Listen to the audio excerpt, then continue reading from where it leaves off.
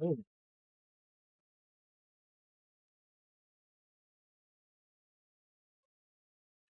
I have a feeling I might be getting a few of those subscribe to the channel notifications in the coming hours.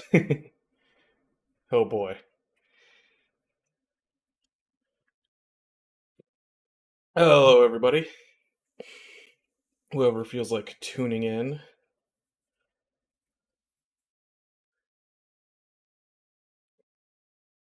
Figured I'd jump on for some Helldivers.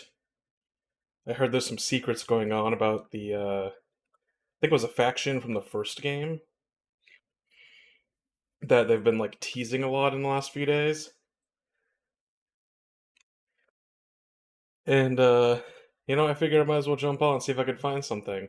Not to mention, just got a shout out from Asmongold apparently, and as you can see, I've gotten a few new subscribers coming in, so I figured I might as well hop on, say hi, see if anybody wants to join me for some fun time in Helldivers. Oh boy.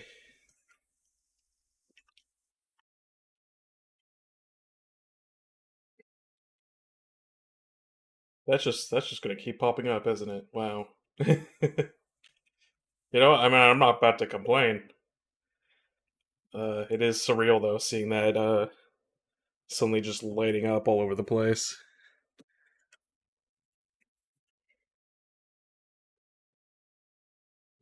Uh, but for now, I figure might as well just mess around with some Helldivers, see what's going on. Uh, so, let's see here. Where are we even?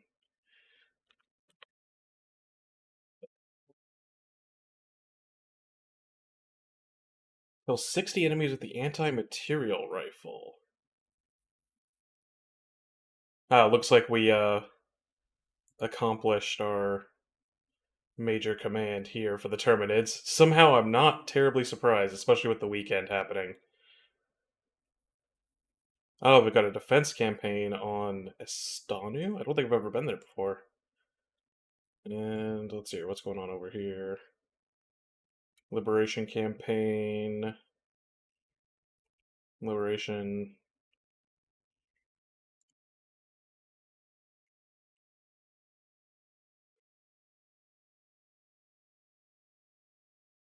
Might as well go for the defense campaign, I guess.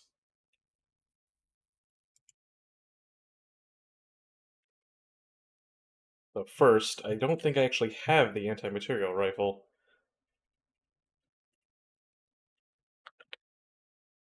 Let's see if I can get that. Anti-material rifle, here we are. It's light vehicle armor. This rifle must be aimed down scope. Okay. Yeah, I've never actually used this before. Might as well try it out.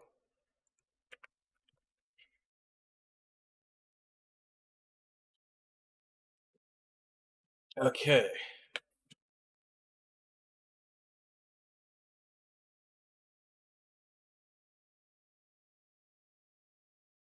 We could probably turn up the difficulty a little bit. Oh, the Terminid Swarm.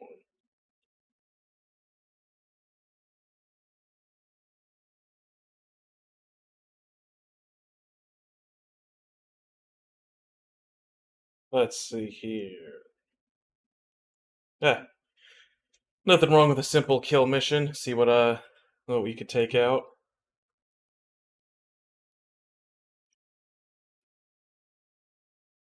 Of course, I don't actually know where the various secrets pop up. I assume they just pop up anywhere, but might as well just play around for a bit first while the stream's warming up. See if anything shows up, and then I could try more actively searching for it later.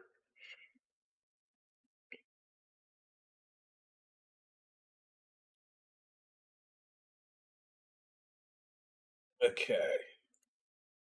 Let's get that. Obviously, we need the anti-material rifle for the daily.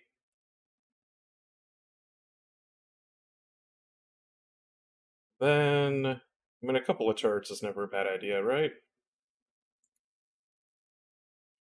Might call it an SOS to get some more friends, but we'll see. Okay, that's a new one. Training manual tips. Don't drink and drive. I mean, fair. I don't know how that's relevant to our current situation, but I'll take it.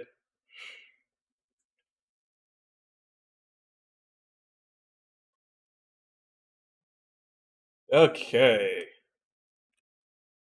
Just gotta kill as many bugs as possible. Let's call in everything.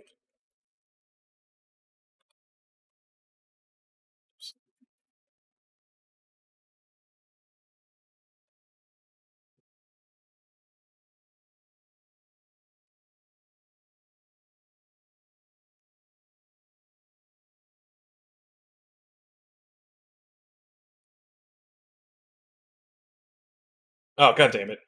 They blew up my turret immediately. There's the anti-material rifle. Let's get this guard dog going so I can at least have some general backup.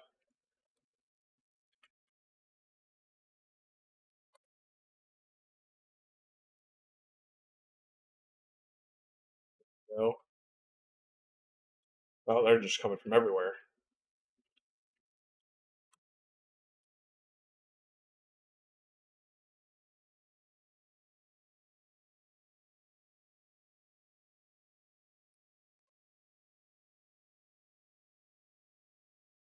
Okay, how does this anti-material rifle work?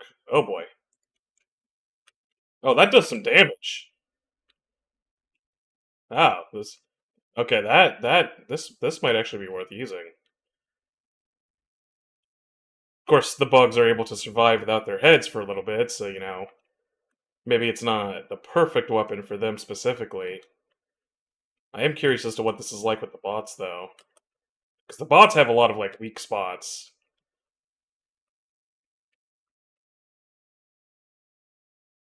Especially with all the bug corpses everywhere, it's kind of hard to. Wow, this just goes through everything, doesn't it?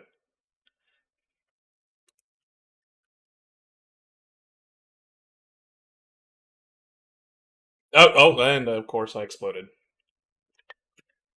I probably should have called down a preemptive resupply now that I think about it.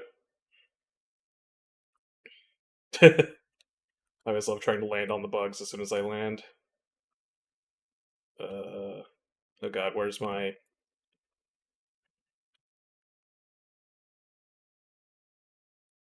backpack? I need my backpack!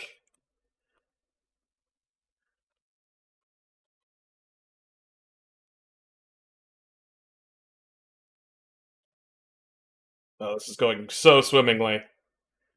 Okay, maybe I should just call it an SOS.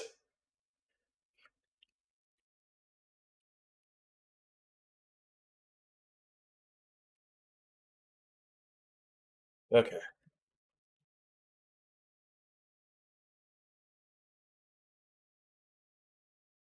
Oh, hey, samples.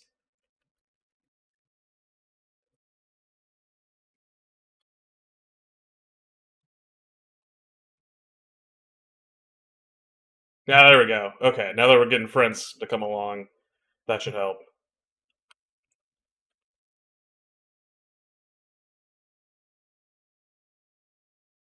Oh god.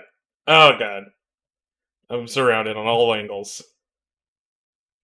Where was my backpack? It was over here, wasn't it?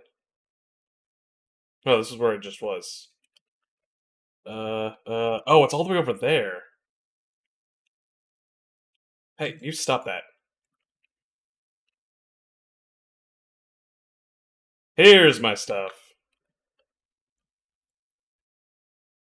And here's my anti-material rifle.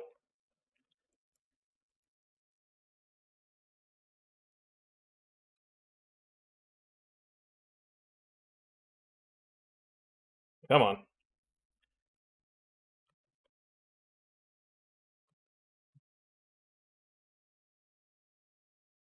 Okay, there we go. Oh, now we're getting lots of friends.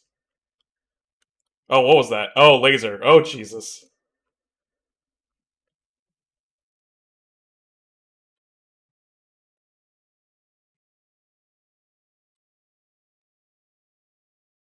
Peace. That giant laser is very precarious to be just right next to us.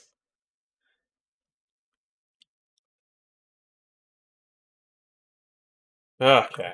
Uh,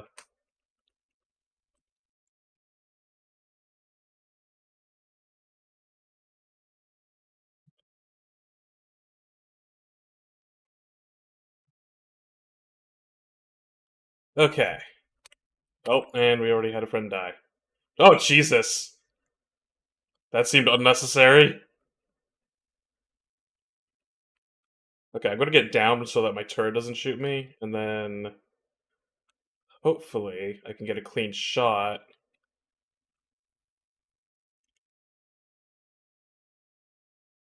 Let's see here if there's anything I could shoot.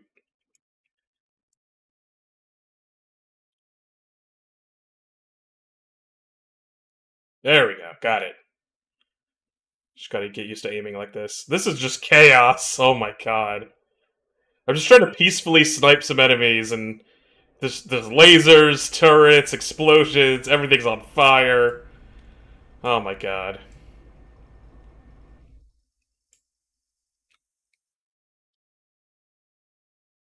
Come on. Where are they? Okay, my turret's down. Oh, there's a bug tunnel. I wonder if this pierces enemies. It feels like it would, at least for the light enemies, right?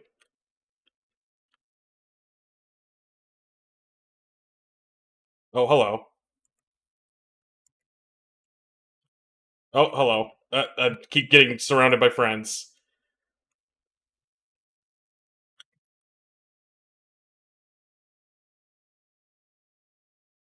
There we go. I have no idea how many I've killed, but it's probably nowhere near 50, I can tell you that much. I swear, I climb on top of these things every time.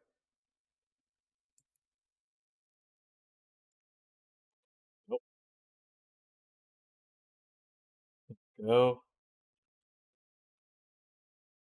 Man, that guy just snuck up on me. Come on, where's I need a few more enemies to get in squeeze in a couple more kills. Nothing? Damn.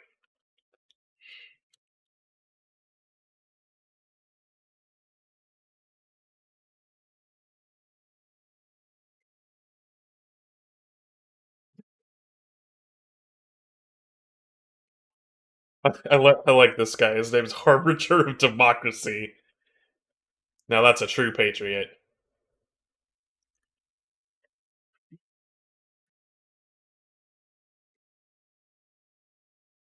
There we go.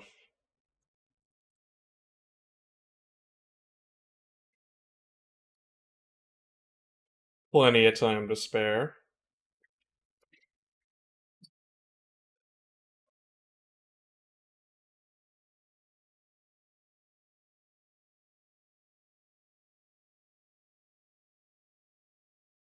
See here. I forget what that other mission type is, but I guess we'll find out shortly.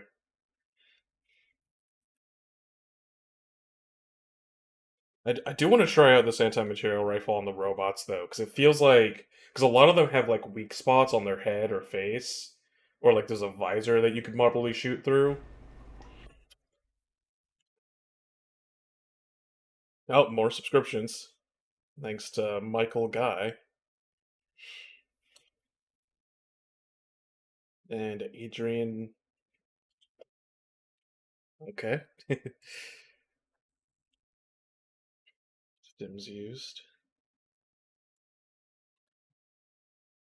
Okay. Now what's the other mission?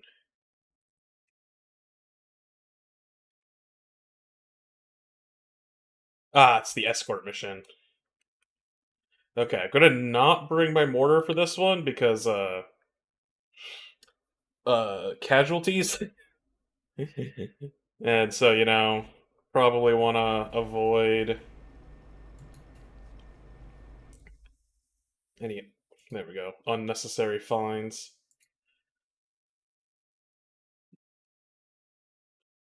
Okay. Laser backpack, anti-material rifle. Uh,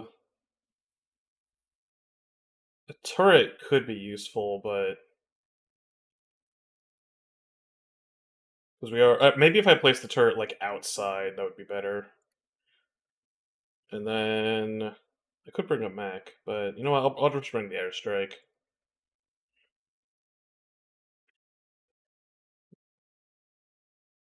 And then yeah, after I finish this operation, I think I'm gonna swap over to a bot planet.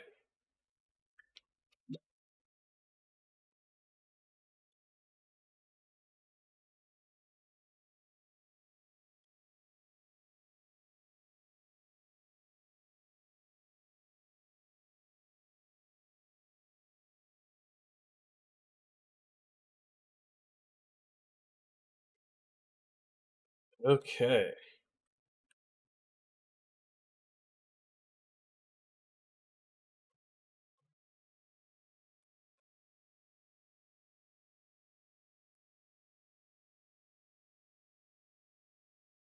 Okay. There we go. Get my guard dog going. Pick up my gun. Oh, jeez, I thought that person killed themselves.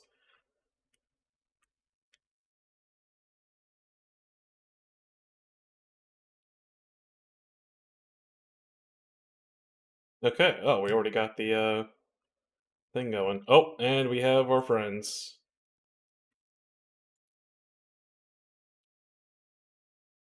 Say, is it really necessary to call in an eagle for just a handful of Okay. Sure. I guess there's no kill like overkill. Jesus. And somebody just called something on top of themselves. They definitely just got killed by their own turret. There we go. And another person. Oh, come on. Let's see. Are there any other doors to open? Oh, this is some supplies up here. Great. Ooh. There's a sample. That's what I was looking for.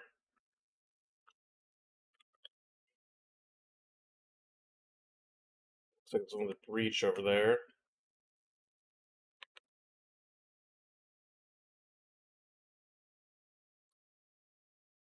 Hmm. This place doesn't offer a ton of good vantage points. Oh, wait. There's somebody.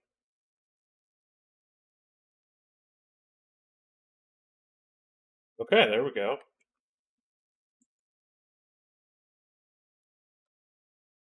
This thing's actually kind of sick. I know one of my friends loves using it. I just never tried it myself. What's that?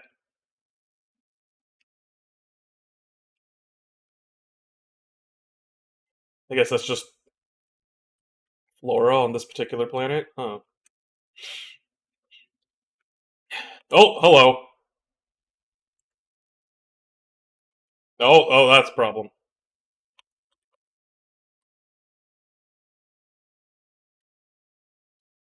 Oh, I don't think that, this gun is particularly good against chargers. It very well may not be.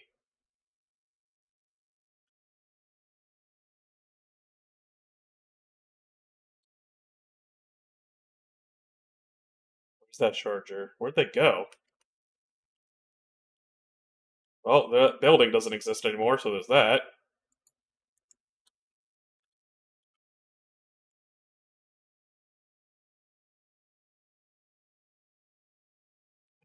Oh, hello. They always come up from behind, don't they? Oh, who's killing citizens? I'm gonna have to kindly request that these people stop killing citizens.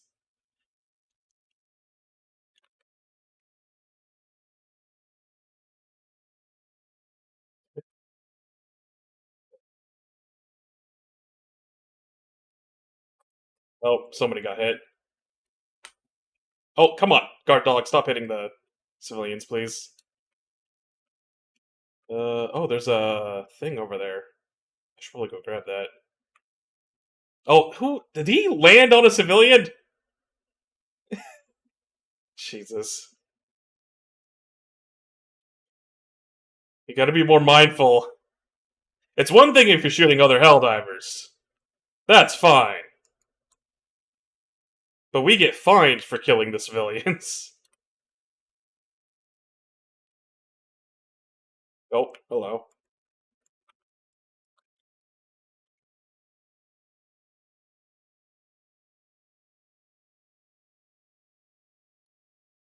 Oh, that was close.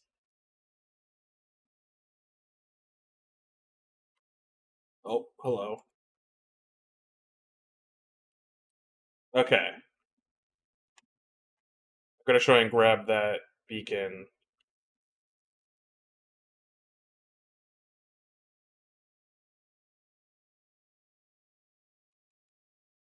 Although, if the extraction shuttle's coming down now, it looks like I won't have time.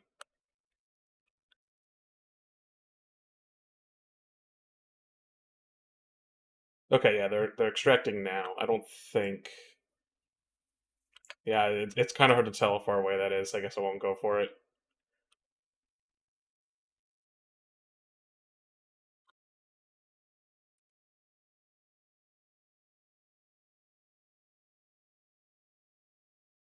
That's not exactly where I thought that would go, but I'll take it.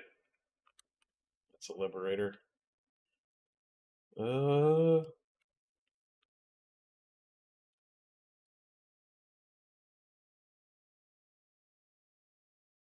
that a hell bomb? That is a hell bomb. If he wasn't about to run up against it, I'd shoot it just for the fun of it.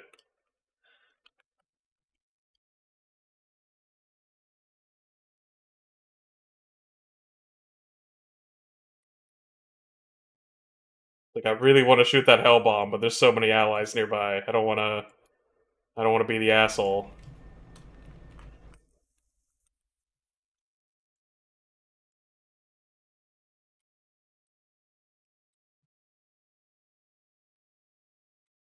Okay, they're all backing up.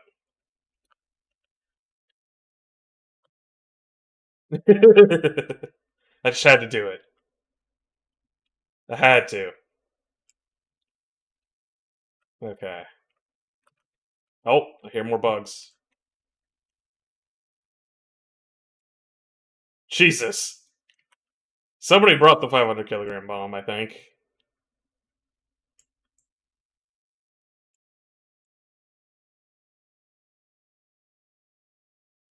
So are these flowers like explosive or? Well, huh? They make light. That's not what I expected. Oh, they draw enemies towards them. That's actually really interesting. Huh. Yeah, I guess each planet, because like there's the planet that has the explosive flora that like kills you or at least poisons you or something.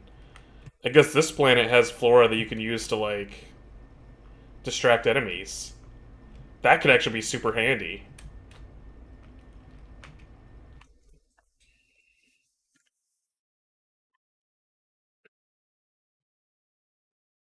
Okay. Another flawless victory. Apart from the like 5 civilians that we killed.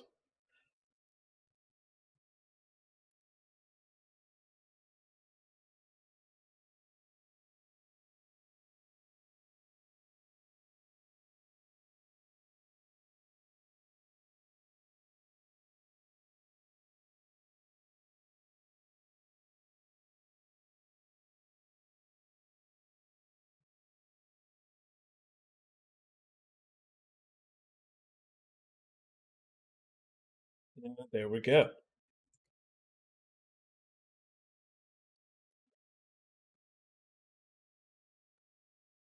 At some point, I need to start attempting difficulty 7 and higher again to. Oh, hey! We got the last couple of points. Never done that before. Does that mean the planet's like fully liberated now? Also, what the hell? Why was he like running into the background? That was kind of funny.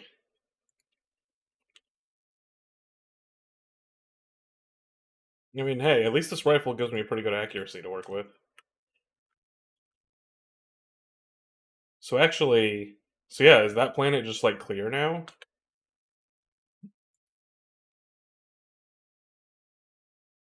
No. Wait, what? Why was it 100% liberation? So, I don't know. This game is confusing at times. Let's see here. That one's really close to being liberated. What does that symbol mean? Is that what does that mean?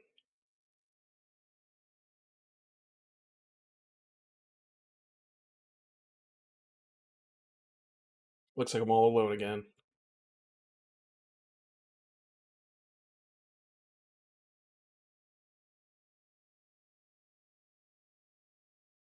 Destroy automaton fabricators and launch the ICBM. That sounds like a plan, if I say so myself.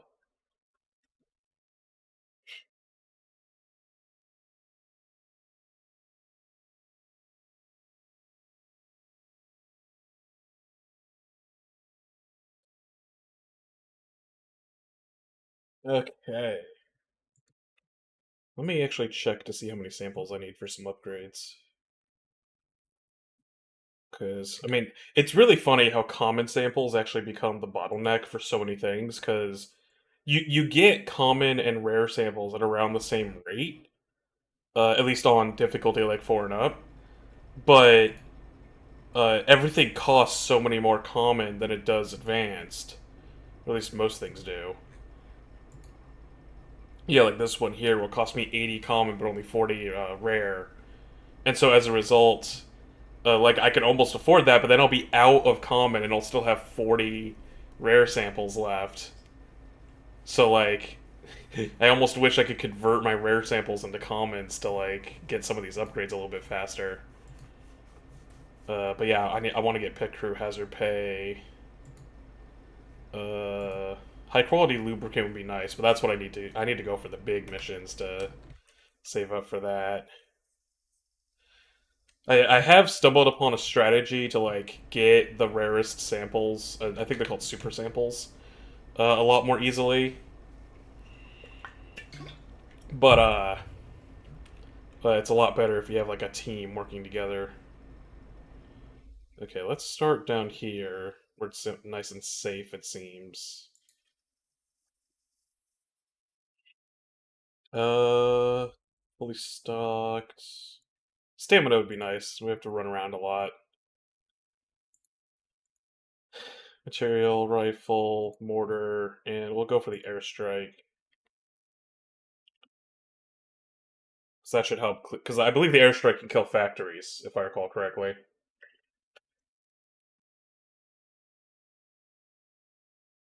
least it can kill some structures.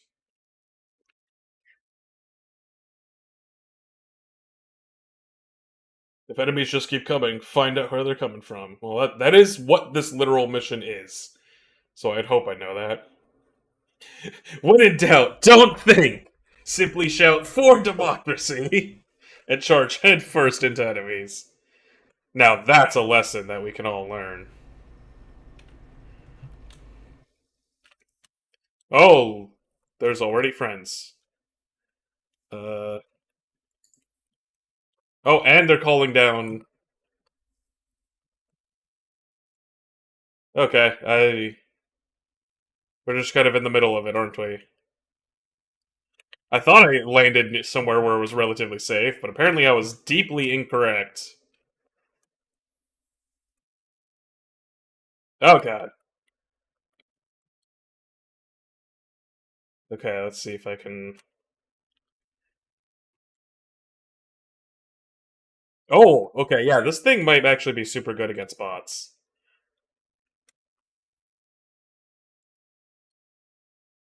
I don't know if I can shoot through that visor.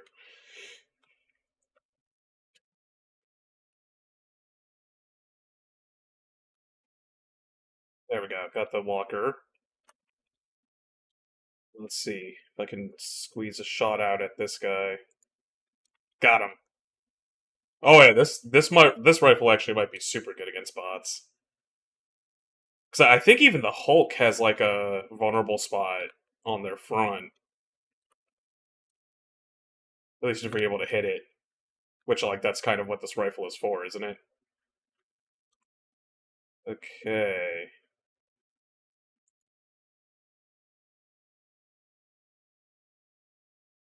Oh yeah, you could just snipe like nobody's business.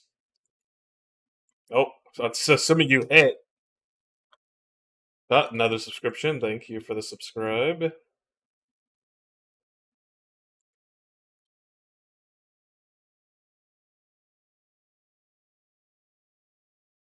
Okay. Yeah, this rifle's actually real nice. There's the factory.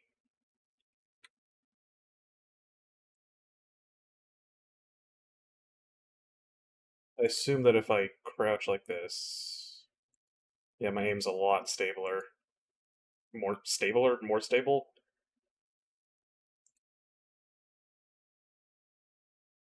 Well, you really don't even have to pop their heads to have this work, do you? A lot of these lighter enemies, you just hit them anywhere and they go down. But there we go. I think there's some drop off I wasn't considering.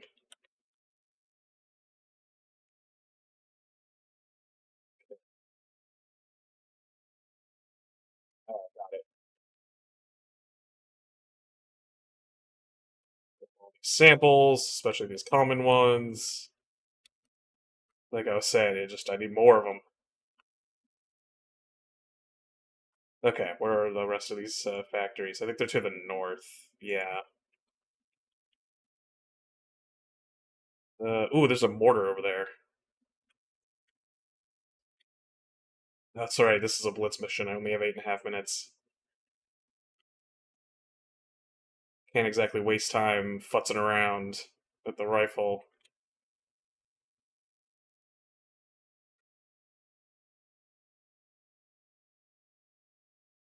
That looks like a door that needs friends. That I do not currently have, fortunately. At least I can get these samples.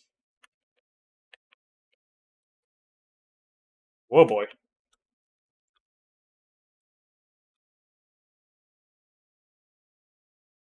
Oh, actually, I saw a grenade thing. There we go. Need those for the factories. Oh, and there's a bot drop. Okay, it's only a walker. What? Come on. Okay, there we go. These guys usually go down in one shot. Uh,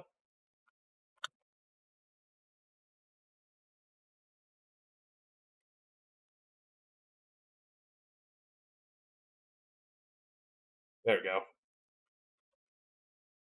go. Where? Come on. There's the factories. Okay, they're a little bit further than I expected. Jesus. Oh, of course the airstrike is jammed.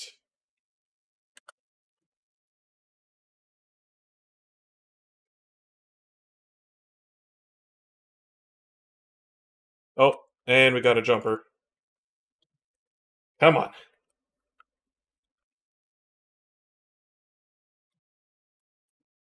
Oh, okay. Large lad. Oh, and nope, I just got shot. Okay.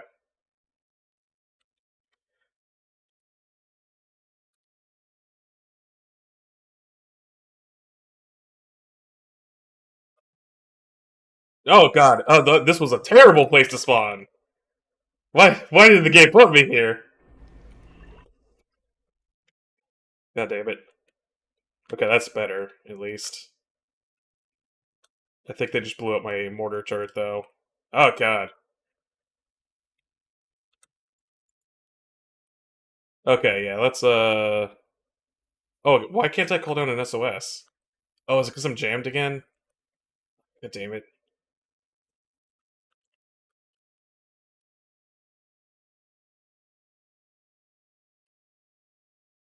Oh, what the hell?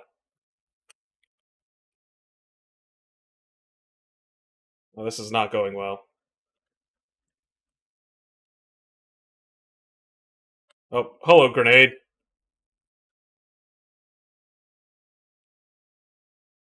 Oh god, the rockets. Okay. Uh. Oh Jesus! I take cover. There's like 40 enemies on the other side. Ah, god damn it!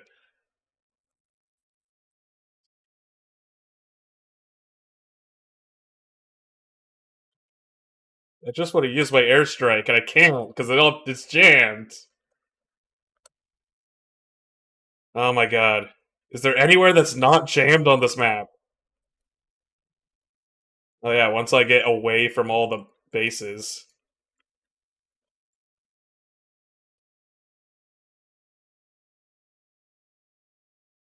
Okay.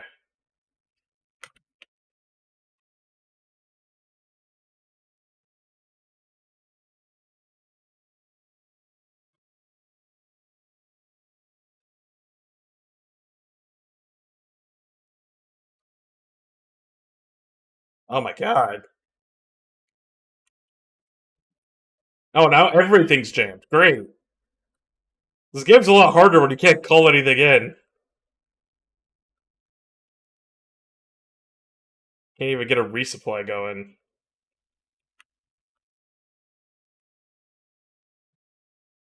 I'm dead in one more hit. Oh yeah, I think that. Oh, there's an ion storm. Oh, is that what that symbol meant? I think that's what. Okay. I think I went to a bad planet. This was not a good planet to be in. Can we just let the bots have this one? This is very clearly not a fun planet to exist on. I can't. Okay, I can finally call down a resupply.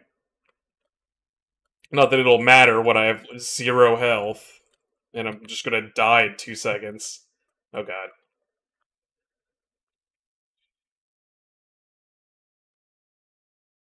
Come on, come on, come on.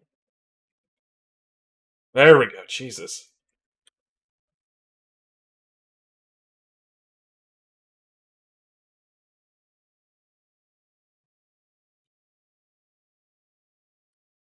Okay.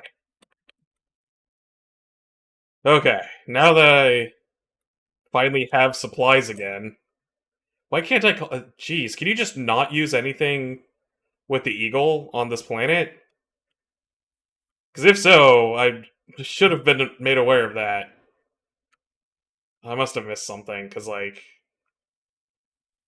that kind of sucks, because I was relying on the eagle to try and take out these bot outposts more quickly, and now I can't.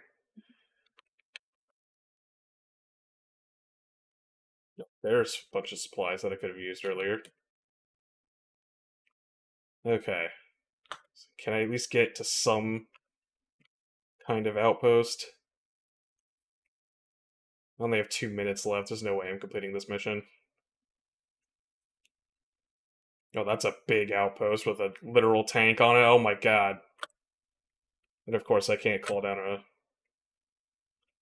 reinforcements. Where's the other, like, outposts? Okay, looks like there's one past it.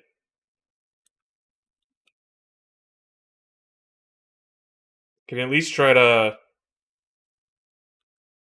Ooh. Okay, hello. Oh god! I'm gonna hide behind this rock for a minute.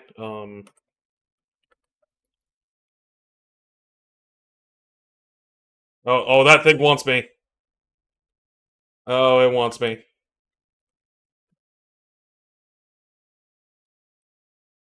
Oh god. Oh god.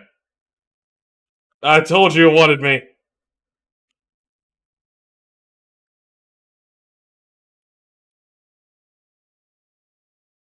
I was gonna try and be all sneaky like and shoot it from a million miles away, but then I saw that they actually had a second turret.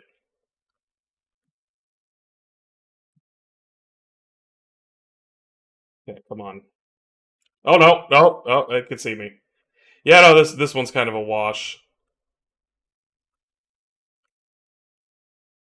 I am not getting much credit for this mission. Ah, how do they see me through all that foliage? Oh my god.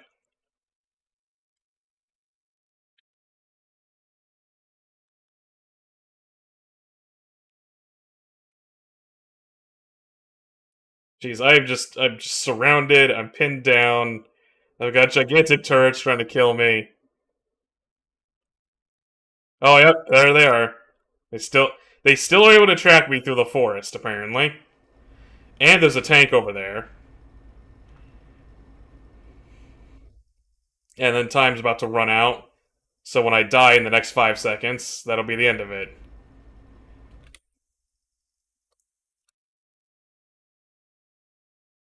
Yep. Okay, I need to check the modifiers on this planet, because if you just can't use the eagle, then that sucks, and I should have checked that. I wasn't aware that that was like a thing. Wow, 15 acquisition. Honestly, I'm shocked I got any points for that. Oh my god.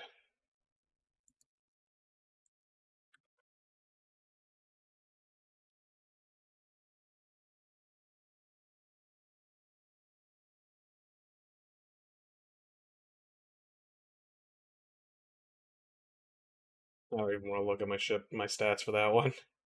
Okay, let me look at that planet and see if there's actually like a thing that just says you can't use the eagle.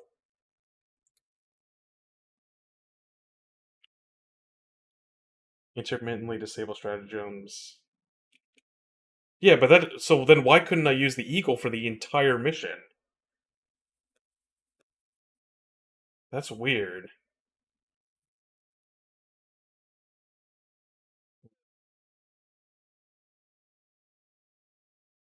Guess I could just try something else.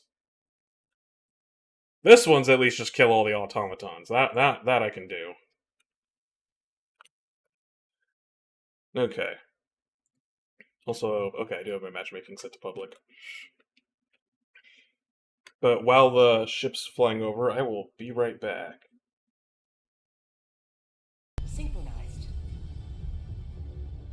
So I just realized I might have forgotten to turn on the game audio.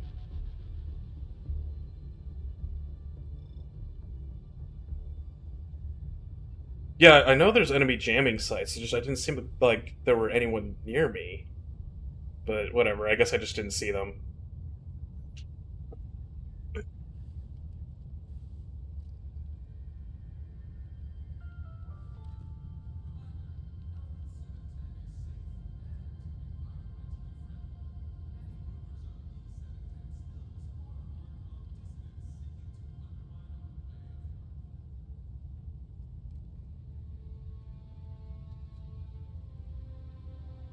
Helldivers to Hellpods. Repeat, Helldivers to Hellpods.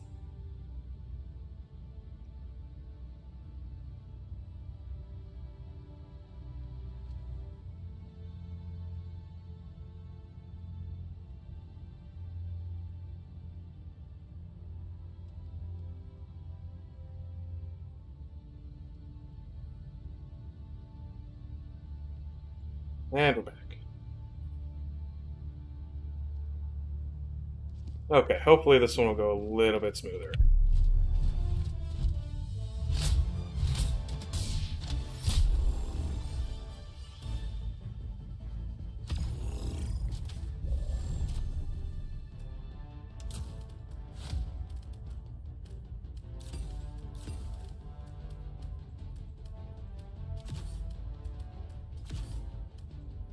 Launch initiated. I'm just gonna bring my usual loadout of a bunch of turrets.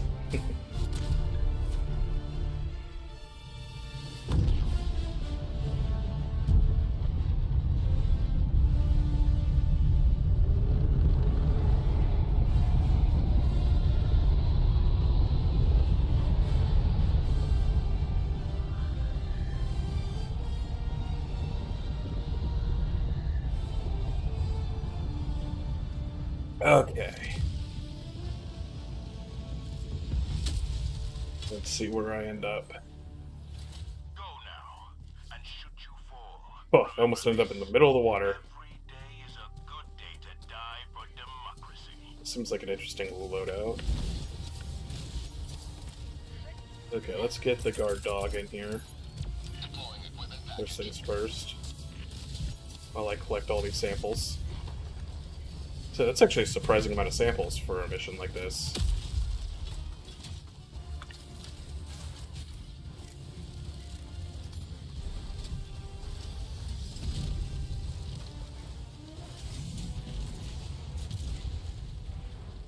I guess this is as good of a point to defend as any. Yeah, evac's over there. Oh god. Deploying sentry. And we already got our friends coming in.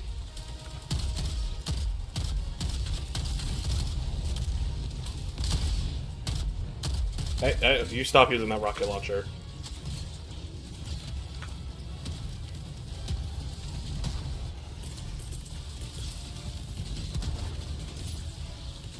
Sending down support weapon. Come on, stay put. Stay put. Ah, come on, that should have hit him. Really hoping it would hit him. It seems like he is stuck on the water, though. Can I cross this water? Oh, nope. Replacement. I don't think I can. Or I might have just gotten shot. Request But I was at full health. reinforcements. The game might just be misattributing, Reporting to the front. The game seems to have a problem with figuring out exactly who actually killed what, sometimes. Bag's empty. Oh, hello. There we go. Oh, more samples. Guess I need to go find my old samples at some point. I don't even know how to get back on that island.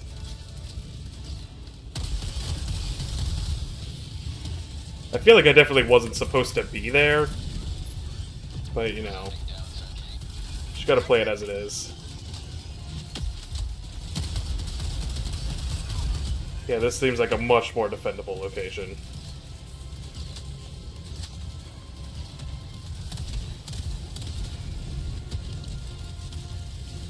Notice my mortar is still chugging away. Sending down equipment package. Oh, that's a big boy. Oh! And, okay, and now, of course, I got killed by my own mortar. Again. Request approved. Reinforcements have been launched. Ready to liberate. Can I even get back over there? Yeah, no, I don't think so. Okay.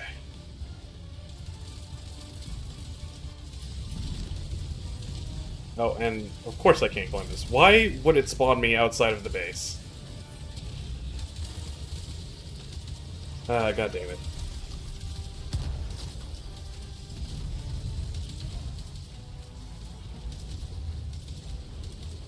How do I get back inside? Okay, there's an entrance. Sending down sentry.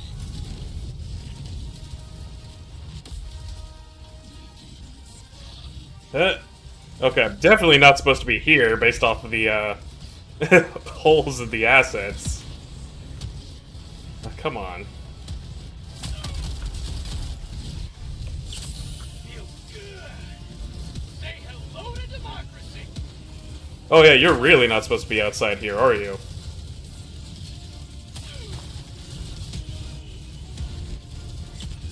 Freedom never sleeps.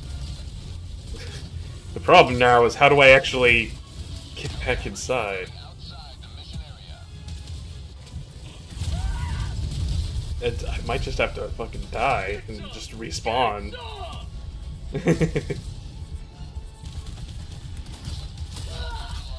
The walls are literally too high to climb over. Okay, how was that attributed to myself? Approved. Reinforcements have been Okay. launched. Actually spawn me inside the map this time. Ah, jeez, and of course now everything's on cooldown. Mission at 10 minutes remaining. This has just been a comedy of errors. Okay, at least one of my sentries is about to come back.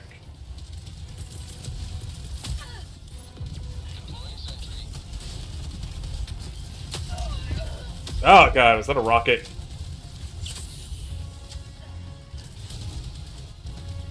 Okay, we need to take care of this big guy. Oh, well, you know what? The autocannon sentry seems to have taken care of it.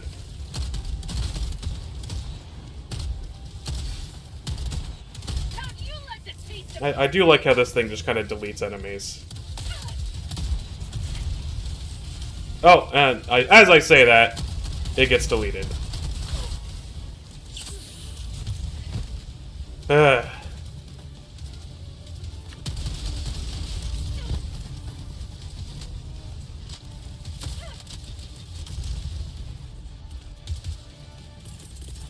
Wonder if I can maybe use this.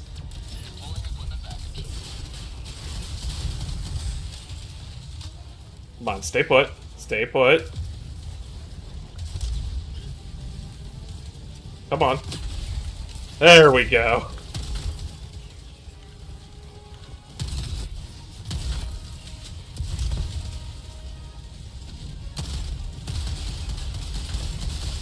Okay, mortar's almost back online.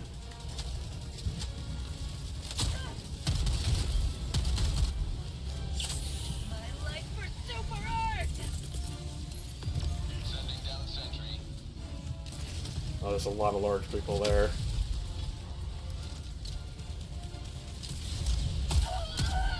Oh, there's the rocket launcher. Jeez, those guys are always so annoying.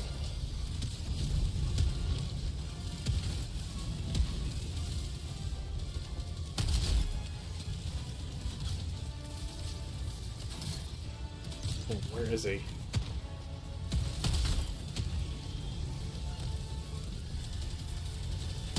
Oh, ah, damn it, he turned around too fast.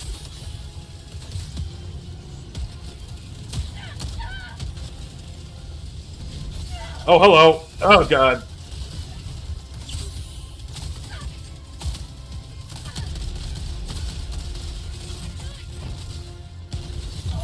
Oh, I got cornered. I got cornered. God damn it. No, don't put me in the water again! Ah, God damn it. Reporting to the front. Ah, come on. Okay, there we go. Well, now I have another chance to figure out how to escape this place, I guess. Give me my samples. There we go.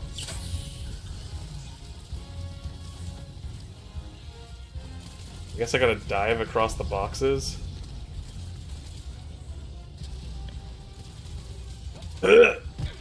Okay.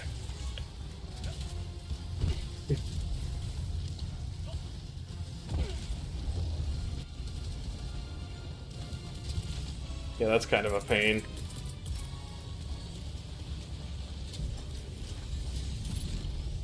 Oh, okay, that's not what I meant.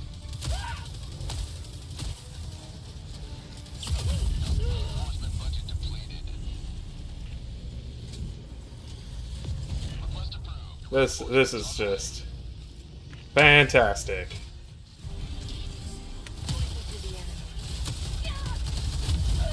Yep, that makes sense. Maybe I should focus on just joining missions.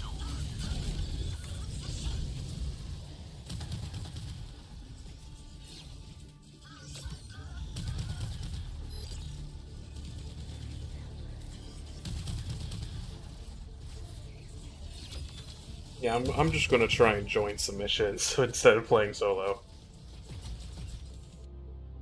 I thought I'd try to SOS some people in, but I guess you just don't always have that option.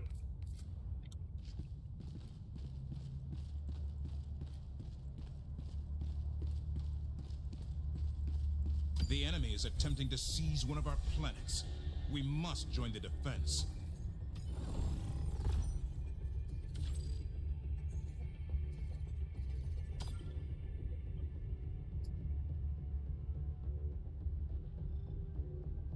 Mission coordinates locked. Hellpods Prime. Engaging orbital thrusters. Okay. Bring that. Bring that. Orbit synchronized.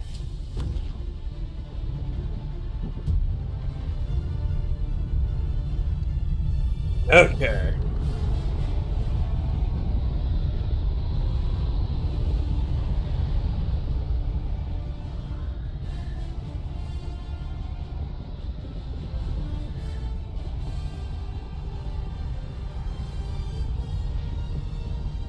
Hopefully this will go a little bit easier with some actual teammates.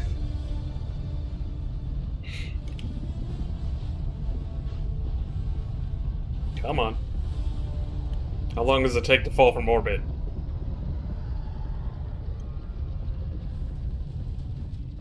There we go.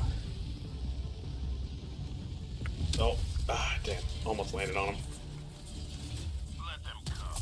Let them roll. Let them face the insurmountable might of the Helldivers. Almost. Come on. Oh, come on. The trees got in the way. There we go.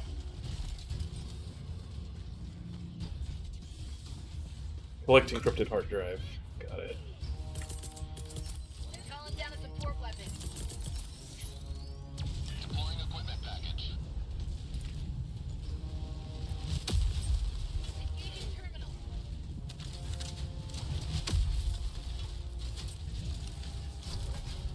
Reload.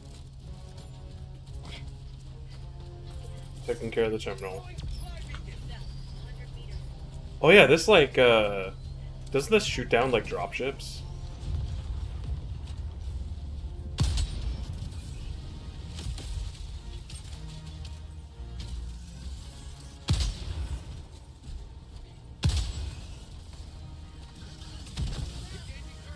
So close.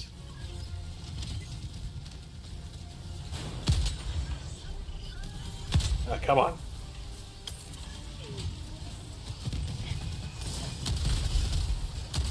That's empty. Reload.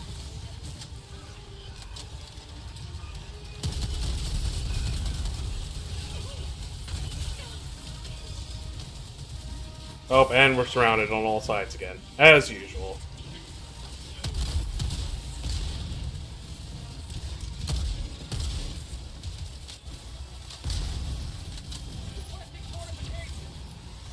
Oh, minefield. Okay.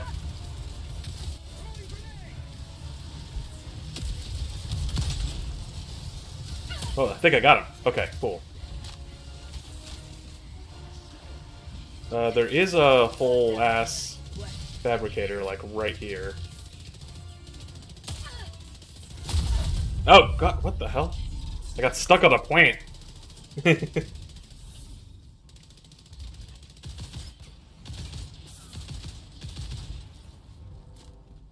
Reinforcing.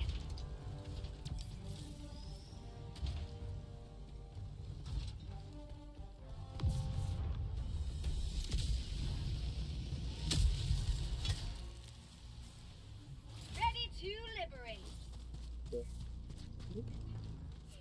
Simple. It looks like the building that needs to be destroyed is this one.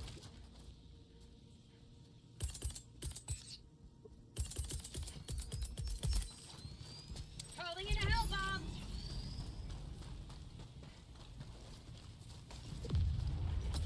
Sample over there.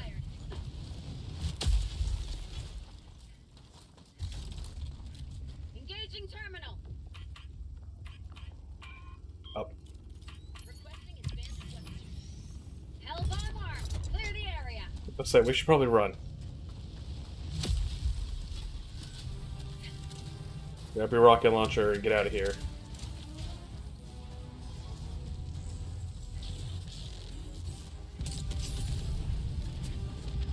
I'm out. Oh, hello. There's so many of them.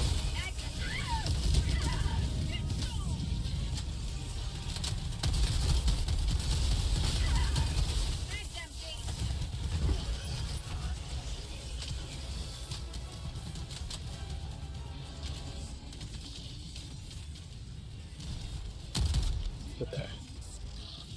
We got that. Requesting air support. Democracy's on its way. Oh! I might have Reinforcing. done a bit of an oopsie. A little bit. Allied destroyer joining squadron, deploying Helldivers Air combat sample zone. required. Mission at 30 minutes remaining. Go. But hey, I got the mortar. Allied destroyer has left the squadron. What's a little friendly fire between friends? Might as well take it up this spare anti-material rifle.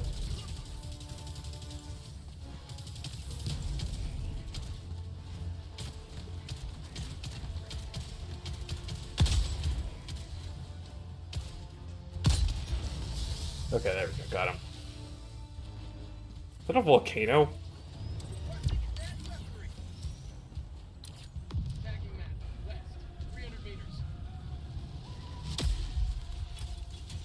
Found something. Whoa. The hell?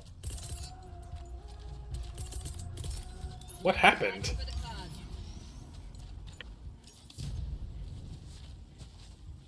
That's weird. Reinforcements on the He way. just exploded randomly.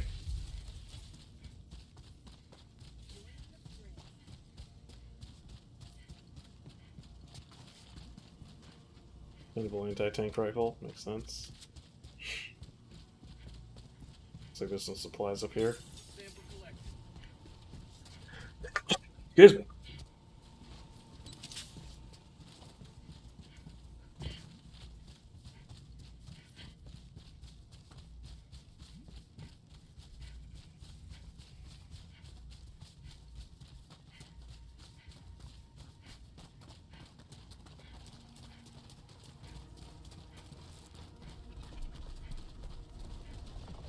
And of course now we have an ion storm again.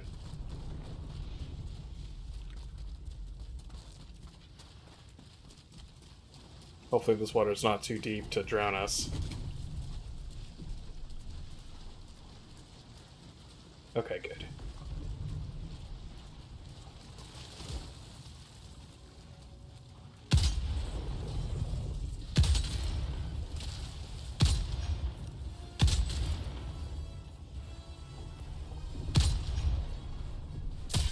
Mag's empty.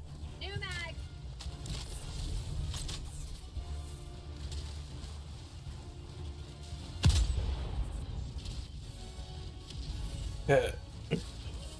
Just sniping from the middle of a lake, no big deal. That's a normal sniping position, right? Oh, that's a lot of dudes. I don't like how many dudes are there. That's an upsetting number of dudes.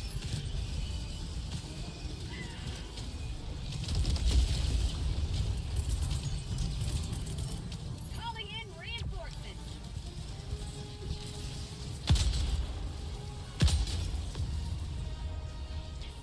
Okay. Oh god.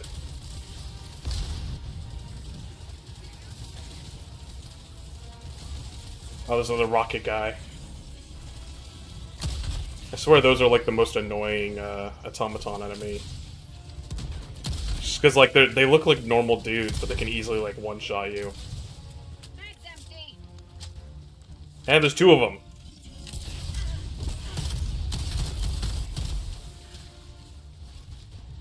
Okay, there we go.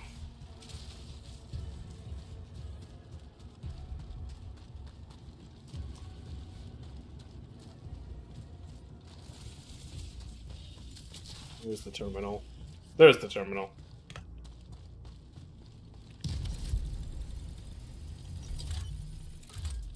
I got the terminal.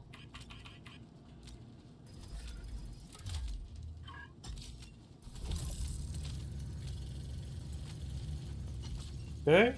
Now we should need to click the hard drive, and I'm guessing that we need to transport it. Yeah. So this is going to be one of those missions where one of us has to give up their primary. Unless somebody brought a SMG.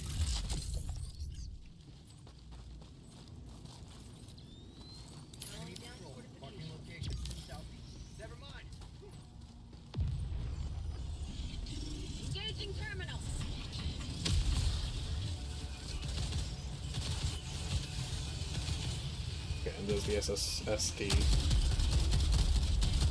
I like how it's just called an SSSD. It has to be called like Super Solid State Drive or something. If they're gonna call the planet Super Earth, you know, it's to be expected. Dropping a pin. North, 300 meters. Okay.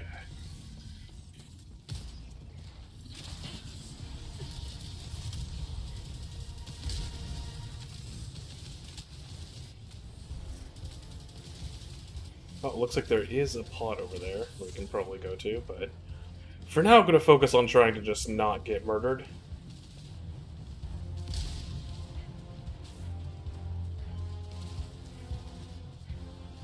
And the skybox in this area is kind of intense. That's got to be some kind of volcano, right? Although this isn't a volcanic activity planet, so... I mean, I guess normal planets are allowed to just have volcanoes on them. I suppose. Then yeah, there's a drop pod. Somebody's firing a laser.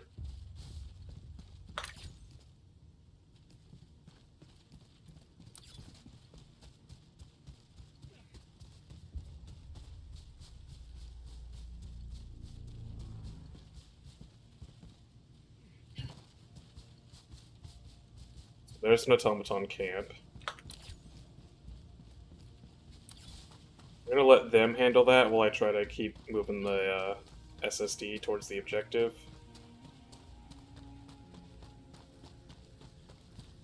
Or not, maybe. Dropping package. Let's see here. Calling in an eagle. Package acquired.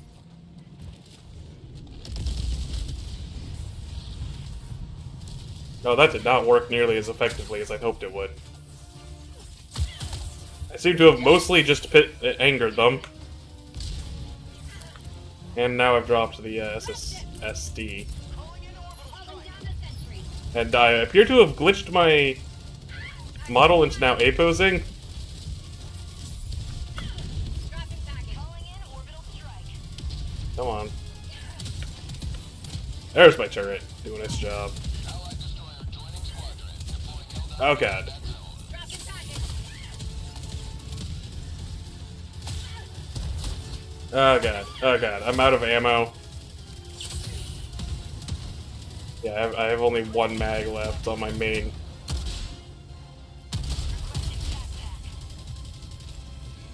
Because I have this.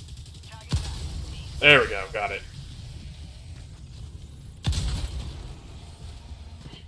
Okay. Package acquired. The immediate threat appears to have been resolved. Back to crossing this highly... Oh god, and now there's more over there. Is that a tank? Dropping package. Package acquired. Okay. At least my turret's still able to help me from here. Bag's empty.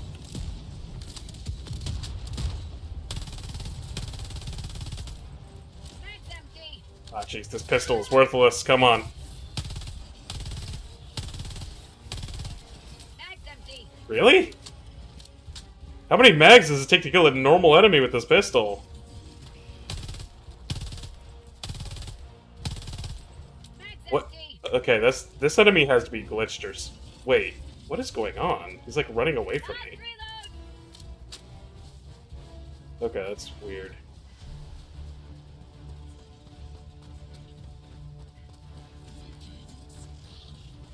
I think I remember hearing about that, where like some enemies just like run away from you. That might have been like a weird, unique enemy.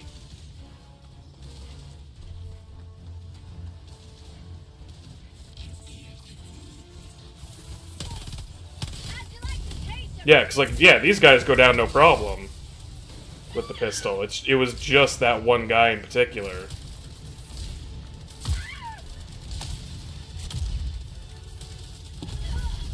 Oh, and I got murdered. A little bit. Reinforcing, requesting orbital strike.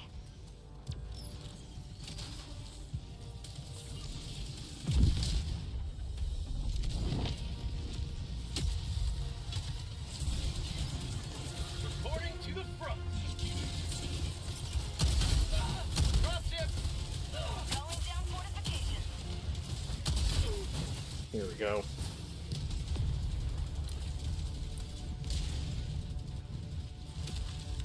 Package acquired. Got all my stuff at least. And there's a hell bomb right next to where I died. Great. Love to see it. Basically, I was screwed if just one stray bullet happened to go in that direction. Oh, hello, minefield. All over the objective. My favorite. Where's this SSSD going?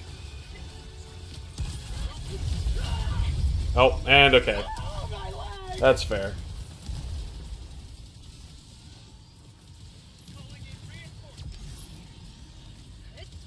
Reloading. Requesting orbital strike. Oh, hey, I found the terminal. No, damn it. I think I got reinforced on top of an orbital strike. Oh, God. Oh, God. Oh, whoa. Whoa, why was I drifting so much? Ready to liberate. Okay, where the hell is... Allied destroyer has left the squadron. Okay, the SSD is... that way, somewhere. Yeah, here's where we need to turn it in. Now the question is, where did it go?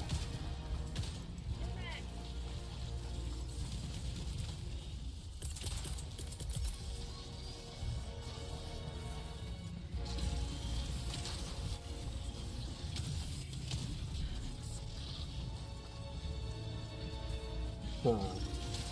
Requesting sentry. Okay, there's where some samples are. I'll take a supply pack, I guess. There's the SSD. No, I'm trying to... there we go. God damn it! I'm trying to pull the objective here. Can I stop getting murdered for 2 seconds? Okay, there it is. Finally! We can complete the objective. Dropping package. Ugh. Just a clusterfuck of nonsense going on.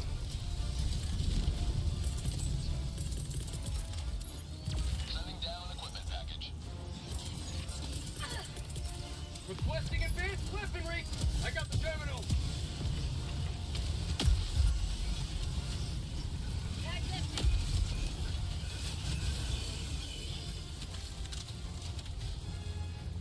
There we go.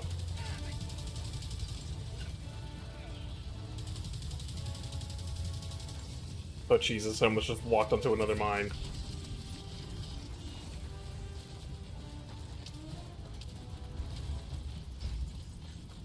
Let's see how far the tower needs to move once this is done. Things seem to have calmed down a little bit at least. Maybe the game's taking pity on us. Engaging terminal. Okay, looks like they just move around that many. I'm on it. Oh, other way. Calling in orbital strike. And then I think it needs to move around that direction. Yeah. Is that good? That feels good. Yeah, I that's got the good. terminal. Nailed it. And... okay, now we're just transmitting.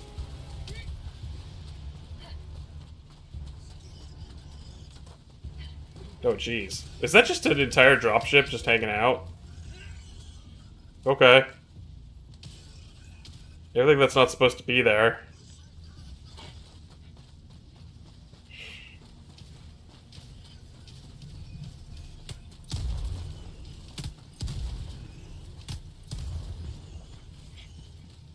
Okay. Almost done. And then we can go Dropping a towards... pin. East. 100 meters. Engaging terminal.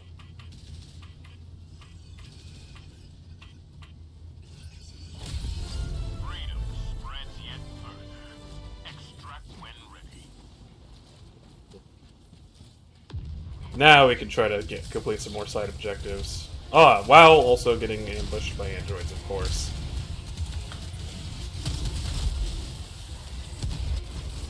Oh, get rid of the rocket boy. Mag's empty!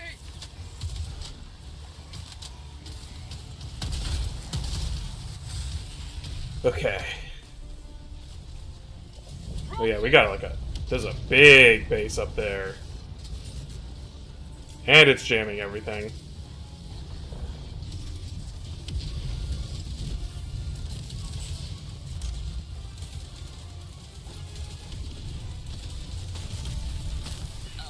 Oh. And I've been jammed apparently. What the hell?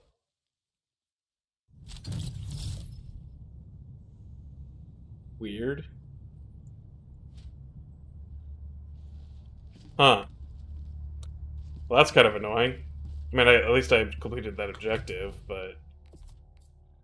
Of course, now I'm not getting any credit for, stuff we collected. Well, that's always disappointing. You know what? I'm fine with not being at this planet anymore.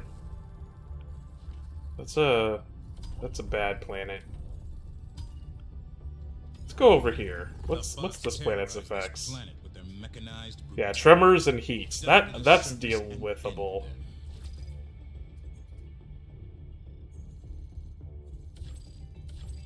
Don't have to worry about all these annoying ion storms just shutting off my stratagems for like 2 minutes at a time.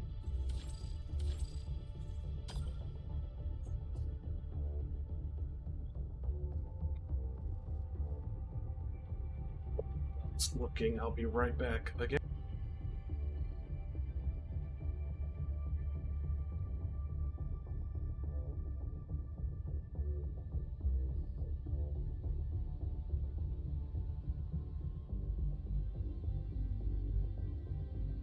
Initiating. Allied destroyer has joined squadron.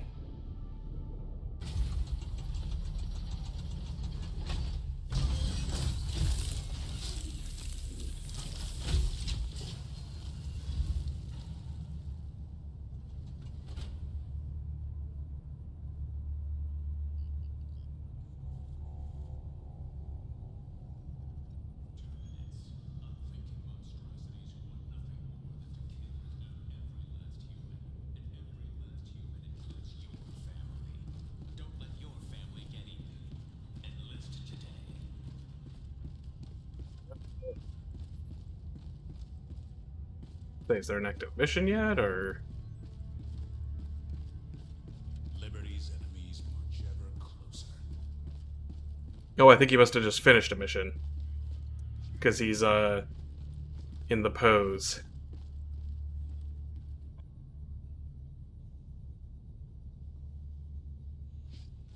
Well then.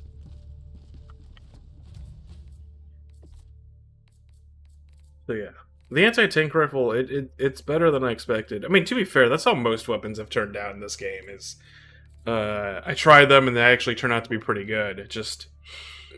not always to my playstyle, really.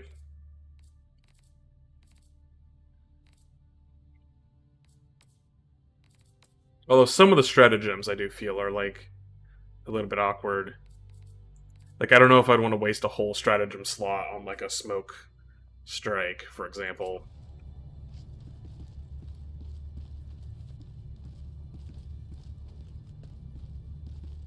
This doesn't seem to be going anywhere fast. Come on. I'm just trying to join a mission.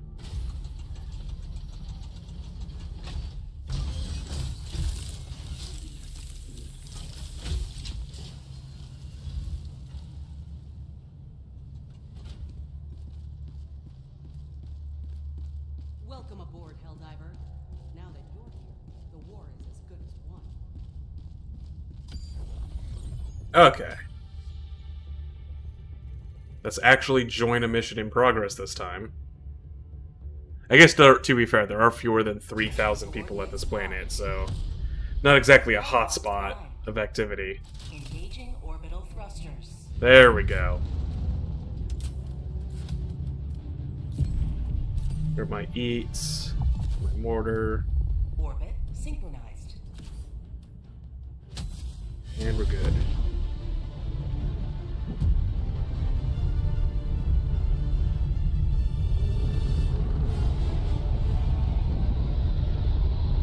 I still love that don't drink and drive is one of the tips. Armor isn't just for looks. Although I do kinda wish that you could customize the appearance without changing the stats and whatnot. Because like I love this armor that I'm using, but it doesn't actually have the best stats to use. Live up to your name. Live up to freedom. Oh, okay, we're right in the middle of it, apparently.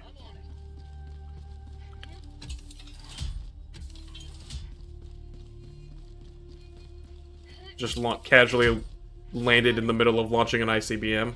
Don't worry about it.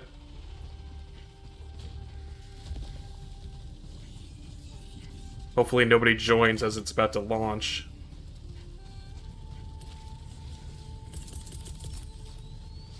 Requesting sentry. Deploying equipment package. Lock fabricator. Southwest, 200 meters. Oh, we got a dropship. Oh, hello.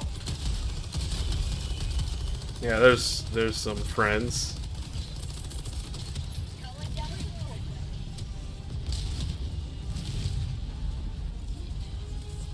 Oh, and we got tremors. Oh god. Can't move. What is that? Okay, that's just another enemy.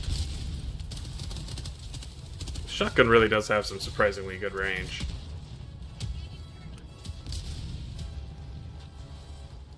Oh, there's some stuff up here. Looks like some ammo. Okay, they're taking care of the terminal. That's good. Ooh, I could see a turret in the distance. We might want to hit that next. Oh, and there's an escape pod Lock fabricator. over there. 200 meters.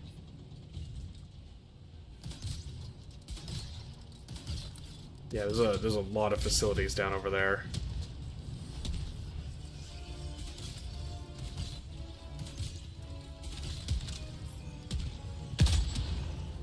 That's called democracy. Out of ammo. Oh, come on. Reload.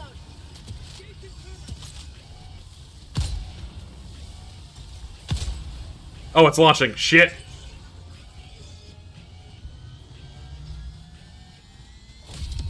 You have ignited the torches of liberty.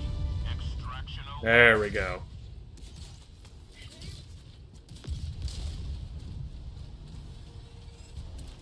But yeah, there are... Let's see here. Can I approach these turrets without setting them off? Ooh. Oh boy. Now that's an explosion. Okay. Calling in orbital strike. I don't have an orbital strike, but I do see some vulnerabilities. Requesting advanced weaponry. Yeah. Oh, I think I made it upset. But outpost spotted. Sending in an eagle. Okay, they're sending in an eagle. That's good. Ooh, the 500 kg.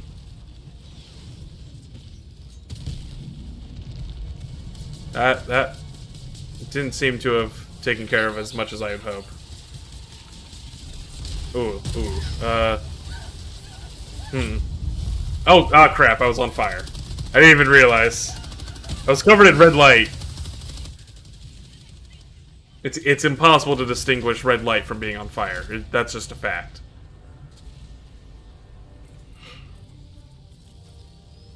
Reinforcing.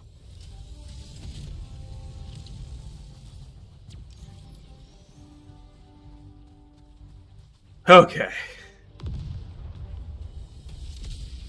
At least they did do us the honor of spawning us in a relatively safe location. I say that as we spawn next to a man with a riot shield.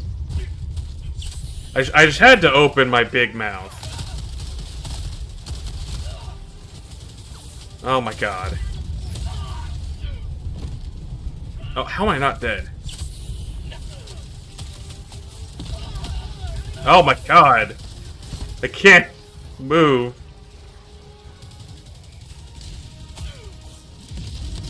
I thought we spawned in a relatively safe location. I was deeply wrong. I was so wrong. Have a taste of democracy. Oh my god, come on. Reinforcing. Oh, I think I landed it right on him. Unfortunately, I doubt he'll... Yeah, he missed. Reloading. Oh, watch out, there's a grenade. Oh god.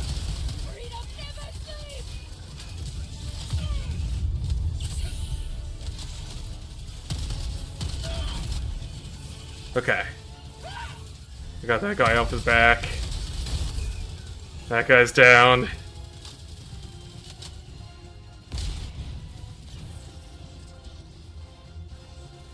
Jesus. Oh, of course, now there's more over there. Mag's empty.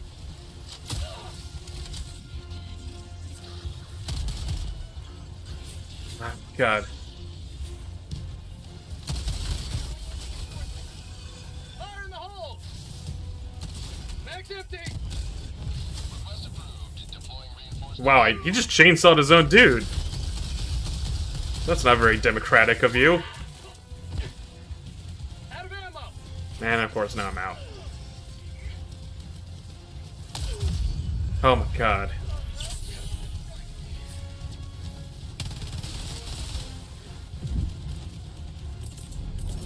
Throwing supply beacon. Oh my god. Calling down a support weapon. Sending down support weapon. Okay. Got him.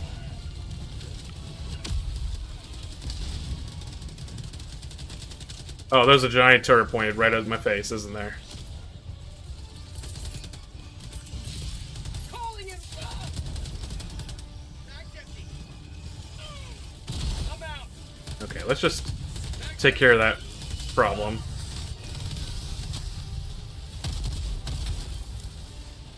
Okay. Jesus. Oh, hey, thanks, Dylan.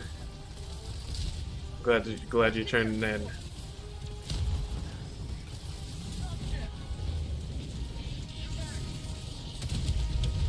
Oh god. Ah, okay. How is that turret still alive? Ah god, and there's so much more. Calling down a sentry.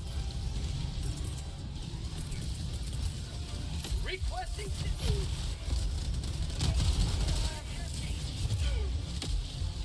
Oh god.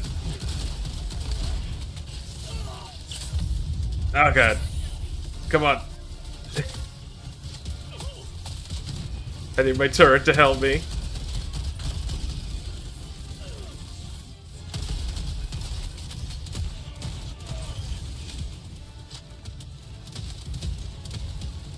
Okay, my turrets are finally helping.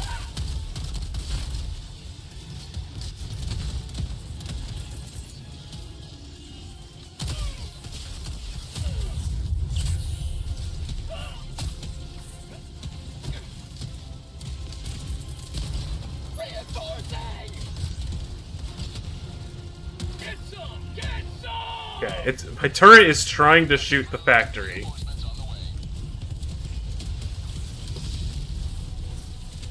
Oh, that's a tank. Ooh, I'll take that.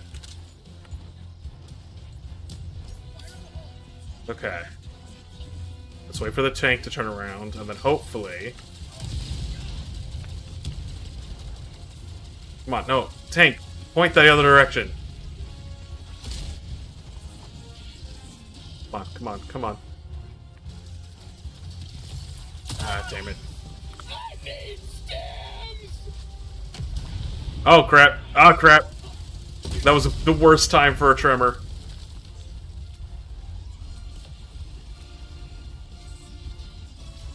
Can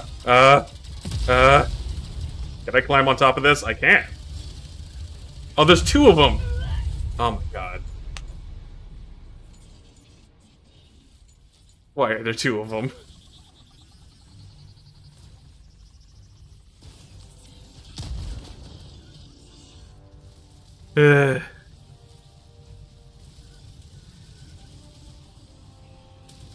This camp is so big.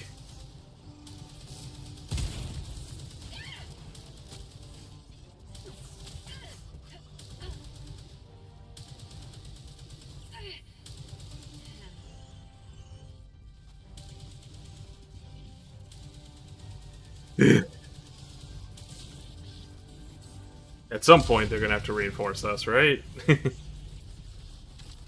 Okay, he's going for the extract, I think.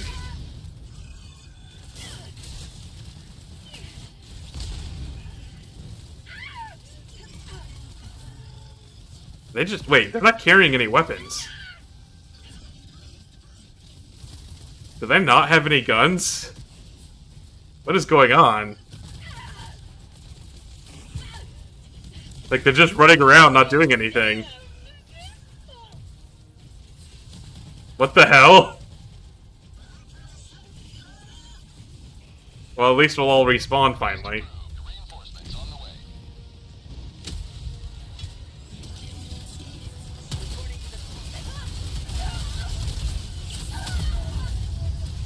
Oh god.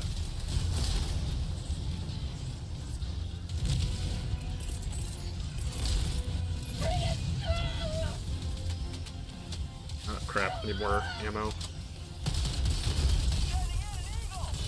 Bag's empty.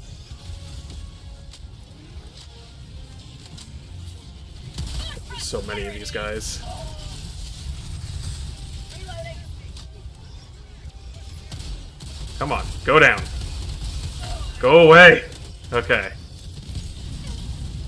Oh, okay. Let's call down a mortar. Calling down a sentry. Right on that guy's face. Just because I don't like him. Oh god.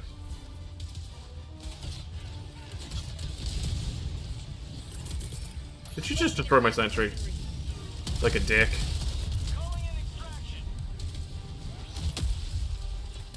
Of course. I'm out. Okay. Reinforcing. Is that a Hulk? They got, oh, yeah, there's a large lad over there that I'm not a fan of. Okay. Crap. I'm out. Yeah, no, that did not do as much as I was hoping.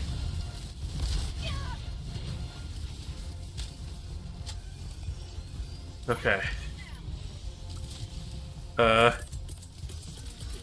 Requesting sentry. Oh, he's got a flamethrower.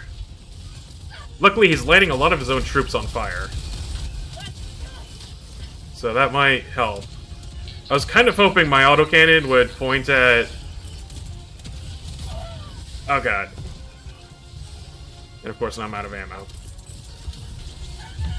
Ah, god. Nope, nope. Yeah, I'm going down. Oh, boy. Man, today it's just been a clusterfuck of nonsense. Like, I was just hiding in the corner.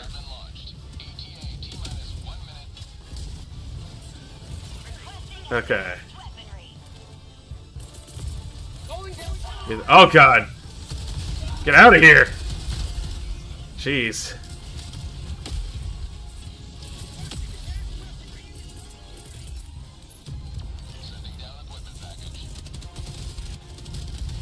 Okay.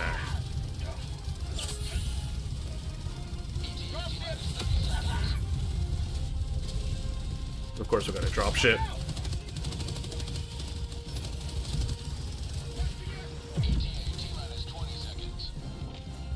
Come on. Oh, Jesus.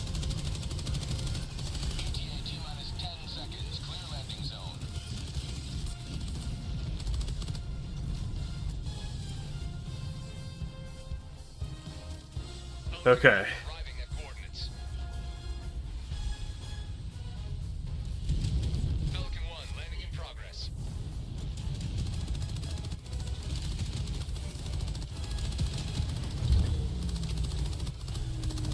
Well, at least we'll have technically extracted from this absolute just mess of a mission.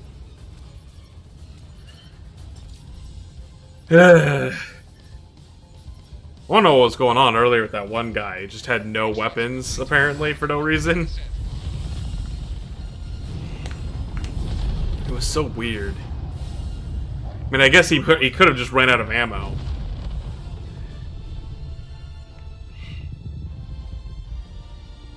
Who knows?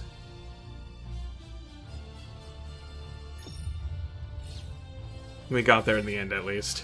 Yeah, we completed no side objectives.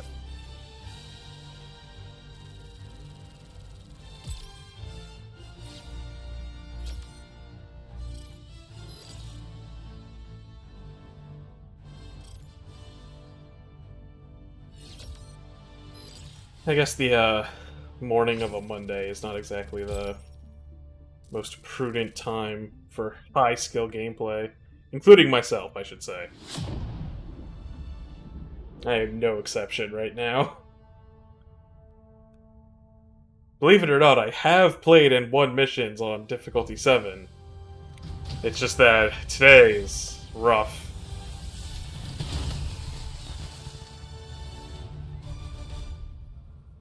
A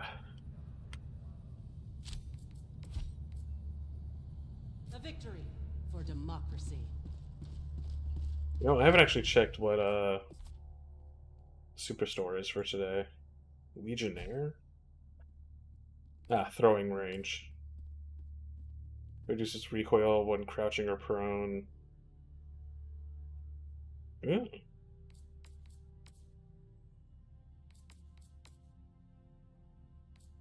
I do like that helmet.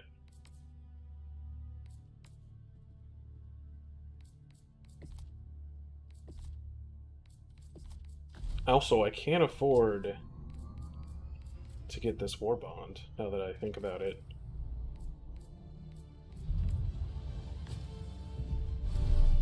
Oh, we're already going out. Let me check my armory real quick. Let me try throwing on one of the medic armors so that I can actually like stay alive a little bit longer.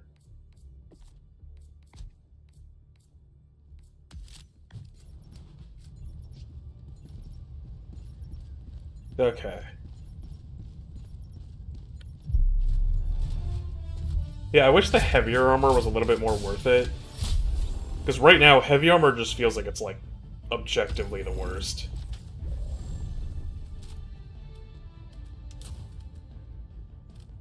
Actually, I'm gonna grab stamp. Dude. I'll take the airstrike. And that.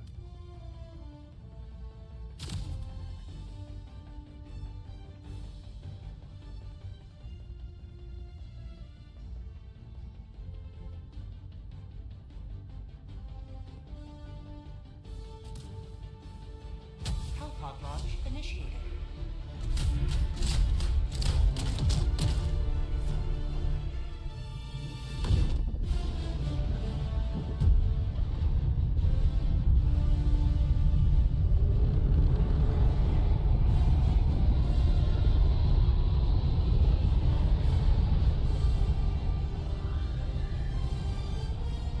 Remember to fill your CO1 permit before any act that could result in a child. Oh god.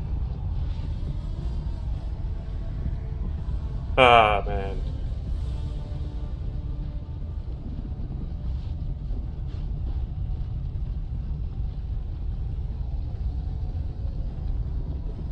Make sure you bring the appropriate weaponry. Gotta get in at least one good mission. Go now, and fear the shadow of neither death nor tyranny, for justice is your cause. Looks like there's already a mission or a base right there.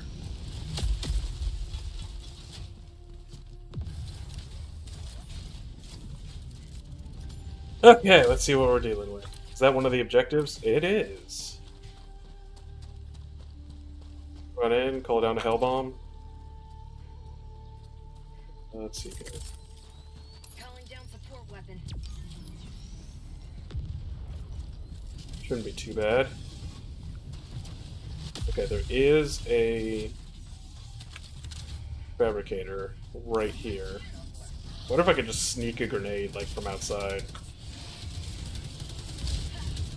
Oh. Oh, I think that went in. Yep. Would have been nice if I took down the wall, but, you know. Oh, we got a variety of friends.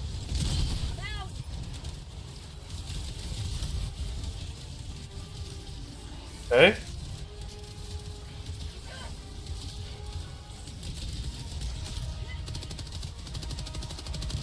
Nope. Calling in reinforcements.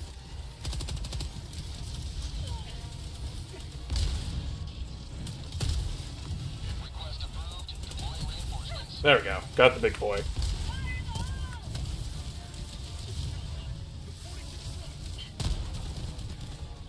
Okay. Oh god.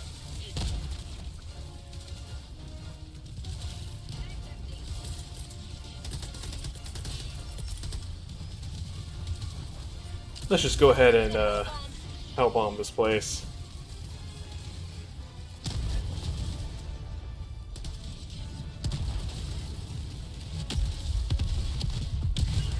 Oh god. Did that destroy the hell bomb that I called in?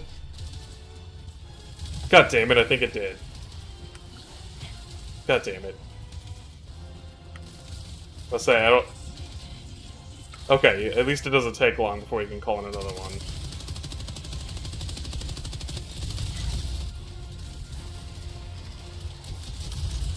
I wonder if my eats can... I assume these are the ammunition stockpiles? God damn it.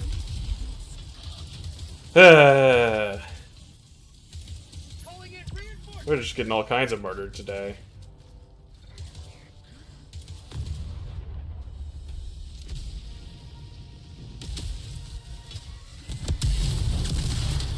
That was a very patriotic way to arrive.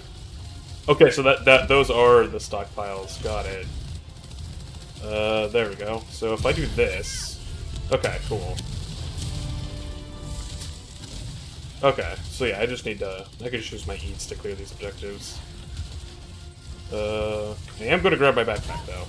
That is useful. Okay. Jump! Oh, jeez. My guy wasn't diving. Oh, hello. Okay, good. My drone got him. Okay, Jesus. I guess we need to head this way. South, 200 meters. No, there's a base like right here. Man, the eats comes back so fast. You just get so many of them. Thanks, head kicked. Glad you could stop by.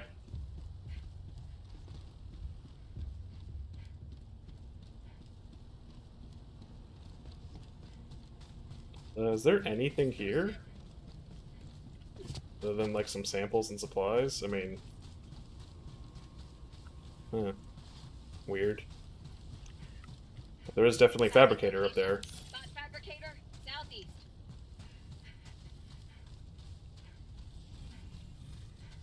Just gonna sneak up, lob in a grenade. No big deal.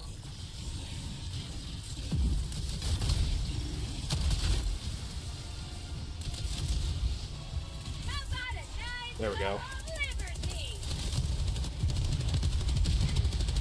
Perfect. Reinforcing. And is that a mortar? That looks like a mortar. That looks like multiple mortars. That looks like I'm dead. And I reinforced them as I died, naturally.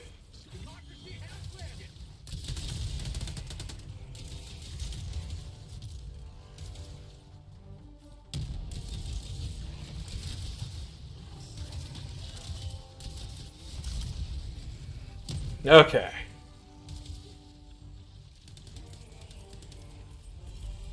Calling in reinforcements.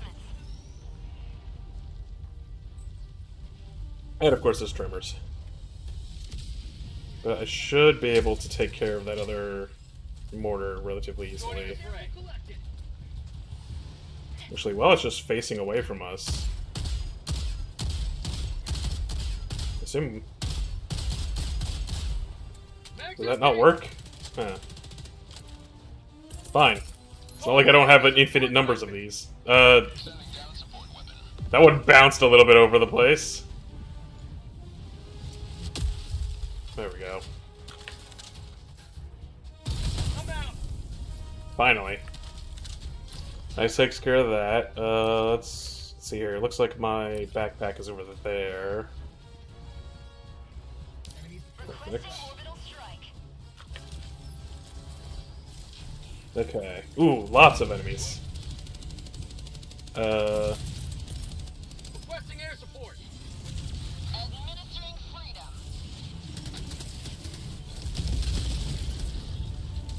Found something. That might have done some damage. I'm out. Enemy down, baby. Okay, there we go. Sending in an eagle. That was mildly successful, I'd say. Hey, John. Glad you could tune in. Oh, Jesus. Oh, there's a turret. Oh god, there's a large turret. Okay, let me see if I can just get this in. And then eats his back off cooldown. Requesting advanced weaponry. Okay. There's the sentry. Okay.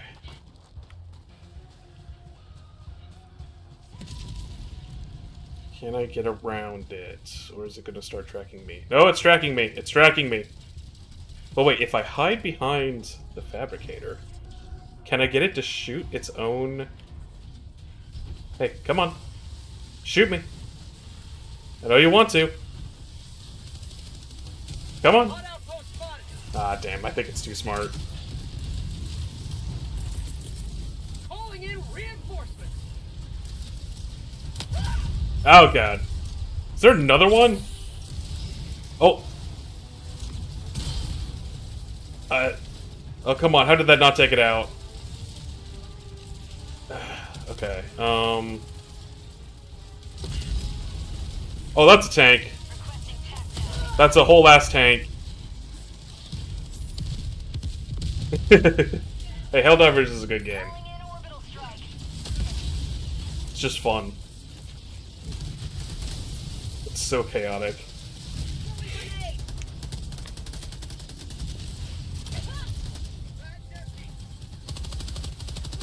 Ugh. I'm not exactly at the top of my game today, but it's still amusing every time.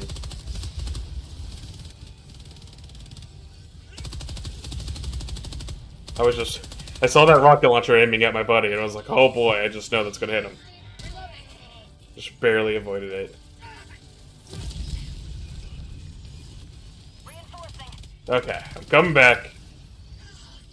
The tank is still right there. Fortunately. Okay, let's see if I can get some high ground. Reporting to the front. Okay, that is in fact a whole ass tank. Dropping down the support weapon. This is fortunately an anti-tank launcher. So... Oh no, it wants me. Oh god, that's pointing right at my face. At least as it's pointed at me, it should hopefully give my allies the opportunity to shoot it. Yeah, the game can be buggy at times, I have noticed. Oh god, now is not a great time for Tremors. Come on. Come on. Okay. Reinforcing. I'm out. Got it! Calling in reinforcements. Okay. It pointed at my allies just long enough for me to shoot it. Their sacrifice was not in vain. Where the hell is my stuff? Looks like there's a lot of stuff over there. But yeah, I was just earlier. I noticed that sometimes when you drop the SSSD objective, it just causes your character to bug out entirely. Tagging location, southwest. Like I just started A-posing as I was walking around. It was like, what the hell's going on? So the game is not the most bug-free experience. In fact, like this is not how that's supposed to work, I don't think. But once I put this back on, it should fix itself. Southwest. But for the most part, it works. And if anything, sometimes the bugs are just funny. For being totally honest. Collected for democracy. Occurs to me, I should probably put chat on the left side of the screen, given that the objectives are on the right. So that's a lot of text overriding text.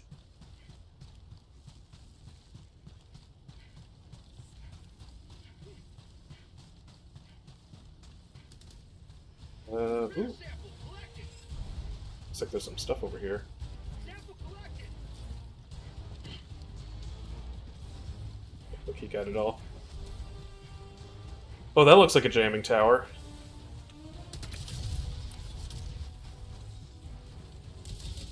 Oh, that did not... Oh, boy. I'm glad I did not advance. Is there a tank up there? Like, what caused that? There is a walker here that I should just... Okay, there we go. Got rid of that problem. Okay. Perfect. Found something. Oh, damn it, he's still alive. I got rid of all of his rockets at least. Orbital strike. Rare sample acquired. Oh, another walker, of course.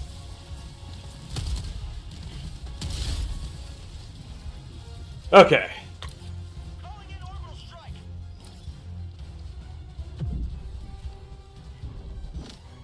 Gotta try and take care of this. I'm like level 26. I've been playing for a couple weeks now. You progress really fast in this game.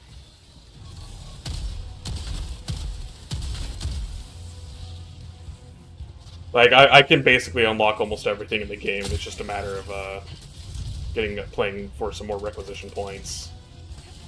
But like anything I wanted to unlock, I already have basically.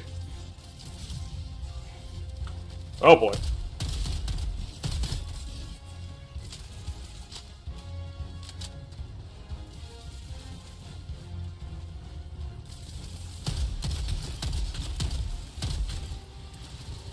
Let's see here.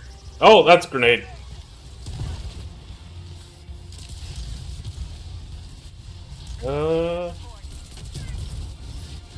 Come on. Now it's not a good time for Tremors. I mean, it's never a good time for Tremors, but now in particular. Attack underway. Eagle 1 withdrawing to rearm. Okay, that took care of a few things.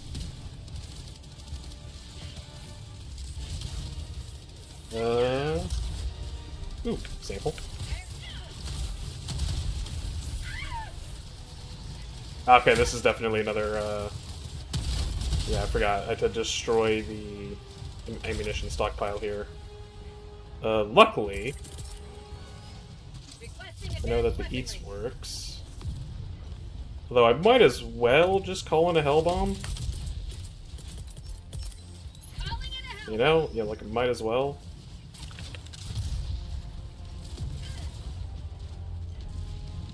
You get out of here. Oh god. That's a lot of machine gun fire. I got the terminal.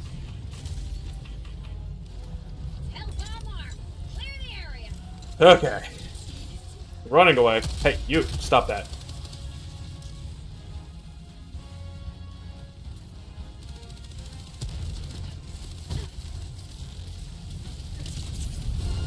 There we go.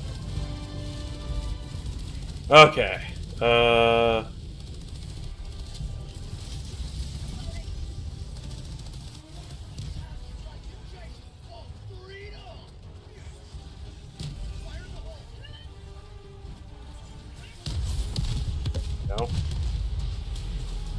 Just grab these samples. I'm just playing with randoms, yeah. This is one of those games where it's pretty easy to just jump in with some other people. You don't even need voice chat, really. Because the objectives are all pretty straightforward, and as long as you stick together.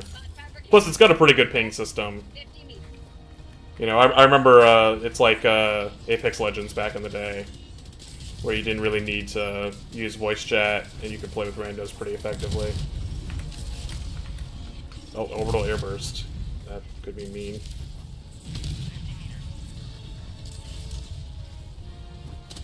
That's weird. So, well, sometimes the servers can be finicky.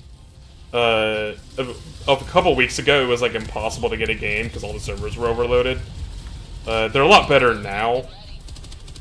I don't know when you were trying to do it previously, but if it was like a week or two ago, then that would make sense. Oh, that's a Hulk. Requesting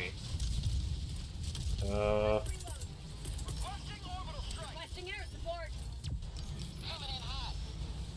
Come on, come on. Stay put. Oh, he's still alive. Damn. Come on. Okay, wait, I got his back. I'm out. Got him. Okay, cool. Now we can just call in a hell bomb and... Calling in a hellbomb. I mean, yeah, it's definitely better if you're playing with your friends. Because being able to coordinate and plan more effectively is good. But I'm just saying, like, this game is the type of game where it's not necessary to do that, and you can still easily have fun playing with randos. Hellbomb arm. Clear. Like, I've played difficulty 7 missions with just random people without using voice chat or anything. And I mean, they're hard, but that's more because of the mission difficulty more than anything. We still got there at the end of the day. There's something great about seeing objective completed over a massive explosion. Dropping a pin. North, 300 meters. It's just a good sight to see. You know? Ooh, Location. we got a double door. Injury? What injury? I am a fan of double doors.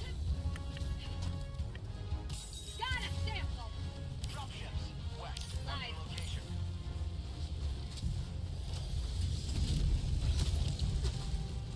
You know what? That works for me because now I can reinforce him right here. And then we can get this door open. Support weapon. Marking location.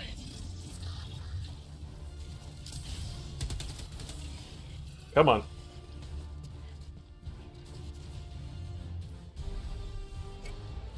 Hello? Are you going to come down here and help me? Ironically enough, I don't think you can see the door from up here.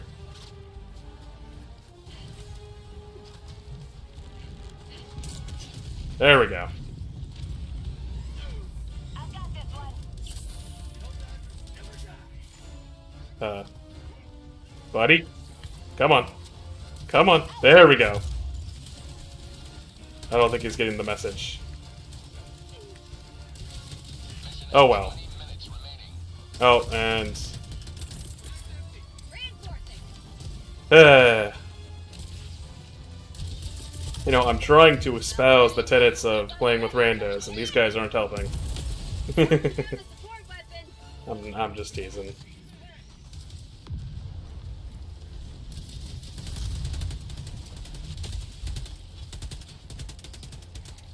Why did my rifle spawn all the way over there? Oh god.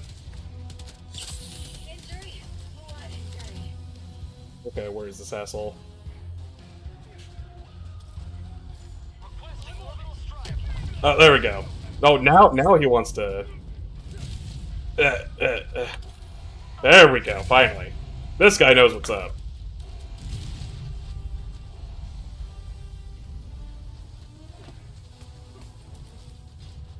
There we go. Aids. Okay, and there's some samples over there that I might as well pick up.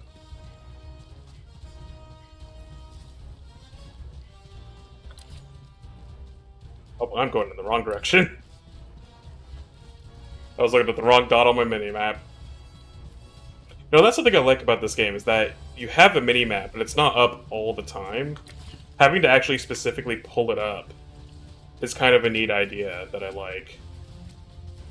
Found something. Not to mention that it encourages you to actually, like, ping things for your compass. I'm out. Oh god, he's alive.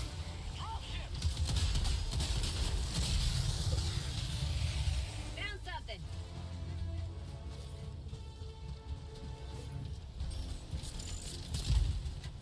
Ooh, super credits. Don't mind if I do. Sending in an eagle.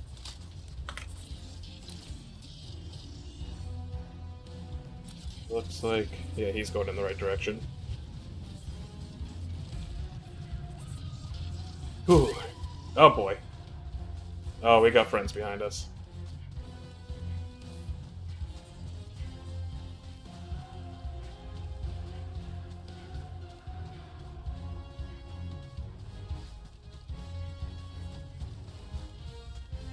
Okay. Come on. Come on. Sending in an eagle. Oh, they're doing the 500 kg. Yeah, unfortunately, I don't think that destroys these kinds of objectives. The ammunition, maybe, but for whatever reason, the fuel stockpiles are always super durable, and you basically have to use a, Oh god, they're just calling it everything. Calling in orbital strike. Like, I'm telling you, you need to use the Hell Bomb.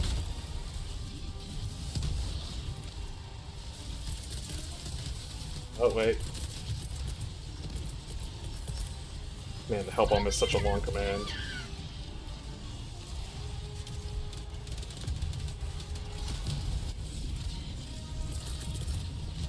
Calling in reinforcements. Okay, let me get this Hell Bomb going. L-bomb arm. Clear the area. Now we just run!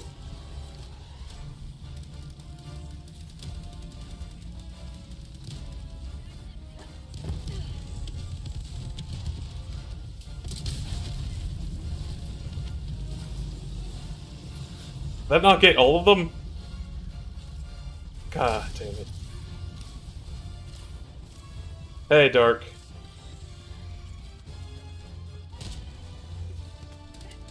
Yeah, I woke up this morning and was like, why do I suddenly have like 200 more subscribers?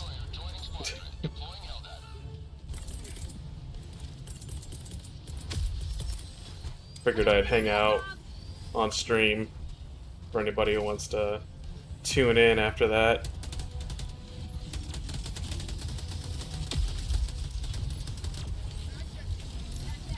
Why are you guys calling in so much gear? I'm trying to blow this place up. Engaging terminal.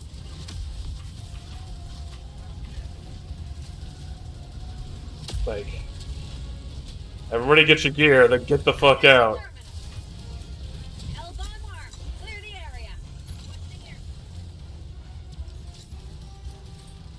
Okay, there we go. I don't know if that's far enough. I'd maybe back up a little bit more. There we go. Oh, I just jumped, like, right over a mine. Oh, God. I dove into a minefield. Oh, my God. Northeast.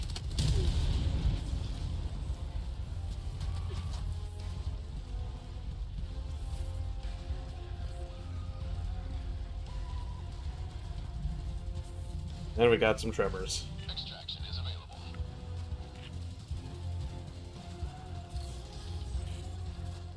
Oh, that's a lot. Sending in an eagle.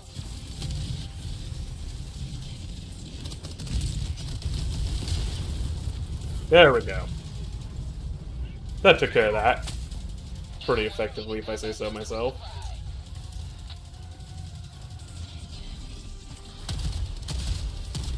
I do like how a lot of these orbital strikes actually leave, like, craters in the ground. Ah, damn, it dropped so many samples. Ah, come on, I'm just average, really. If anything, I'm playing pretty below average today. It's a lot earlier than I usually go, but hey.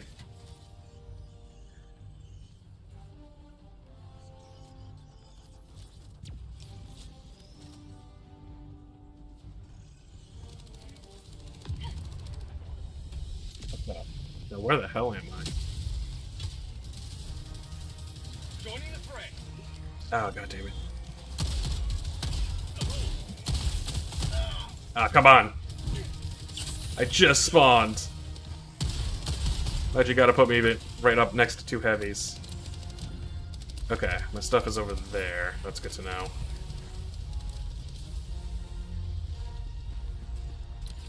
Oh, I think I see it.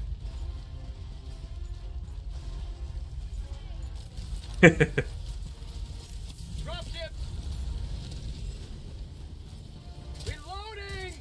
Okay. Oh yeah, that's the structure that, so if you play on higher difficulties, like difficulty 7 and up, this structure here is where all the rarest items are. There's like always a couple of them on each map. Oh god. And, all the rarest samples always summoned right there for some reason. So it's always good to get used to trying to spot those. Okay, good. I think I did grab my samples. Everything's been so hectic. Okay, that's the door we opened, so we're good on that front. I think they're heading towards Abstract. Oh, they're not. Where are they going? Oh, and they're dead. Ah, they're heading towards that base down there. Gotcha. I think he's heading closer towards Abstraction. Okay, I'm gonna let them take care of that base, and then I think I'm gonna head with T2 over here towards Extract.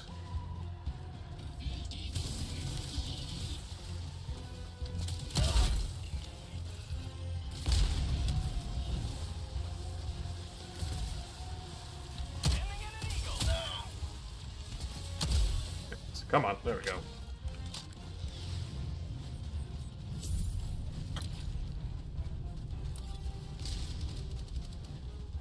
One thing to also keep in mind, especially as you're like just learning, is that this is a game that barely punishes you for dying.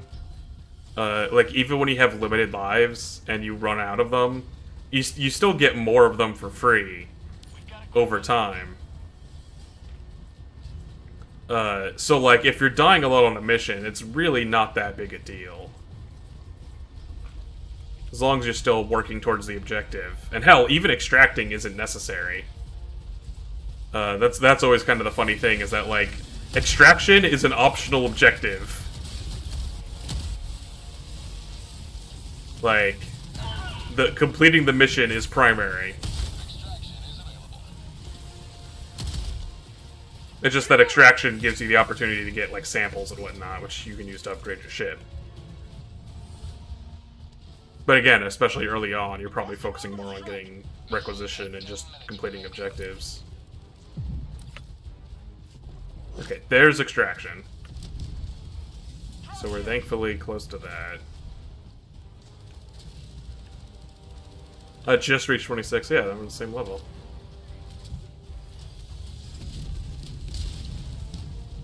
Like I said, it really doesn't take long to level up in this game. Because I think 25 is the last level that is a prerequisite. And even then it's only because they just added the mechs. Maybe if they add more vehicles later or something, those might have like level 30 or 40 or whatever prereqs, but for now, level 25 is the last level that you need to actually use to unlock something. Okay. Oh, don't walk on the mines. Okay, there we go. Yeah, there are just craters everywhere.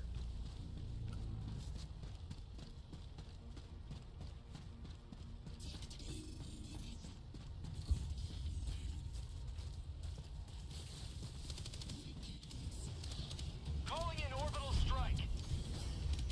Ugh.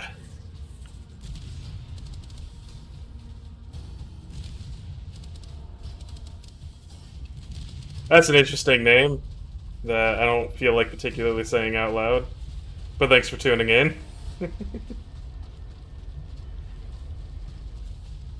Glad you liked the video.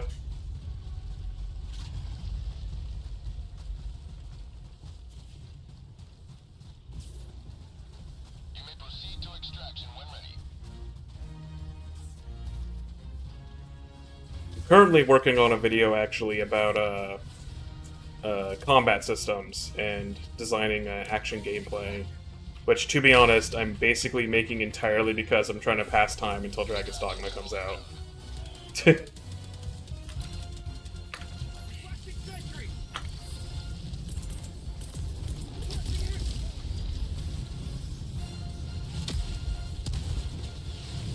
Going down a sentry. Like, I am deeply invested in Dragon's Dogma.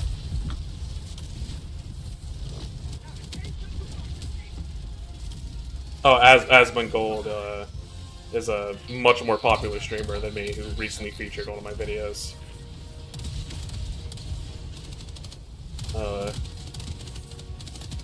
And yeah, the XO45 Patriot suit is really fun. Taste of democracy. You should be able to afford it now that you're level 26.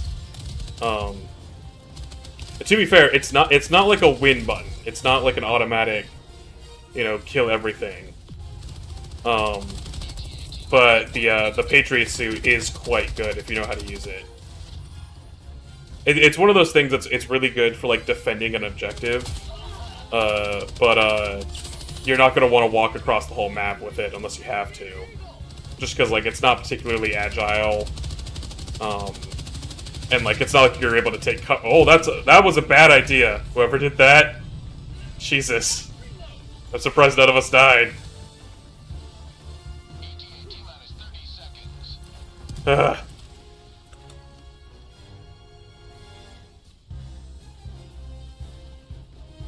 ETA T-minus 20 seconds.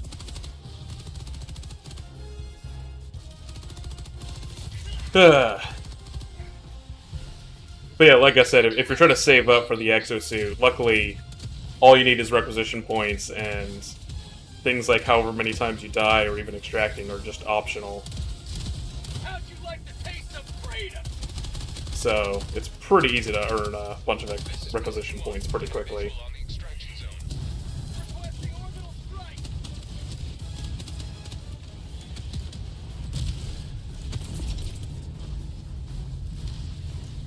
Requesting air support. Stand by for takeoff.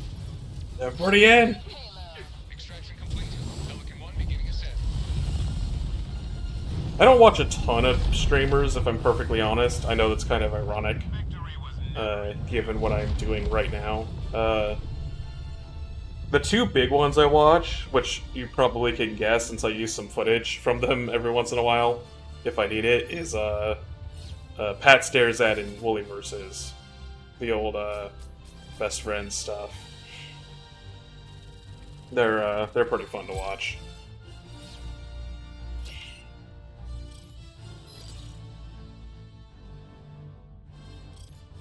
Ooh.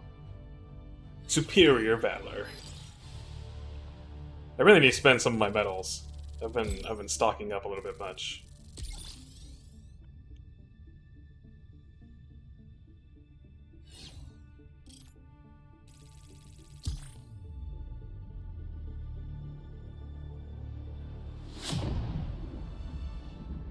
No, I'm only streaming on YouTube.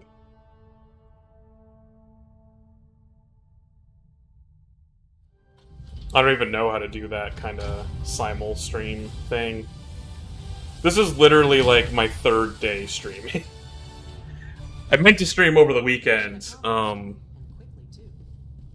but in fact, I wish I had streamed yesterday because I was gonna stream like late afternoon, Helldiver, glad to have you on board. and I ended up, getting too tired and going to bed, which is fair, honestly. But it would have just been so perfect if I had been streaming when Asmongold featured me, because then it would just been just suddenly had this big influx just coming out of nowhere.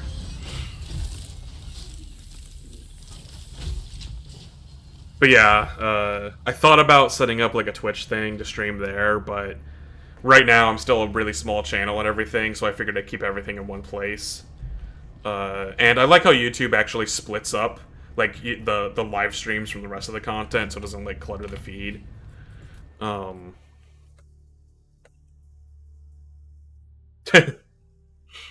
Usually I'm streaming in the afternoon. Honestly, the only reason I streamed in the morning was because of all the sudden influx I've been getting.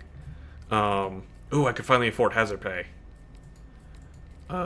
Yeah, I should probably get that. That's quite good. And then what's the expanded weapons bay? Yeah, that requires 10 super samples. Should have guessed. Not terribly surprised. Yeah, maybe later I'll try to jump on for some difficulty 7. Yeah, I was at 2400 like yesterday. So all of a sudden I'm now at 2800. In like 24 hours. Hell, less than 24 hours. More like 12 hours, really. So, it's pretty good. I'm enjoying the sudden influx. Not about to have any complaints.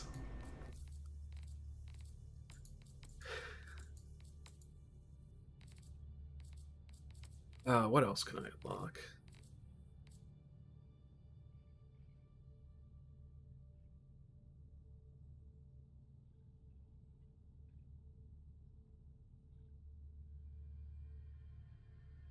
Oh yeah. I mean, to be fair, my most recent videos that I've put out aren't actually the first time I've tried making videos. I remember way back when, like a long time ago, I tried just being a straight like Let's Player, like way back in the day, and I never got more than like 50 subs. But that was forever ago, and none of those videos got any views or anything. So I think I eventually just deleted them all. And it just recently, I just was like, hey, you know what? I like the idea of making video essays. I've got some game design stuff I've been doing. Might as well make some videos on it, and this has been significantly more successful so far.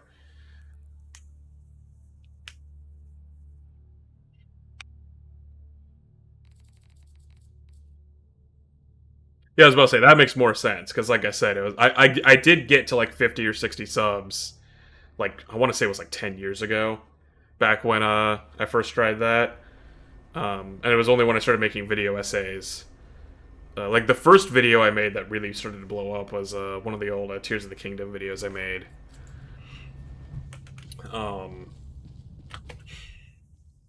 And let's see here. But yeah, things have been a little bit more popular now that I've been making that kind of content. Obviously, the Starfield videos have done really well that I've made. And of course, Asmongold just featured the yellow paint video, which is bringing in a lot of new viewers.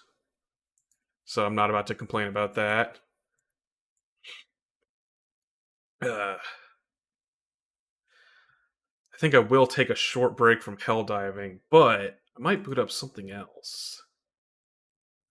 I could swap over to Balatro. I've been playing that game a lot. Uh, it's not Starfield's not like the worst game in the world, but man, is it's one of those things where it's like, uh, its badness relative to where it should be is what I think makes it so disappointing. Like Starfield, like there's a million games I could list that are worse than Starfield. Hell, there's a ton of games that came out in 2023 that are worse than Starfield. Golem, the Walking Dead game that came out, that King Kong game. All of those games are like way worse than Starfield, obviously. The problem is that Starfield is like a AAA game from a major publisher that is known for making these like massive open world experiences. And like when you compare it to the likes of Skyrim and, you know, even Fallout 4 was, I think, a lot better than Starfield. And it's like, you know, at the end of the day, Starfield should have been so much better than it was. So the fact that it's just this kind of mediocre, average game is really kind of telling of like what the state of Bethesda is in right now. Because like there's really no excuse, I think, for the state that it launched in. Like Bethesda has tons of money. They got bought by Microsoft, so like they even have Microsoft money now. They were working on it for like 7 years, if not more, because like they basically started as soon as Fallout 4 came out, and like, and then you compare it to the fact that like Baldur's Gate 3 came out like a month before Starfield, was made with a fraction of the budget, with a smaller team, not that much smaller, but it was still smaller, and it was like made with less money, less time, like literally every aspect of development of Baldur's Gate 3 was smaller, and yet it's like a million times better in literally every aspect. Like, and yes, they are very different types of games, obviously, but still. That doesn't excuse things like the writing quality or the cutscene quality or anything like that. To be fair, I probably would have never played Starfield if it wasn't for the fact it was on Games Pass. Like, Games Pass is the only reason I even touched it, because that way I didn't have to like pay any extra to actually try it out. Because like I could already tell even before it came out that I was probably not going to like it, and then as soon as I started seeing more stuff from other people, it was kind of already putting a bad taste in my mouth. But I was like, you know, when it's on Game Pass, I might as well try it. You know, give it a shot. At least give it a fair shake. You know, instead of just relying entirely on the opinions of others. And it's just I tried to love Starfield. I played that game for like 20, 30 hours or whatever. Especially, you know, once I started trying to make videos on it. Like, I was purposely trying to, like, go down quest lines and figure out things to actually like about it. And it's just like, I'm not looking forward to Elder Scrolls 6. Like, Bethesda's really been dropping the ball, and they need to really rethink how they make games going forwards. Because if Elder Scrolls 6 is going to be anything like what Starfield turned out to be, then that's going to be bad news. What's, you know what? I love Monster Train. I feel like I should play some of that. Monster Train's always a fun time.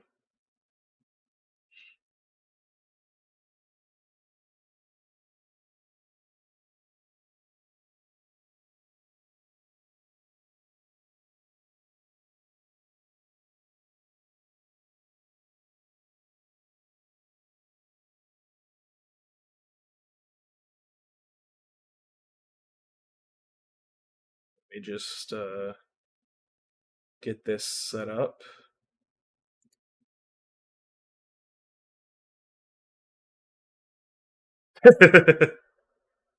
I mean, hey, no, that's a workout routine. Every time you hit a loading screen in Starfield, you do a push up or two, do some sit ups until it finishes. You'll get ripped in no time doing that.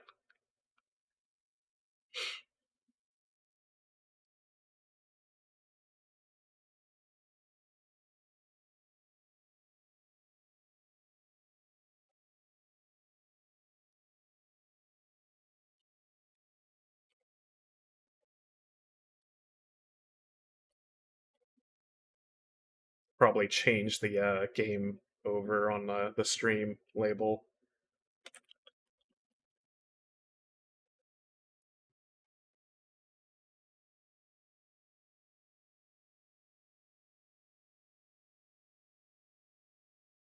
I mean, that's the thing, is that Starfield just feels like the wrong game for them to have made, really. Because it's clearly due to the limitations of their engine.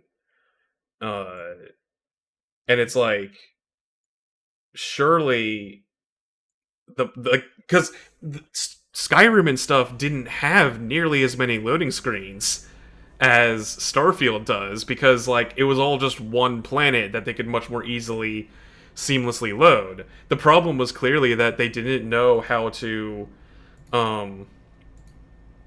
like make things like a transition between planets and space.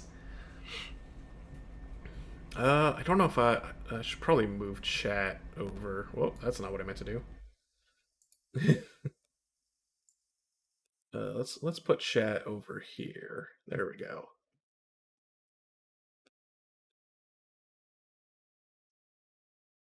So yeah, this is Monster Train. This is a roguelike that I'm a really big fan of.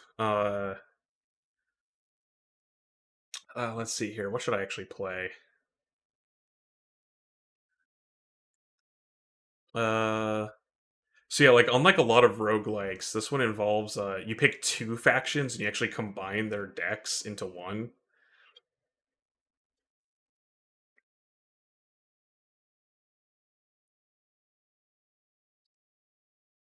Hellhorns. Actually, yeah, that's probably a decent deck to start with.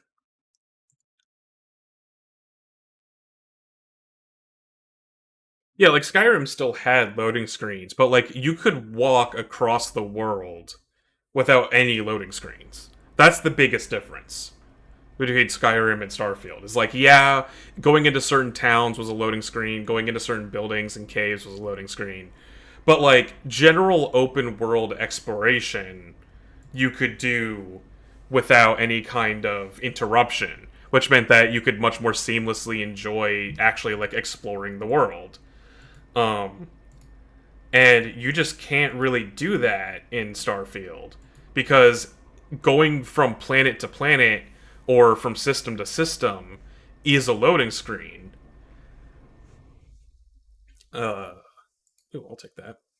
And so as a result, you can't really, like, there's no sense of exploration because it's just menu navigation. Yeah, and then you have to go through all these animations where it's like just going from one planet in one system to another planet in another system means that you are you have to travel like going through the whole process, right? You have to go onto your spaceship, which is a loading screen. Then you have to take off, which is an animation followed by a loading screen. Then you have to go to your navigation to select the right planet that you want to go to, which is then another animation and then another loading screen. And then once you're in that system, you got to go to the planet that you want and then select where you want to land, which is another loading screen followed by another animation. And then you need to get off of your ship, which is another loading screen. Like, at that point, you should really just admit that your engine is not designed for this kind of game, or think about a completely different means of navigating between planets.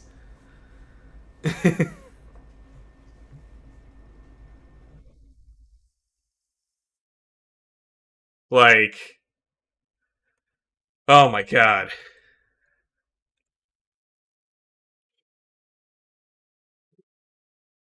Hey again, John. Glad to see you. Oh no, you know what? I was wrong. Chat should definitely be on the right side of the screen for this game. Because now you can't see my health. I'll put you there. I've loaded up a Monster Train. It's a deck building roguelike that I'm a big fan of. Basically, enemies are trying to invade the train from down here, and they're trying to attack my pyre, which is basically my health bar. And I have to summon monsters and stuff to fight them along the way. Yeah.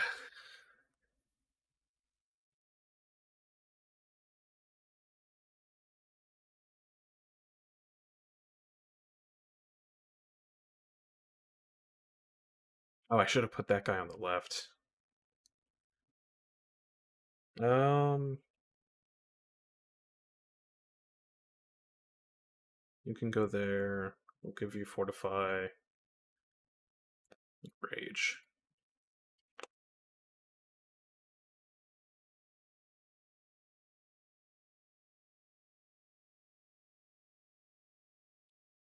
Okay, put that there.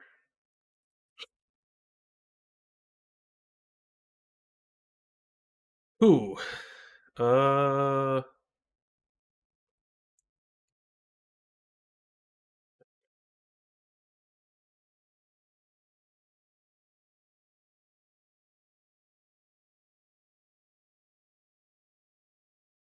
I never did get into Lethal Company. Some of my friends played it for a bit.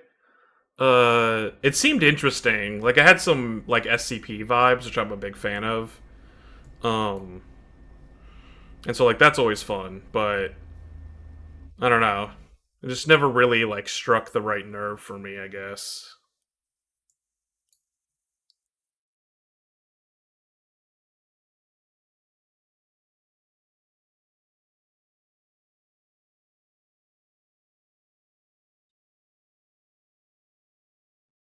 Let's see here. That. There we go.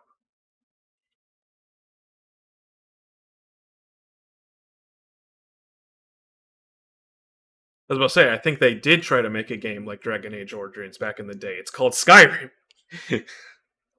But like seriously, their engine is much more suited towards a self-contained open world, whereas the problem with Starfield is that it is a million miniature open worlds spread throughout a bunch of menus that you have to navigate.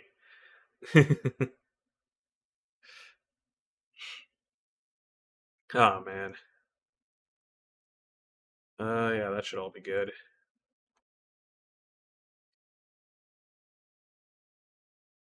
Let's see here.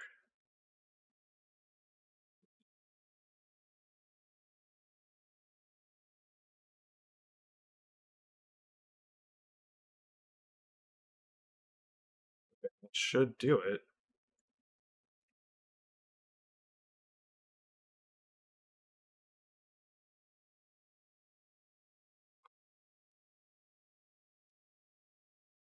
There we go.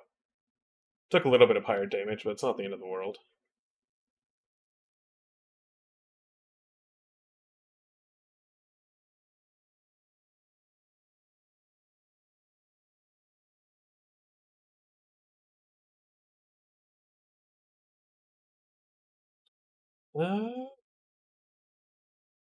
Guess I should go to the magic store first.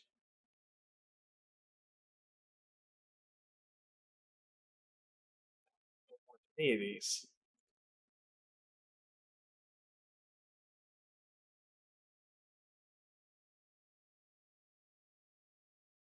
Magic power. Literally nothing in my deck can use that. Uh, hmm. Double stack. Rage 6, that's not really worth it. Armor 10 is kinda good, I guess.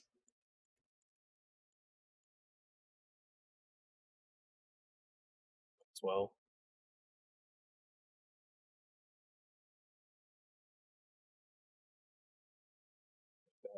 So I can just reform whenever I want.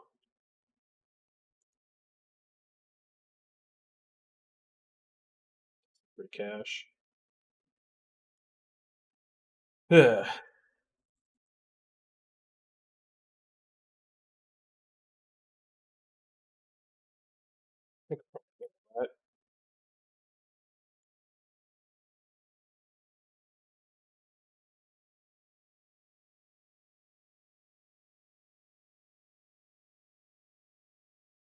There we go.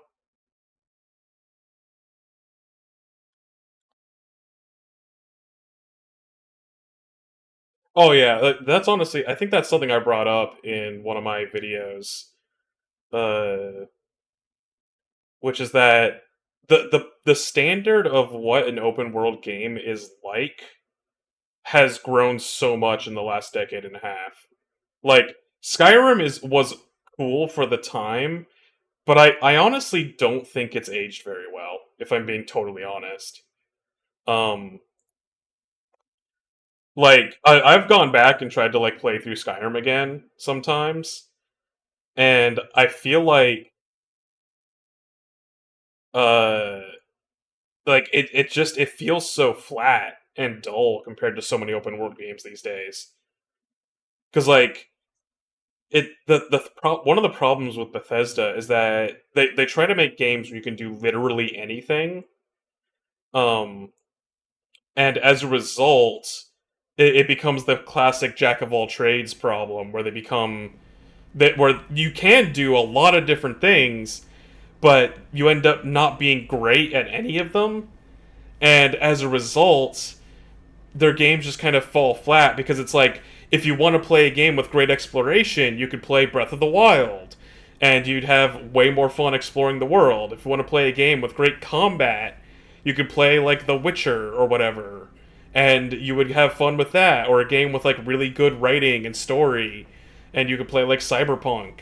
And it's like, or you could play like Skyrim and have okay combat, okay writing, okay, you know, storytelling and characters, and it's just not the same.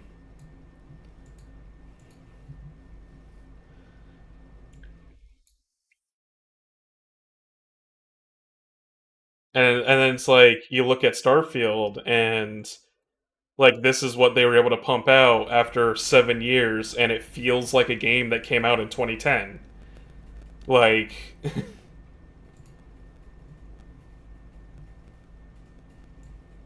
might as well give that rage. Got the welder helper. That's always good.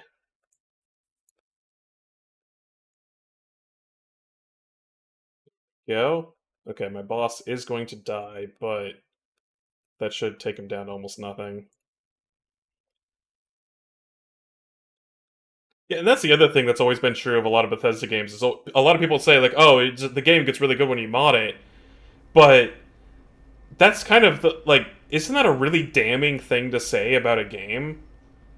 Like, if a game requires you to mod it for it to be good, isn't that a tacit admission that the game is bad by default, and that only by the work of random people that aren't involved with the company that it's able to become good again? Because like people have been saying that about like every Bethesda game since like before Skyrim, it feels like. And like that's kind of not good.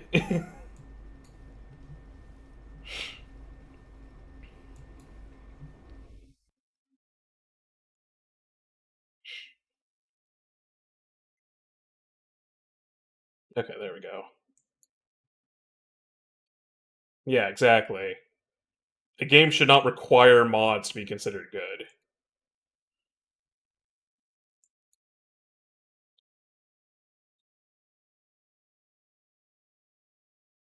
Because like Minecraft, for example, I know it's kind of a random poll, but like Minecraft is at least fun on its own.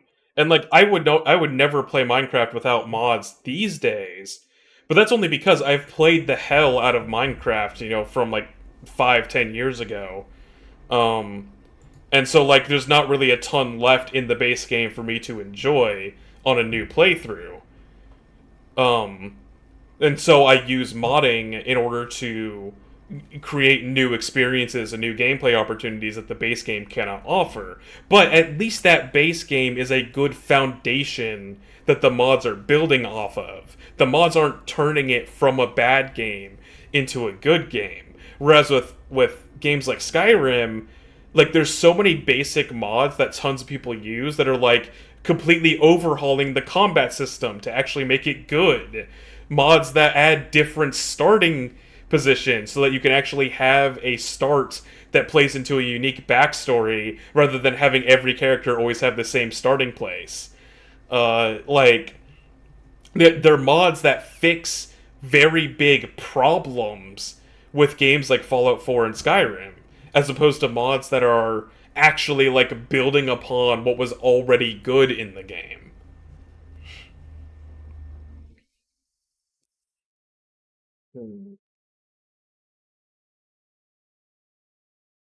Rage on friendly units as an additional +3. Yeah. Man, I'm not getting a ton of great units this run. I guess I'll take this guy.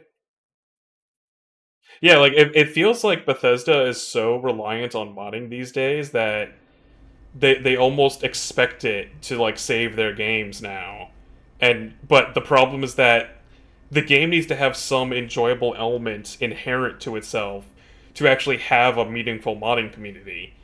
And the Starfield modding community is already like I'm not saying it's non-existent. Obviously, there are plenty of people still making mods for it, and some of it has been overblown. But I just do not see that game lasting nearly as long, simply because there just is not nearly as good of a foundation to build off of. Like, and at least Skyrim has legacy at this point, even if it hasn't aged very well.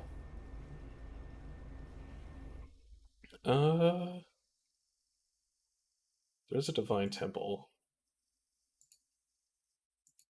What do we got in the Divine Temple? Not a lot.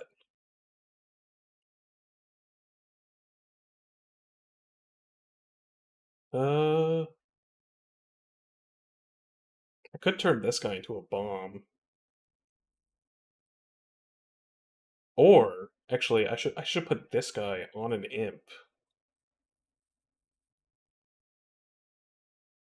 If I'm being totally honest.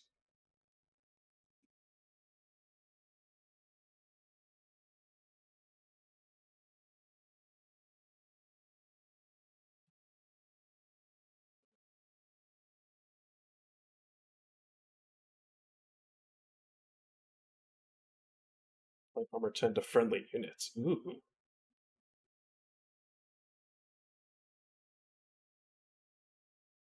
Okay, here's what we'll do.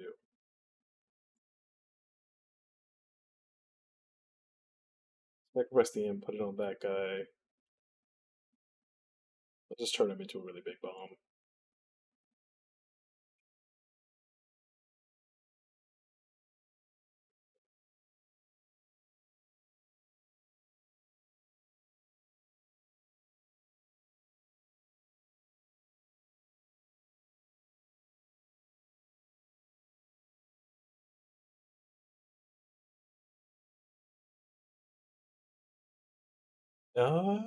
Honestly, I might as well use it on this guy, because I don't really need him. Alright, I might as well actually. I'll throw it on a train steward. These guys are trash anyways. But yeah, no, like, I just think that Bethesda needs to rethink how they make games. Because it is already starting to bite them in the ass.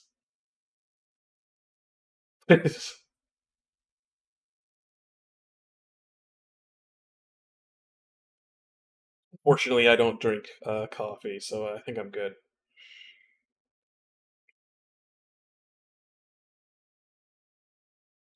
I still find it hilarious that Baldur's Gate 3 was originally set to come out at almost the exact same time Starfield was, and then they moved the date forward a month to like try and dodge it.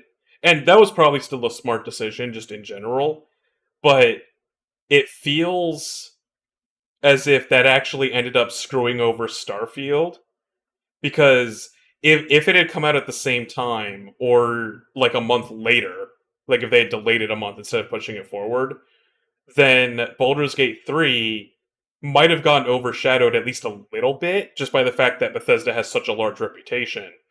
But because it came out first, that meant that everybody got a taste of like a really, really good, like semi-open world RPG with really good characters and writing and interactivity, tons of different variety and whatnot. And then all of a sudden Starfield comes out and it's like, oh, but I just played Baldur's Gate 3 and that just set the bar for like what an RPG should be for like the next 10 years. And then you give me this? Like that definitely made the situation a lot worse. That is a problem. How am I gonna handle this?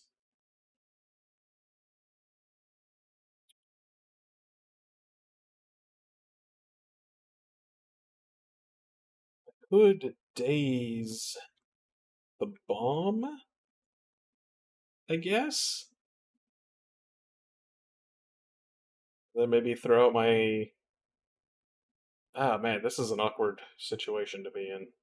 Okay, there's only actually 7 damage coming at me if I daze the bomb. So, my queen should be able to survive a turn.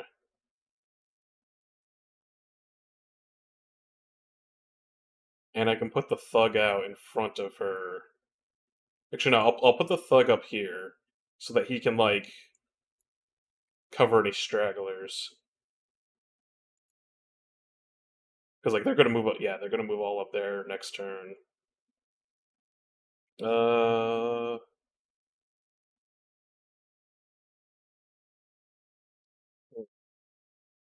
It's all my imps.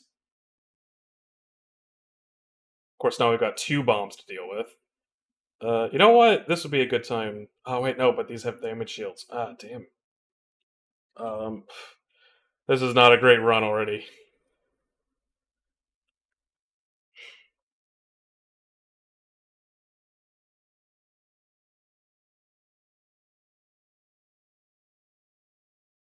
But yeah. Speaking of other, like, better games, like, Dragon's Dogma 2 is just around the corner. Elden Ring came out a couple years ago.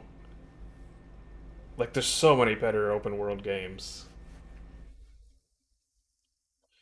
Like, that is a big question that I feel like Bethesda needs to ask itself, is like, is Elder Scrolls 6 going to be as good as Elden Ring? And obviously right now the answer is no.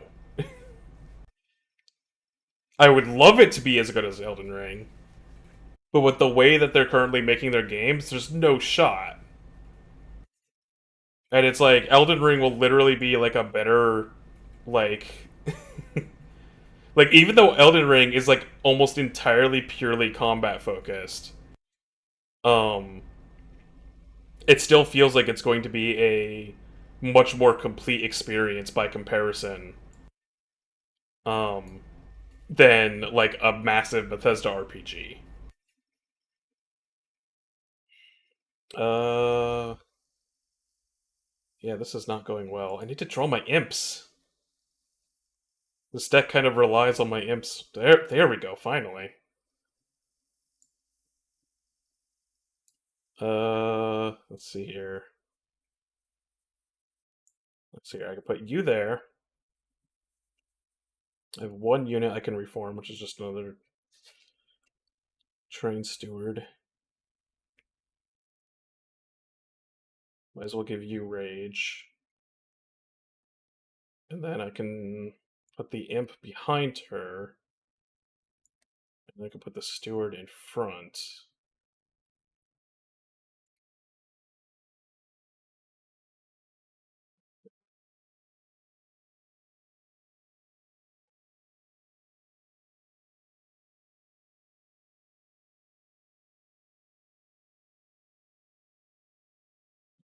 wanted.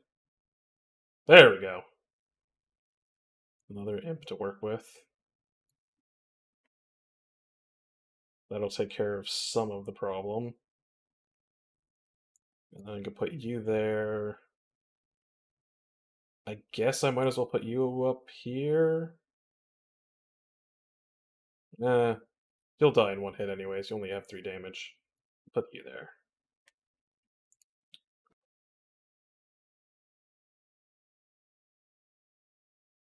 Oh yeah, like that's the thing is that a lot of people there was that whole controversy back in the day about people like decrying like various game devs supposedly complaining about how Elden Ring has like terrible UI and whatnot. But like, I think people underestimate how good Elden Ring's like world map is laid out because it's like Breath of the Wild, for example, had that pro mode where you could basically turn off every UI element except for the health bar. And that's because the game was designed in such a way where you don't need the UI. You're able to just navigate the world without needing to, refer to a map every 20 seconds. Whereas games like, Skyrim and whatnot, like, one forest looks like any other forest. How are you supposed to navigate a planet in Starfield without a GPS? Like, you can't.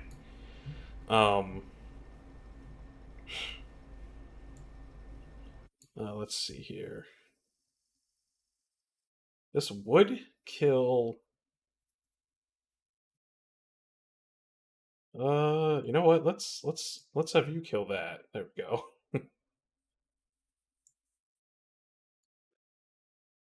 There we go. Perfect. And like I said, like I can't wait for Dragon's Dogma to come out. Like that game looks so fun.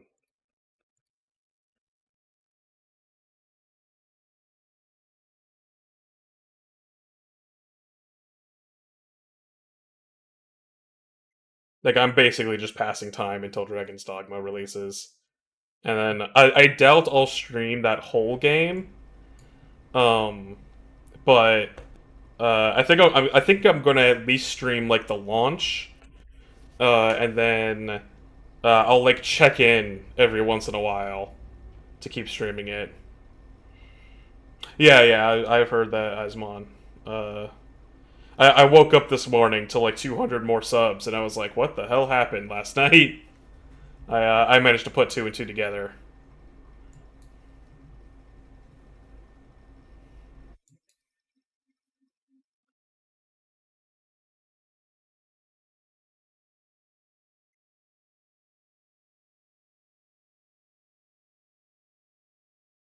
This is not going super well right now.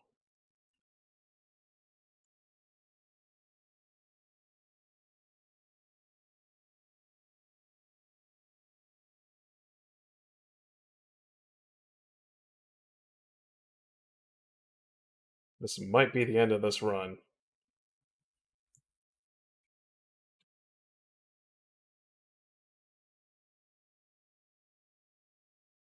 Yeah. Ugh. Yeah, I did not get a lot of good pulls that run.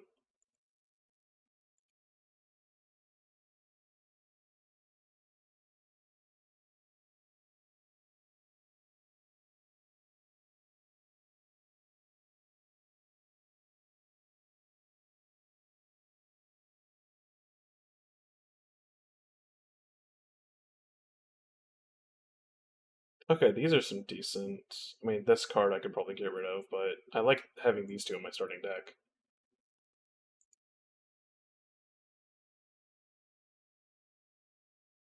Ooh, Imp Parade could be good. Although, I like Imperialist. Do I actually know what Imperialist upgrades into? Yeah, okay, it just increases the damage. That makes sense.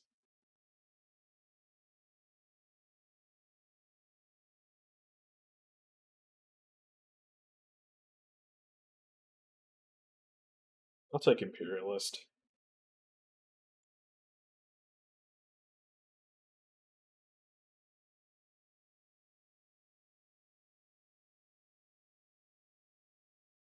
Oh yeah.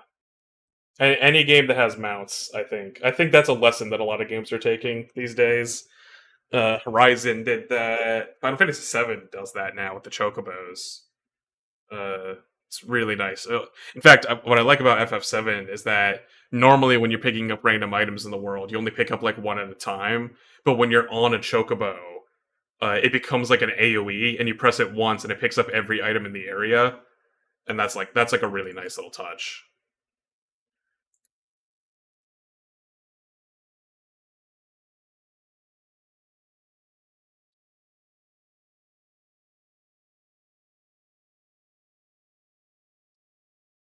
Yeah, everything about Elden Ring is pretty good. I've been, uh, yeah, yeah. I uh, I recently just did a second playthrough actually in prep for the DLC. My first run through, I did a run where I did a classic Dex Int build, Moonveil Katana, that whole shebang. And I wanted to do a build with at least some faith and use incantations, just because I never touched that side of the magic. And even though I basically speed ran through the game and skipped like a ton of stuff, I feel like I had more fun playing with incantations than I did with sorceries. And so now I'm kind of hoping to I might end up bringing that character into the DLC instead of my first character, but I guess we'll see. It's still a few months away.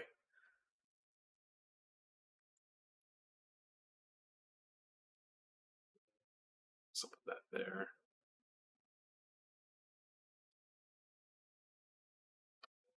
Put the train steward in front to absorb some hits.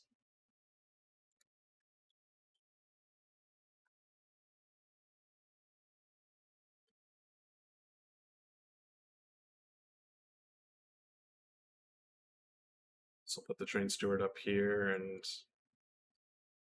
go.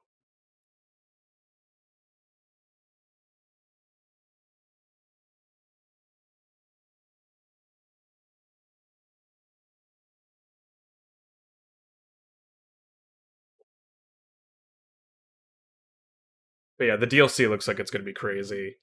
And of course, like nobody knows how big the DLC will really be. I remember I forget what his name is. But the guy who like runs Elden Ring, he said it was like the size of Limgrave, and like Limgrave's not small.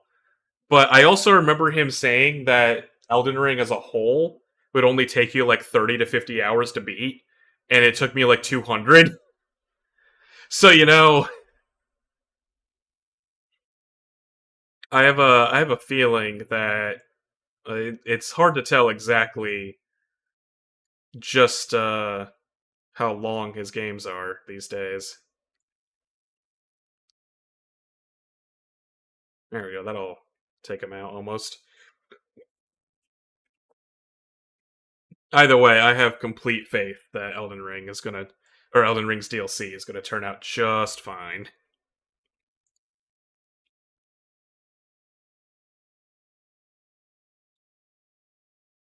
But for now, we got Dragon's Dogma to pass the time, so.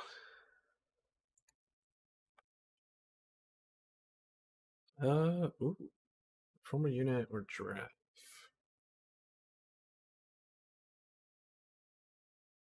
Hmm. I'll take a giraffe.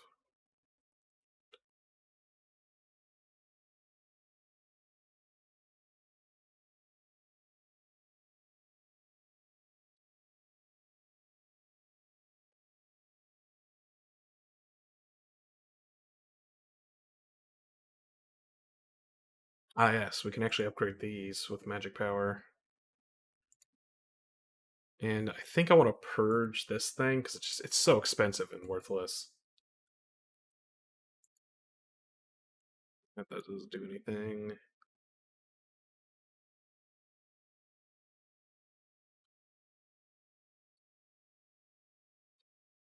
Uh,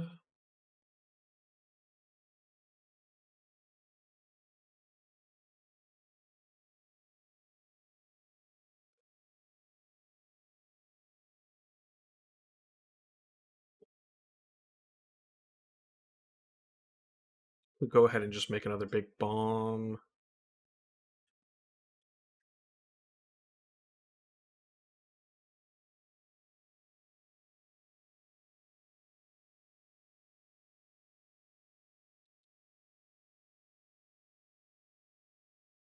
I don't have any good combos really right now.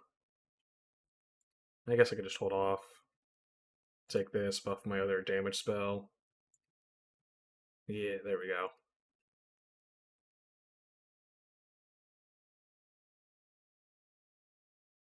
But yeah. I've been obsessed with watching the Dragon's Dogma gameplay videos coming out. There's also been a lot of leaks coming out the last few days, so I've been peeking at a few that are more combat focused. I'm trying to avoid like quest and story spoilers. I technically played the first Dragon's Dogma way back when for like a little bit, but I never beat it. I didn't even get that deep into it, so I don't even remember anything. But yeah, I'm super looking forward to seeing what's in store. The combat looks so good. I mean, it's made by the guy who worked on Devil May Cry, and it's from the company that makes Monster Hunter. So I mean, if any game is going to have good combat, you got an all-star cast there to work with.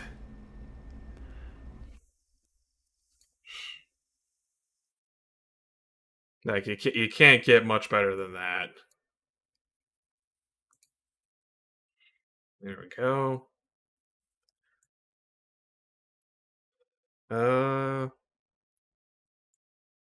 Train steward up there.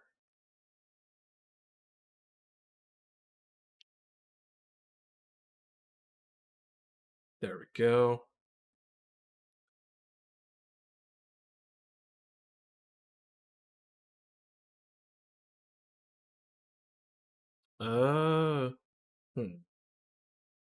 Might as well put my other train steward there, I guess.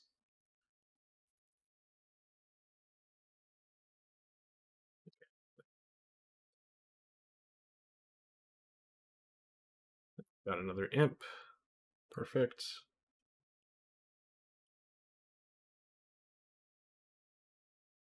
Yeah, I guess, especially if you play it inconsistently, Elden Ring can get a little overwhelming. Because, like, obviously there's no quest log or anything. But, like, that's the thing, is that you don't really need to get too hung up on doing quests and whatnot in Elden Ring. And a lot of the quests you can do pretty intuitively by just kind of playing it. Like Ronnie's quest is really involved, but a lot of people will do it just by, like, going through the game naturally without even really thinking about it.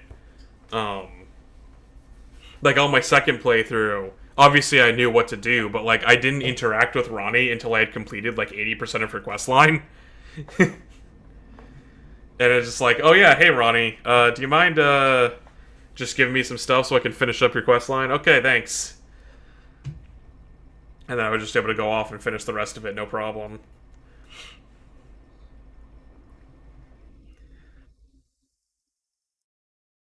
Yeah, there we go. So that should take care of the scrubs. Then I just have to deal with the big guy next turn.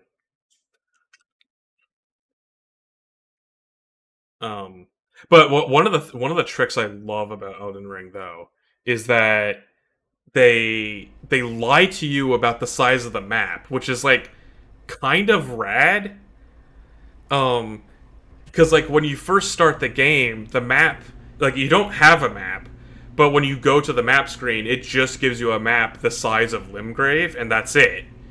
And then when you do get a map, it still only shows you Limgrave.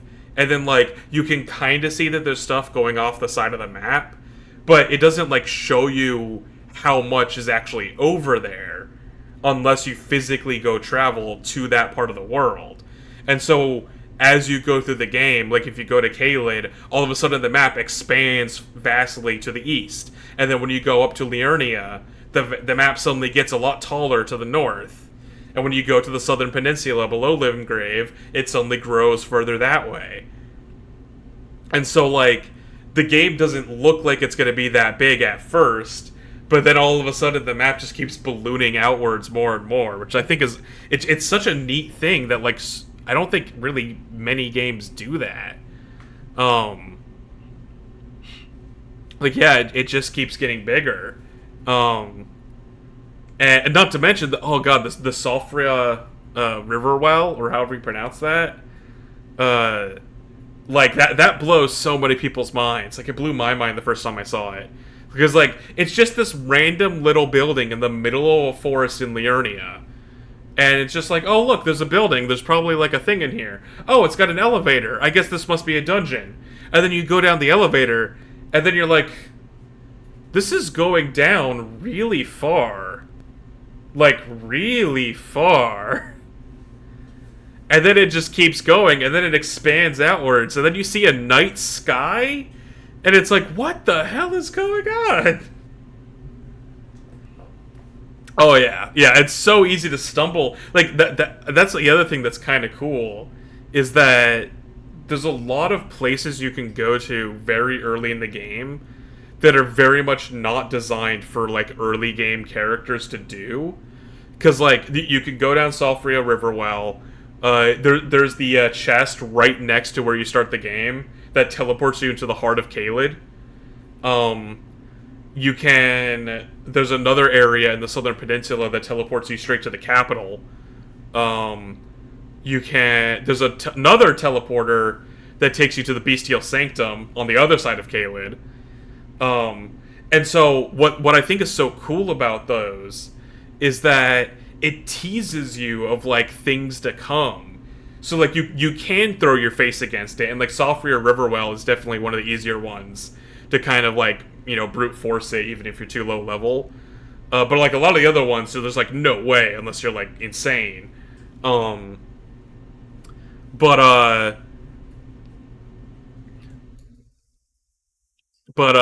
yeah, like, the fact that you could just suddenly pop out of a teleporter trap, and you go to a cave, and then you're just in the middle of Caelid, which is this wildly, radically different area that looks like it's from a completely different game, and it's like, what the hell is going on?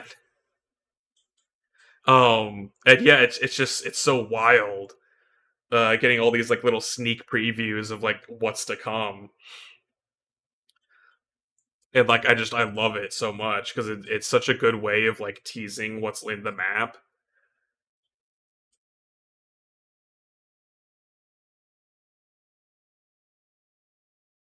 There we go, got him. Just barely.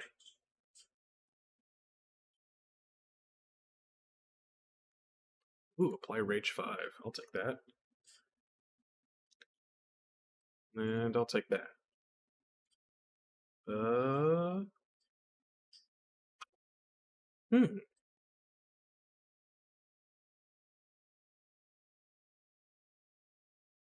Guess I'll take one of you. There we go. Oh yeah, there's also the 4 Belfries, which are, like, literally just there to tease you about other parts of the game. Man, that game is so big. I don't know what he was smoking when he said that you could complete it in, like, 30 hours on a first playthrough. Like, that's insane.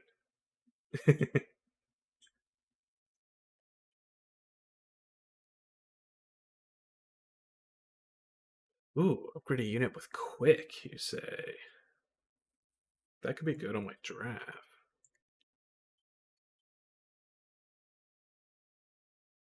Quick, and then plus 10. There we go. Plus 25 on you is probably a good idea.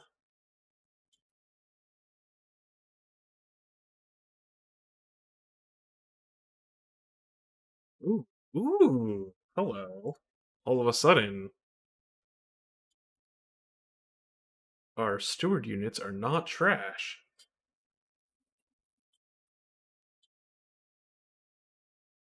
Oh man. That's also the other unique thing about Elden Ring, in the context of, like, Souls games. Because, like, Souls games, they're not, I don't want to call them linear, but there's a lot of points in them where you get to a boss, and there's not really anything to do but to smash your face against the boss until you win. And unless you're willing to backtrack, like, really far. Whereas in Elden Ring, because they give you fast travel for free right away, and due to the way that the world is much more structured to be, like, much more vastly open, that means that now, if you get stuck on a boss, you can just leave, which a lot of people didn't really grok at first, because like so many people got stuck at Market just going there at like level 4, trying to like smash your face against them. And the game's like, you can just go somewhere else and get better gear. And like that's why like there you can go to patches and you can get the shackle that weakens him, or you can just level up fighting whatever enemies you want, or just get better gear. Um, I'll take some more coins. And it's like you can uh you can tackle things so many different ways in that game. Yeah, like that yeah, that's the problem, is that so many people came to Elden Ring with the mindset of a Dark Souls game. And so their brain was just like, "Oh, I can't beat this boss. Clearly, I just need to keep fighting it until I win." Um and the monster training is going well, Frosty. Uh my deck's a little bit more cohesive this time, but we'll see. But oh man. Yeah, it's really funny going back because well, once all the DLC started up again, uh the Tree Sentinel is like, yeah, the Tree Sentinel is meant to teach that to you like right away. Like you literally walk out of the spawn, level 1, buck naked, you know, no good gear or anything. And then there's just a boss standing out in the open right in front of you. And it's like, oh, yeah, that's just a thing that's there. And it's like, you're not meant to beat the Tree Sentinel when you first come across him. Like, that is meant to be something that you go up against and you die, because you can't even level up yet when you first fight him. You literally are stuck at level 1, or whatever level your class starts at. And it's like, yeah, and so it's like, yeah, you can just go somewhere else and level up a little bit. Like, obviously, if you're insane, you can beat every boss in Elden Ring at level 1 while you're buck naked using only the starting club. Obviously, people do that because they're insane. And ultimately, any amount, like, you can overcome any challenge with enough skill, obviously. But most sane people will typically try to, will come to the realization that they can just leave and go somewhere else. Let's see here. Ooh. That should work. Yeah, that is the question. Even if you did beat it on your first when at first level when you came out, the question is how many times did you have to fight to get there? Let's see here. So that there.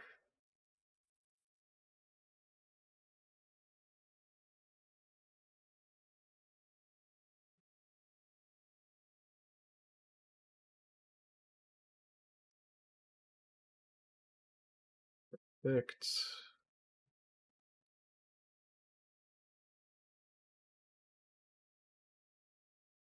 They do repeat a lot of bosses, to be fair.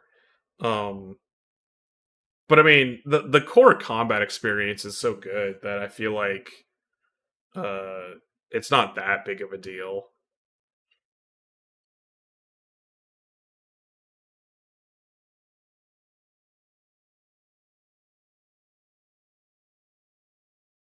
I assume by Carlos you meant Kaled.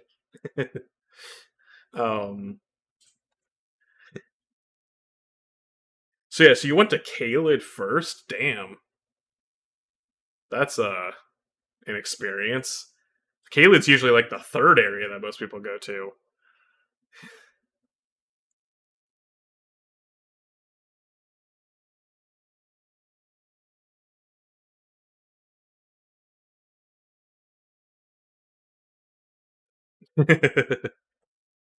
Yeah, Caelid is like literally designed to scare you away when you first go to it. Like most people's reactions to Caelid should be that I don't want to be there anymore. Um, like that's why they put that trap chest that teleports you there, because it's like, oh, this is a bad place for people that just do not like themselves.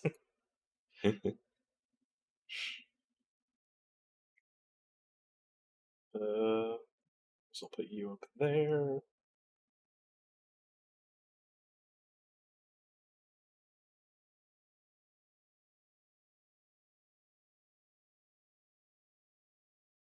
Yeah, like from a distance, Caelid just looks like an interesting red landscape, and then you get close to it, and you see the flesh pustules just covering the landscape, and the scattered bones everywhere, and the T-Rex dogs, and the creepy giant raven things, and then most people just want to leave when they see that.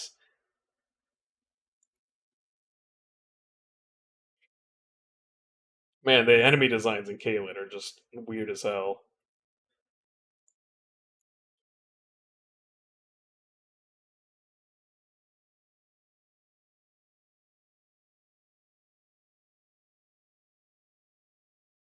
Yeah.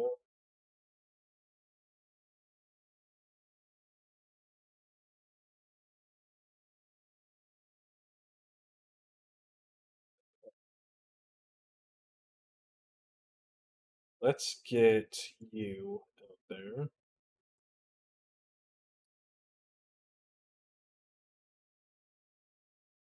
Yeah, yeah. Not to mention, there's like so many dragons in Caelid,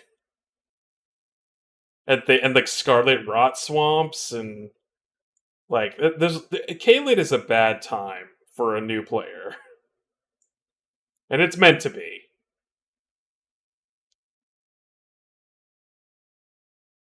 Uh,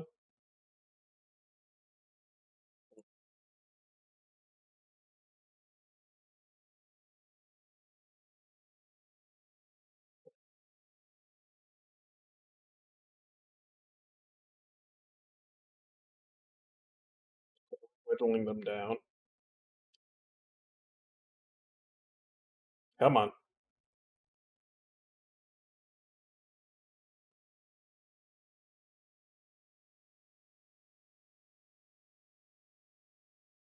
Oh God, Curse might be an objectively awful like thing that they did back in the day.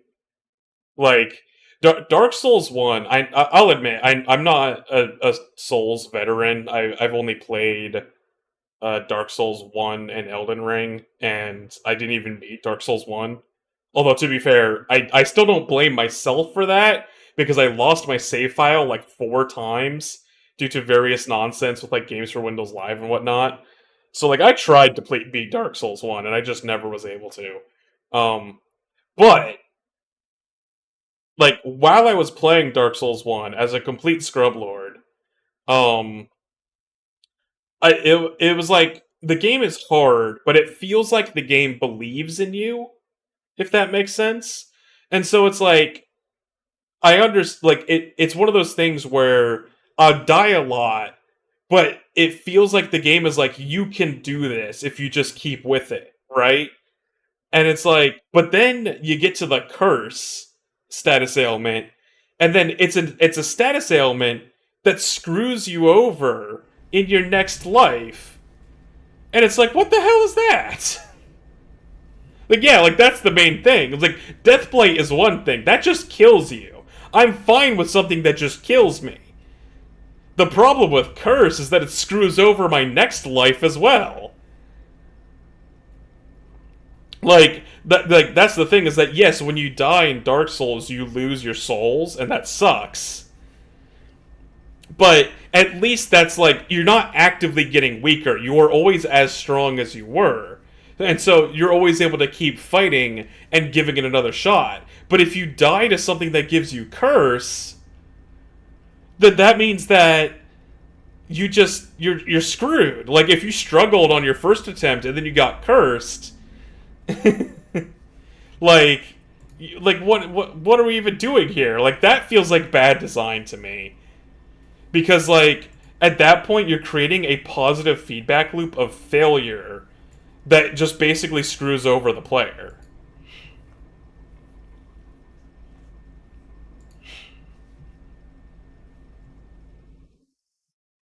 Armor 25. I might as well. Okay, now there we go. That's what I want, is this guy.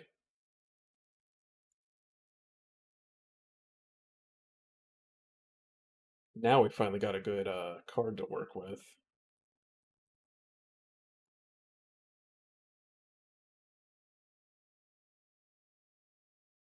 Let's see here.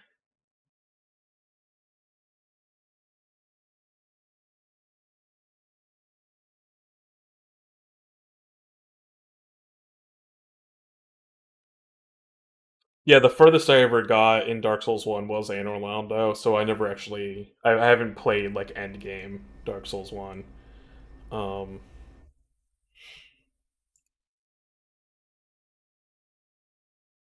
Like, Elden Ring was the first Souls game that I actually beat. I want to play Bloodborne at some point, but I'd rather play it on PC, and that apparently is never going to happen, so... You know, maybe one day, if we're lucky.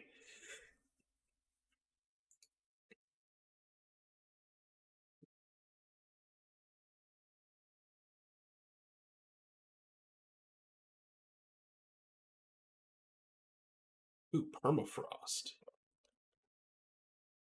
Uh, that's probably not worth it.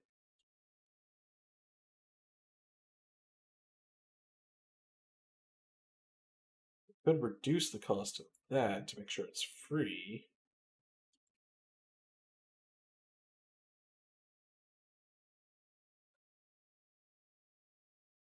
But yeah, it does feel like they kind of toned some stuff down uh, as the Souls games went on.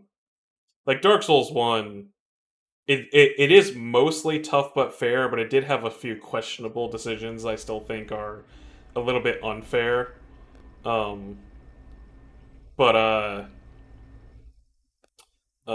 over time, I feel like they've gotten more fair while still keeping the challenge mostly there. Um, but yeah, like Bloodborne, there's so many interesting gameplay decisions in that one because I've heard that Bloodborne has like changed how people approach other Souls games because you when you play Bloodborne and you don't have a shield, you're forced to play more aggressively, which results in a much more like engaging and intense experience compared to playing the much more passive like sword and board style of gameplay in a lot of Souls games. Um, but you can still play a Souls game like how you play Bloodborne, and as a result, a lot of people say that that's a way more fun way to play. But it kind of takes people out of their comfort zone. And so I'm kind of curious to see if that effect would apply to me as well if I ever got a chance to actually play through Bloodborne properly at like higher than 30 FPS and whatnot.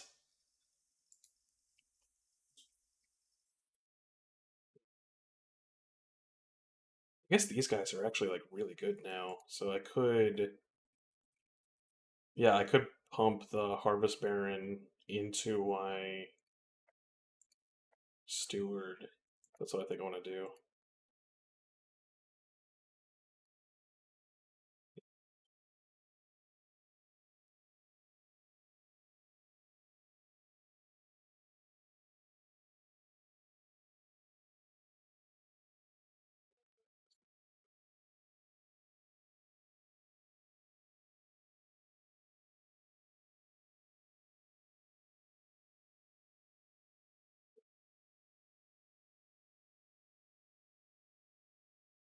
But yeah, just at some point I want to try playing through Bloodborne.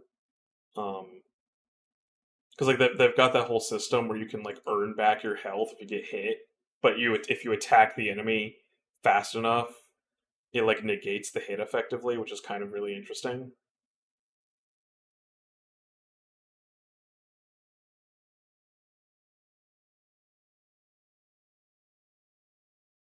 Yeah, to be fair, Sekiro is also a very aggressive game, since you're encouraged to focus more on parries than anything else. Um,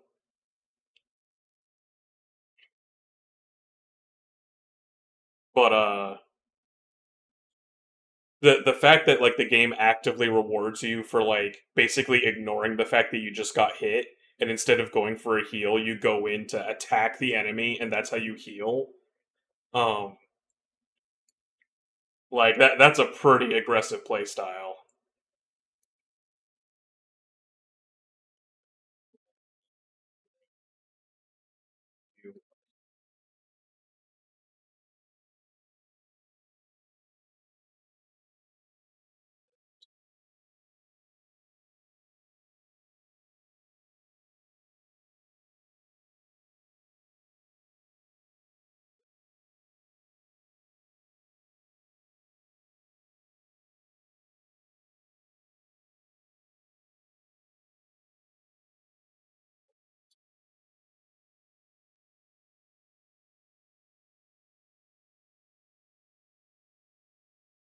We got the Wickless Baron. That's great. Man, this artifact that gives me 50% stun when they enter my train is like I'm getting really good RNG on that.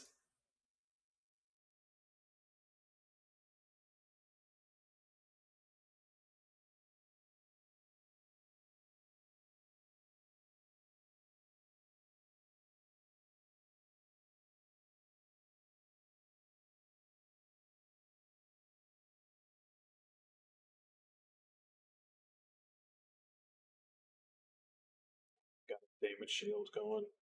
But that should take care of that.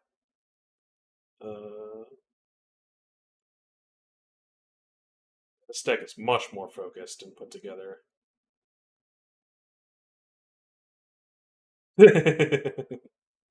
It's a game called Monster Train. It's a deck building roguelike, and it's really fun. Basically, you summon monsters. Enemies come in at the bottom row, and each time that they don't die, they advance up a row. And eventually, at the top, you have your pyre, which basically is your actual health bar. And if this goes down to 0, then that's how you lose the run. But if you summon enough monsters to defend your train, then you're good to go.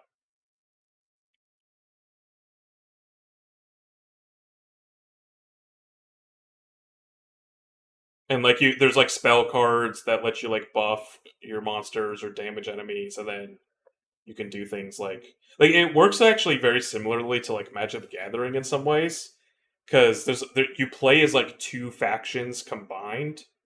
It's really interesting, honestly. Uh, form you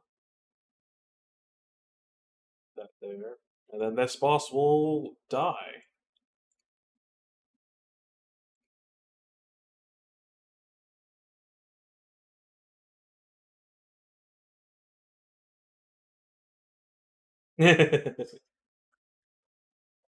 Yeah, there we go.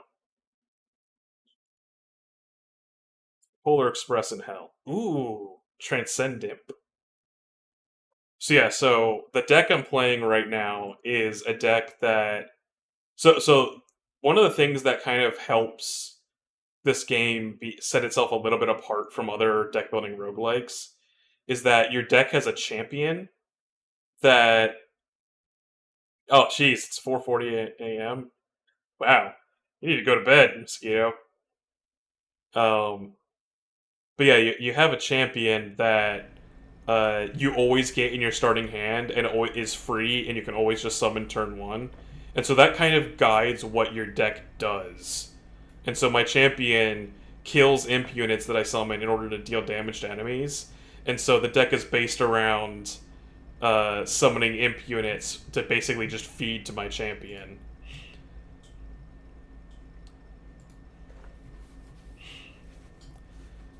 But yeah, I'll always be. I'm sure I'll stream again at a time when you can tune in at a more reasonable hour, but we'll see. Yeah, random. Yeah, no, these are good.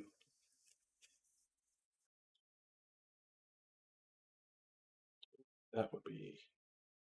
Urging some cards from my deck might not be a bad idea.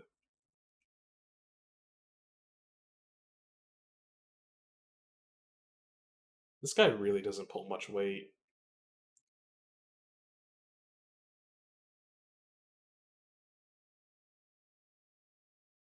Yeah, get some rest.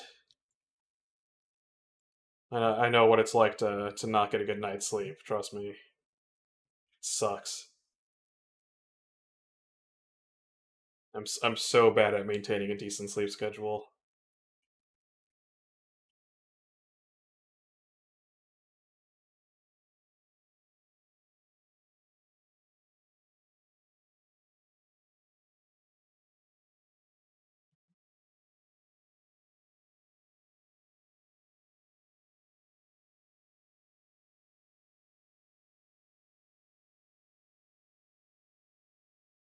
So get rid of this guy. Oh man, that sucks. Sorry to hear that, Mosquito.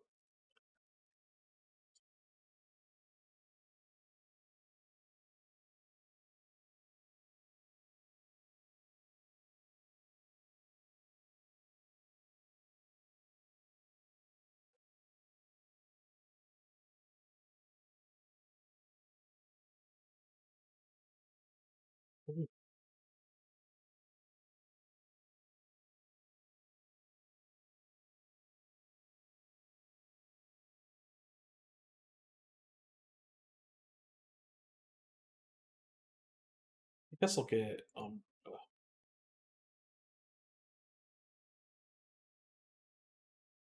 wow. None of these are particularly useful to me.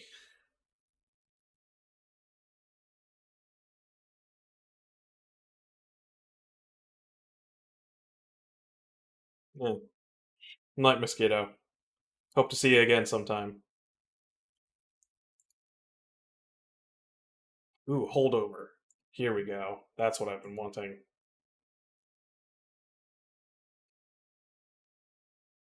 So yeah, holdover makes it so that when you play a card, instead of going to your discard, it gets put on top of your deck.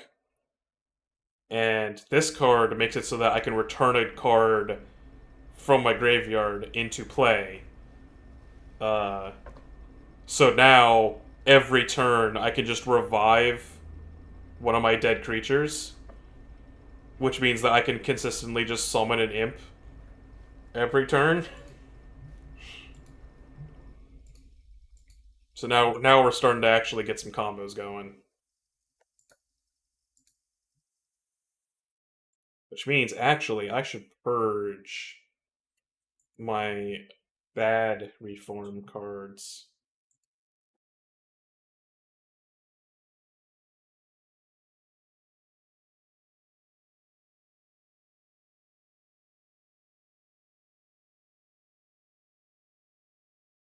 There we go.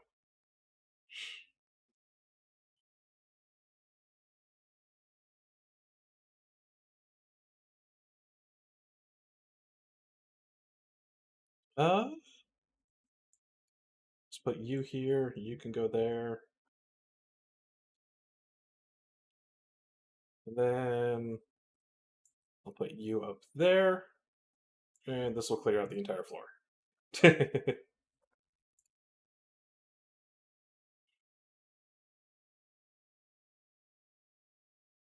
Takes care of that.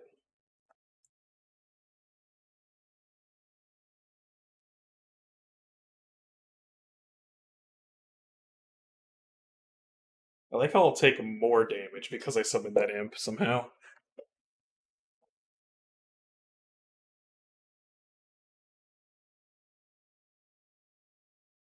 10 damage. Yeah, I guess I'll put him behind. There we go.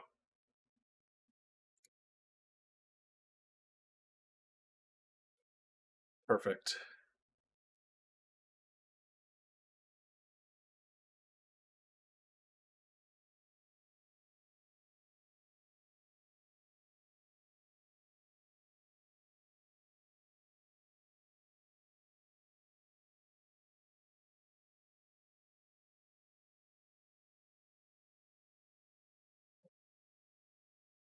But yeah, I always just like these kinds of deck building games because it's really fun to just build like a combo deck and see it pop off. I was really into Magic the Gathering for a while for many of the same reasons, but the problem is that like with that you have to actually physically buy all the cards, and that could cost hundreds of dollars right off the bat, and then within 2 or 3 years standard will rotate and then you can't even use that deck anymore.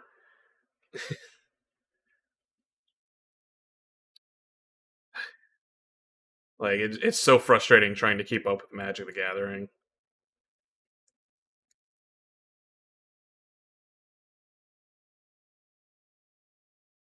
I mean, Risk is a good option, right? Catan's a classic. Everybody loves Catan. I'll tell you what. One board game I really love playing is Dominion.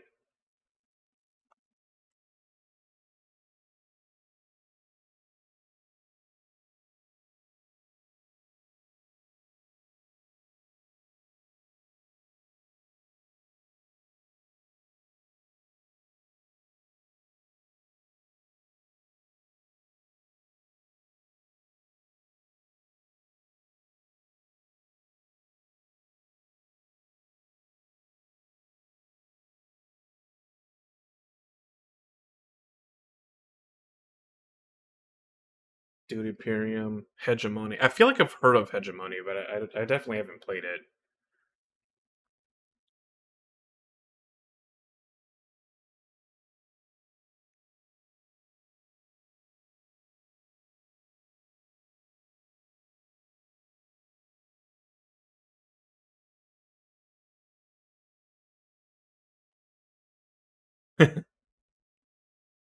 I mean, sometimes playing board games is really just a game of politics and alliances. That's why a lot of people like playing Commander in Magic the Gathering. Is that you're playing your opponents more than their decks sometimes. If you're able to identify who the real threat at the table is, all of a sudden that means everybody else can team up. And even if they have objectively the strongest deck, they're probably not going to win. So there's an incentive to like, play it cool and not make yourself look like a threat.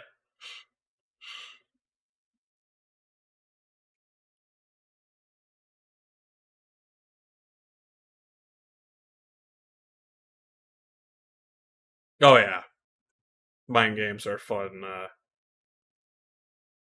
aspect of board games. Striking deals with people, betraying those deals. It's all good times.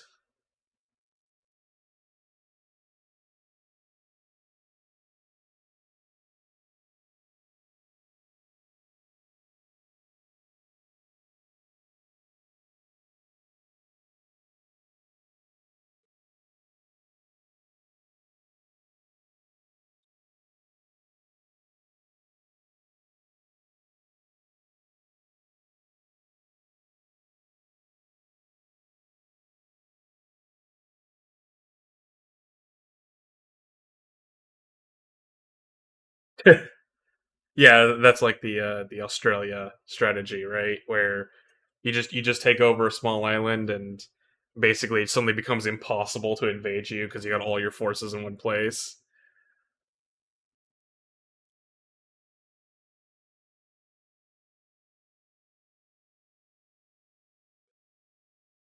So life plus 5.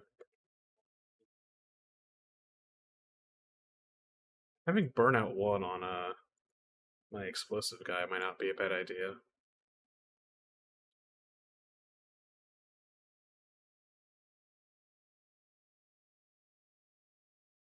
Ooh, endless. Ooh, I could put that on Transcendent. And then I just always get it back for free.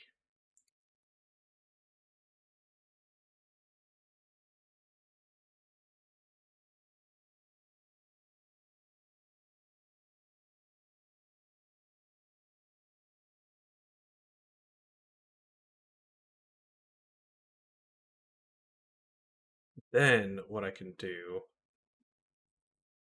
is I should sacrifice one of my imps and put it on one of my other imps.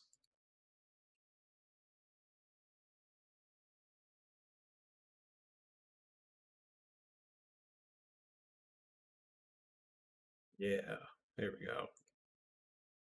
So I'll sacrifice you, and then if I give you that ability, you could be my prime summon.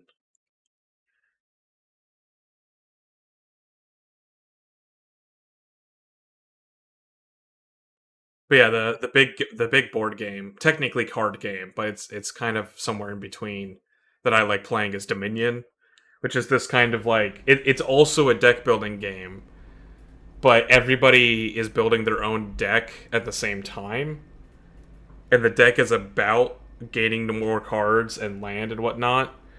And the idea is that you're amassing resources to sort of overwhelm everybody, and you can do things like you can send armies to your opponents to like attack them and reduce their hand size. It's real fun.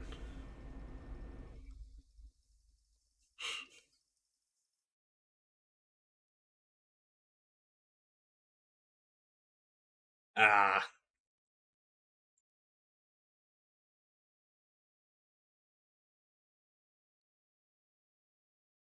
that's always annoying.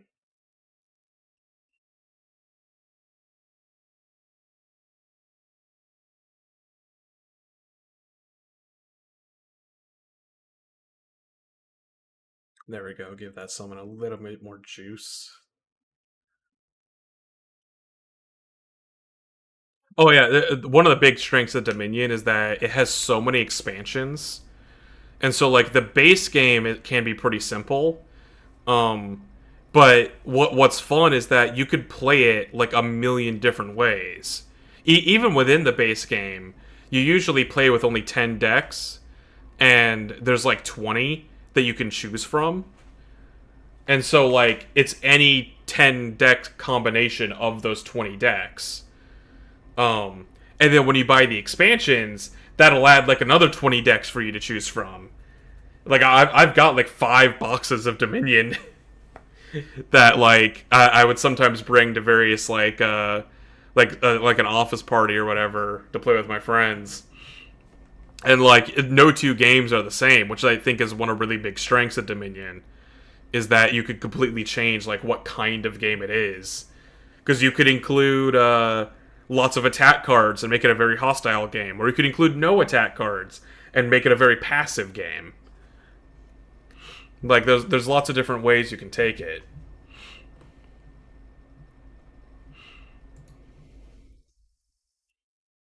Like there's entire new mechanics that some kinds of decks will add.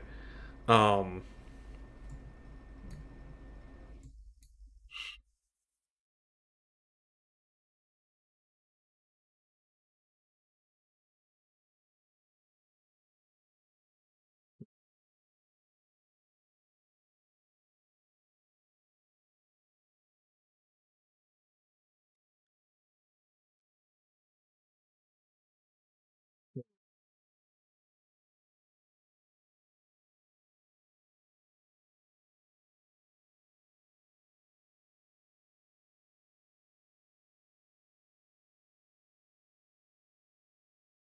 the units dies on this floor. Ooh, that's a problem.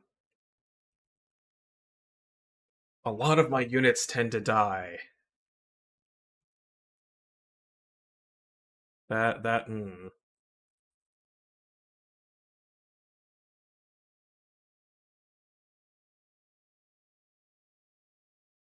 Okay, you know what? I'm just gonna put that there. I feel like I should play Polar Raiders, you say? Interesting.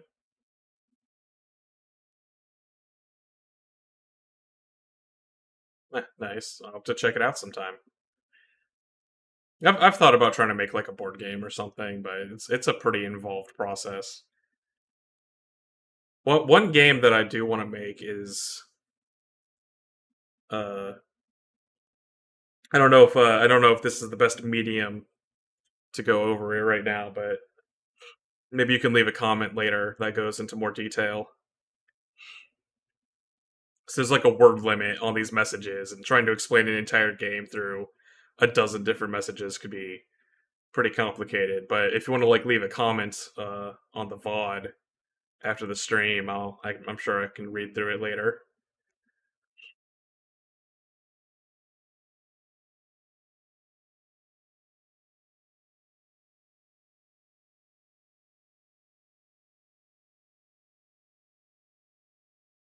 Hmm. But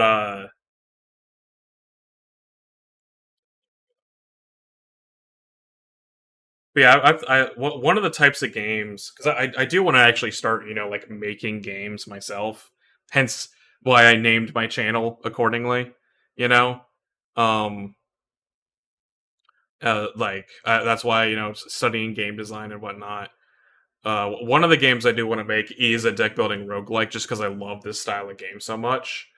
And I've had this idea to make a game that's like based around. It's like you still play cards or whatnot, but you also have like this mech that you're equipping with different weapons and activating.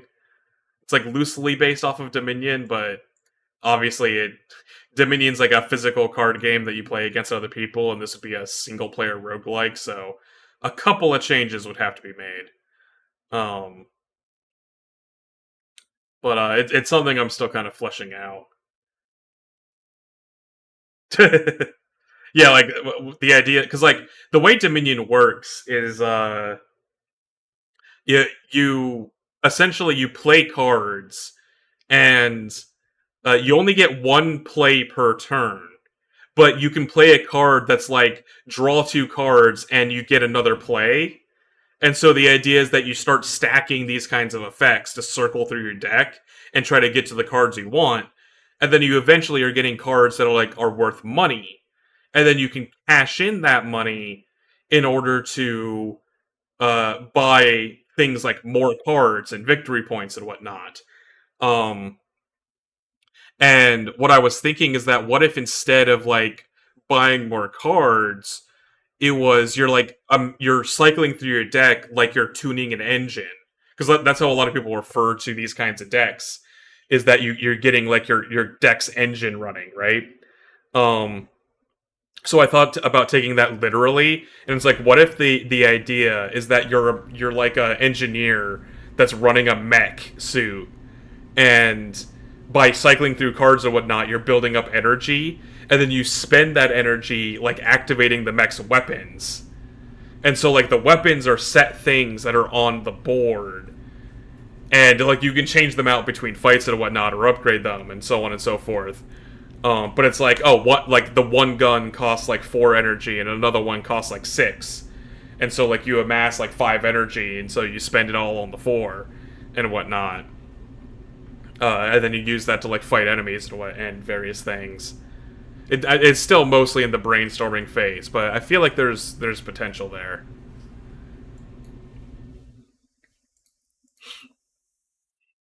Like I can see something coming of that if I have the time and expertise to make it come together.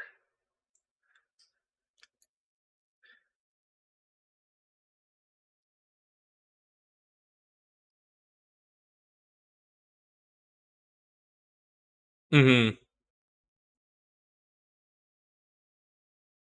And like that's the thing, is that, and it's true in Dominion in most any card game, is that like you can add like more energy cards to your deck, sure, but that means that you're flooding your deck with one thing, and it might be more efficient to have a deck that has the ability to cycle through itself and get to your really valuable cards, compared to a deck that just has a ton of high value energy cards, you know. And like obviously there's various cards that do more complicated things, like for example, another thing in Dominion is that you only get one buy per turn. So like if you say if you want to buy a card that costs like 2 money, right, or 2 gold, but you amass 6 gold in your turn, even if you want to buy 3 of that card, you can only buy 1 of it. But there are cards that you can play that give you more buys. And if you do that appropriately, then you could buy 3 copies of that card in 1 turn, which could be a very powerful move. So the way that I could maybe translate that to my mech game is you only get 1 attack per turn, and you could have a really cheap gun that only costs like 1 energy to fire. But because you only have 1 attack by default, you can only fire it once, which means that you'd be encouraged to like try and cycle through your deck to play cards that give you more attacks each turn. And then that way you're able to cycle through and play that weapon more often. And like different types of weapons could encourage different deck styles, and you could like upgrade and combine weapons. Like there's lots of different ways that it could go. But yeah, Godot. I've been meaning to learn Godot. Obviously, I know lots about Unity, about Unreal, a lot of the big engines. Godot is like it's nice because that's like open source, so you don't have to worry about any kind of meddling. And like some kind of 2D card game is probably within Godot's scope. I've heard it struggles with 3D a bit, but like it's still like doable. But yeah, I definitely need to like play around with it sometime to see what it's like.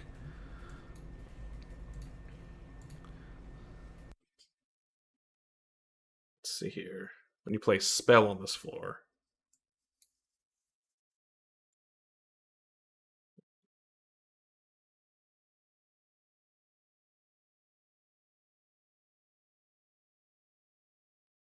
I'll probably prototype it in Unity for now. But I might try to make the full game in like some other system, depending on like what kind of scope I end up going for.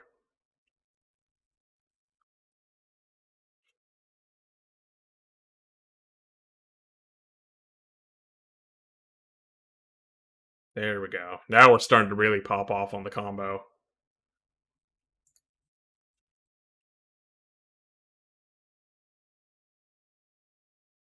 Oh yeah, like I've been thinking about having things that like let you modify your weapons mid-fight. Honestly, I don't know how long I plan on streaming. I just kind of hopped on this morning because my channel started blowing up, and I felt like I should probably be live to chat with anybody who feels like coming in. I have been streaming for like 4+ hours. Actually, it's literally about to be 4 hours and 15 seconds. So I should probably take a break at some point. Especially since I do want to work on my next video, which, like I said, is going to be about designing combat systems in anticipation of Dragon's Dogma. But I'll probably keep streaming for a little bit longer. Like, I'm having fun chatting with everybody, just talking about random stuff.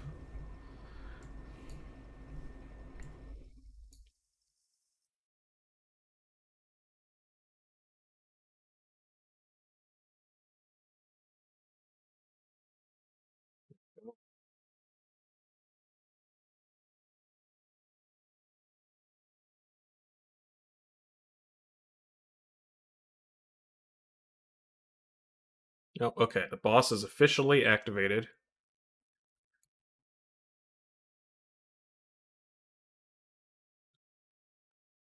However, I think I'm going to absolutely destroy them because my deck is comboing super hard.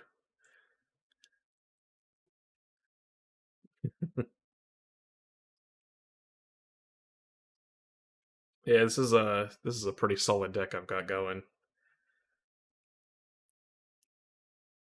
Essentially, the combo is I just keep constantly reforming and killing the same couple of units over and over.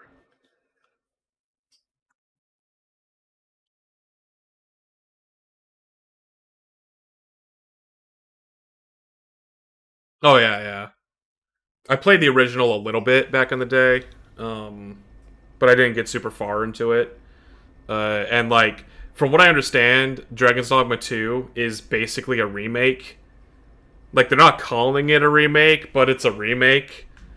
Um, so I figured I might as well just hold off on playing the first game and just wait for the second one to come out. Because it feels like it's just an upgrade in almost every single way. There's a couple of things that are different, like they don't have the Mystic Knight class. Um, and there's a few other things like that they've swapped around. But like things like the Mystic Spear Hand like looks super rad. I really like a lot of the new abilities that are showing on like Warrior, the Warfarer class. Oh my god, like the Warfarer class looks so cool. Like that's the class I really want to play, but I suspect it'll be like an end game thing. So I probably won't mess around with it until much later in the game. I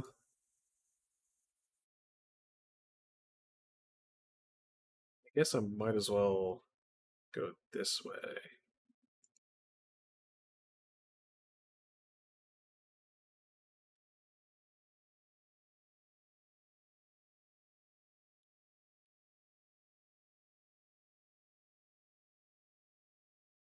Yeah, there's gonna be like different characters and whatnot, which is good. But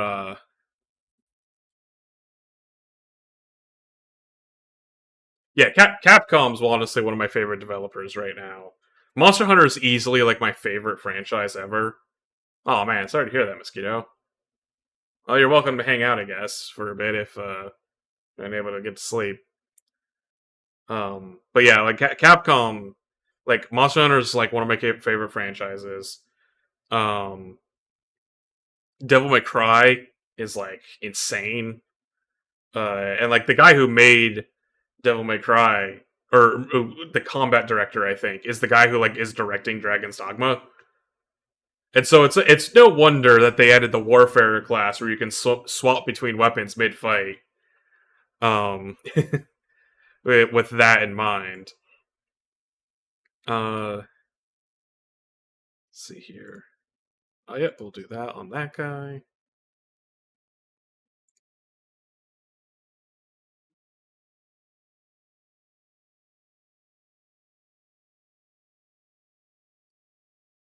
Well, I hope you're able to get to sleep at some point, Mosquito.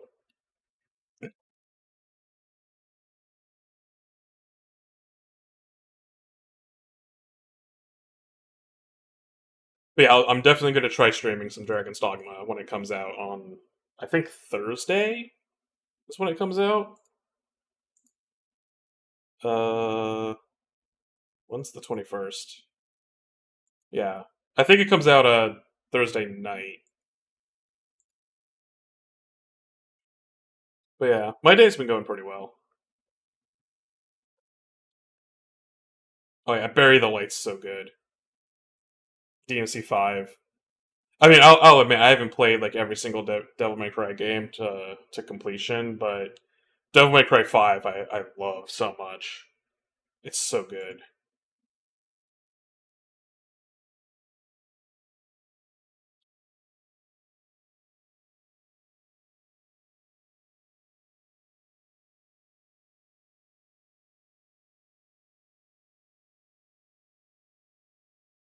Hmm. Yeah, highly recommend Devil May Cry 5 if you haven't played it. Even if you're new to the series, I think Devil May Cry 5 is still worth playing.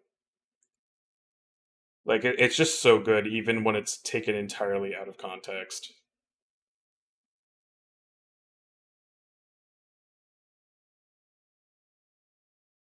I really need this guy in my deck. He barely even does anything. I guess it's not that big a deal.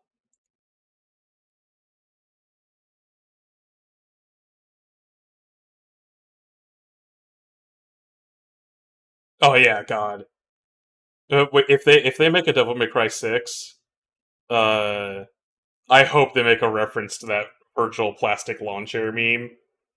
They need. I don't even know. I don't even care how they do it. It needs to happen. It'd be so goddamn funny.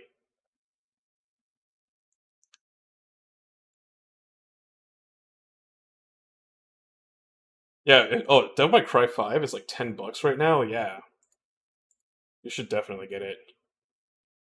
Super good.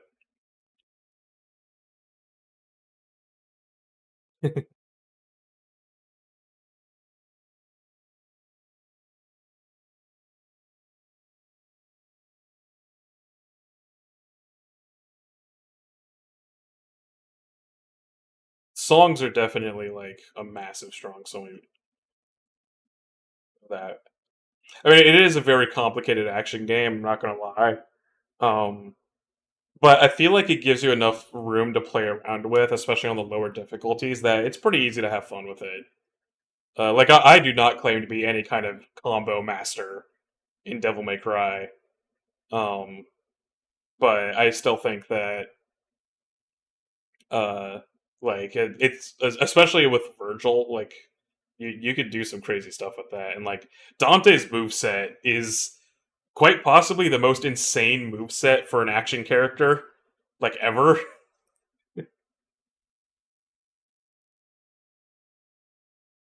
Like it's wild.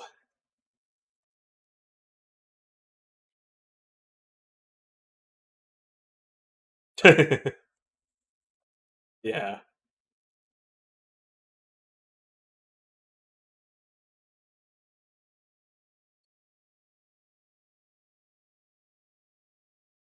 Oh yeah, the straight up motorcycle.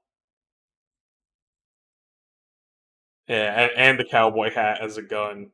Yeah, the fact that Dante's weapons can be like your melee weapon can be a motorcycle and your ranged weapon can be a hat. It's so good.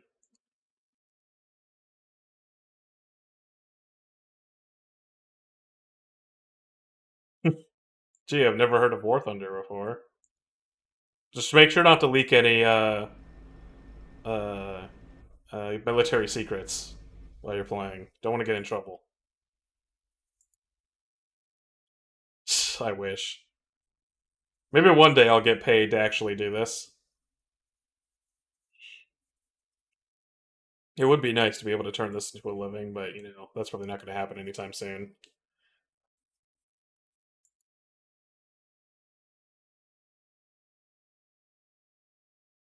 You know, I wouldn't mind what's that game? There's that vehicle combat game from ages ago. Uh Brain not working. It's like the God, what was it called? It's like yeah, there's the it was the one with like the crazy clown in the ice cream truck. Uh what was it called?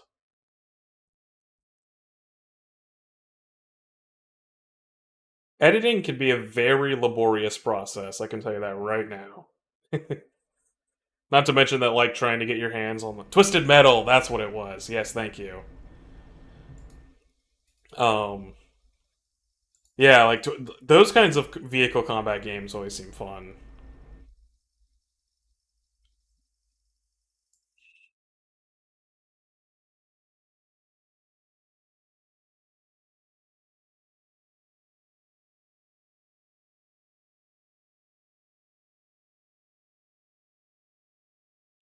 But yeah, like I always like those kind of like destruction derby, you know, but with like rocket launchers and stuff. Like those games have always had a soft spot. But like it feels like that franchise kind of fell off. I guess it did get a TV show recently, of all things, which I wouldn't have expected.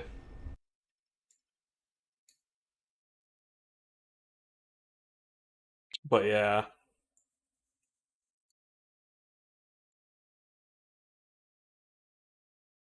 I remember hearing that the Twisted Metal TV show was actually like decent. I never actually watched it myself though, so I can't really comment.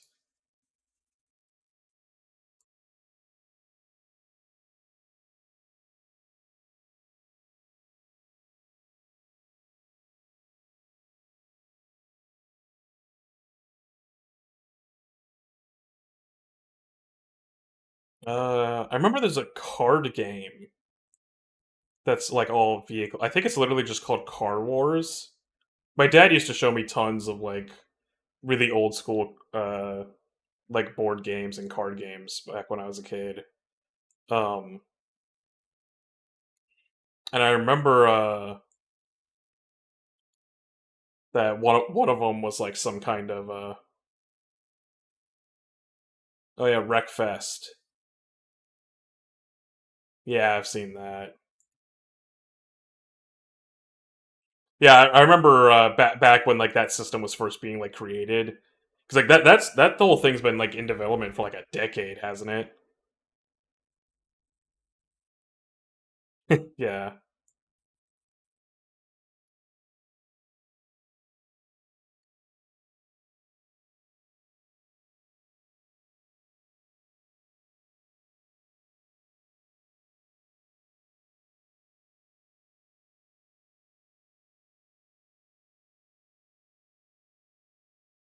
yeah, it's always fun when racing games involve like alternate win conditions. So like racing is only like one aspect of it. Uh, there was that like orc racing game that I remember was played like I don't know if it actually came out. It must have surely, but I remember playing in like a beta or something where it's literally like a Warhammer 40K game where you're playing as orcs in like crazy like speed wagons, and you're just going around killing each other, and like there is like a finish line that you're supposed to work towards, but that's like ancillary to like just shooting each other. It was a very silly, but it was actually pretty fun.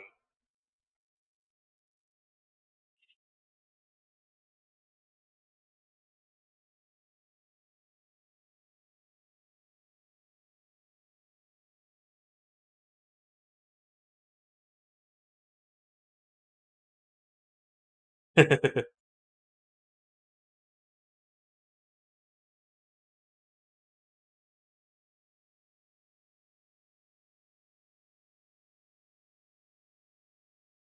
think my I just realized my deck is down to 4 cards.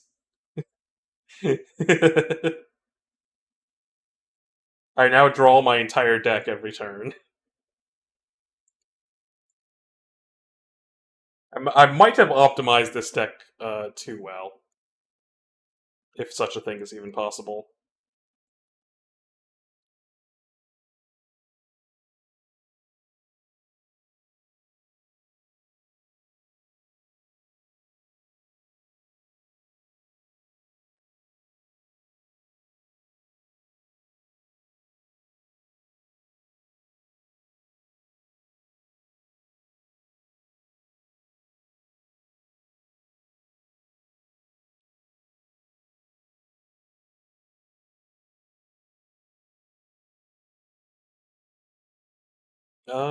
This feels like something that could be worth adding to my deck.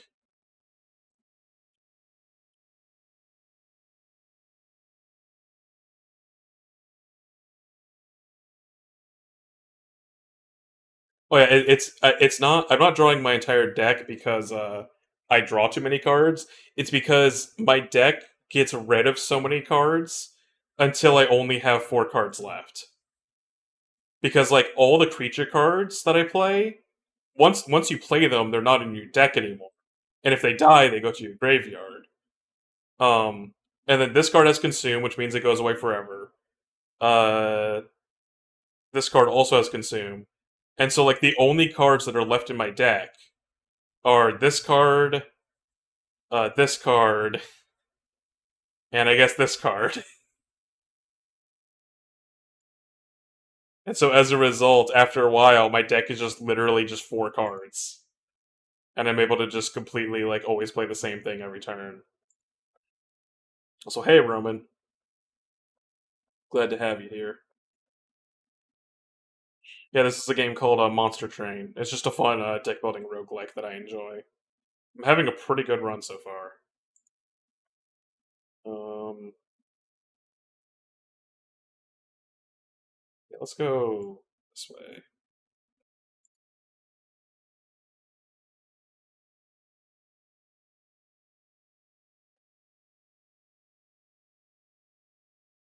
It's I don't think it's free, but it's probably on sale. It is currently 70% off for like less than $8 total because the spring sale is currently going on. And yeah, it's pretty fun. Um, it's kind of like a single player Magic the Gathering in a loose way. There's no like lands or anything. But you summon monsters to fight other monsters, and you can play spells and whatnot to modify them. Yeah, Balatro is really good. Honestly, after I win this run, maybe I'll swap to Balatro for a little bit.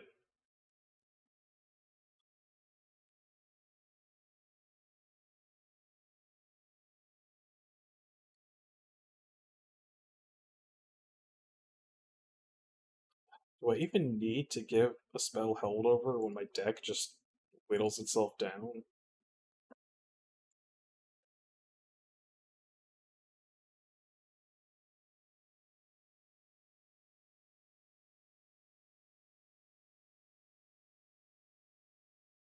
Ooh, that's really good.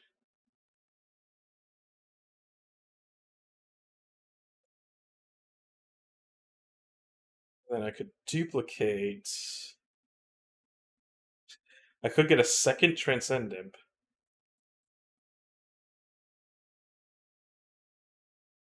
Hmm. Having two Transcendents might not be the worst idea.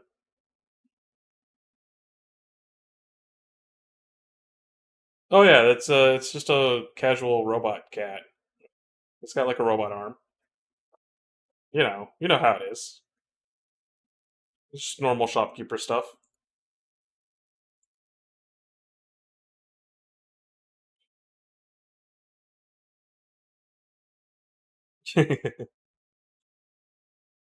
Everybody knows that you purchase things in hell from cats.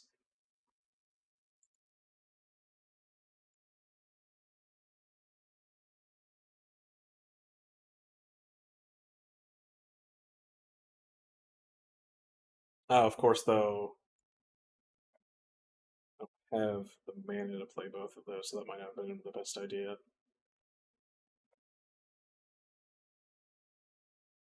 Here we go. I'll give this permafrost. That works.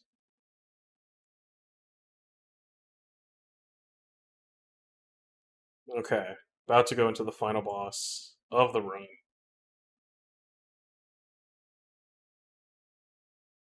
Let's do this. From the units, enter with SAP 3. Oh, that's not a big deal. That's easy.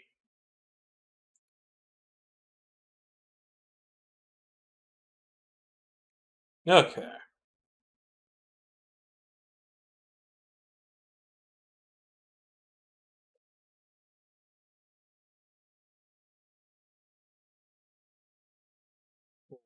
That is a lot of damage. If they weren't stunned, too bad they're all stunned.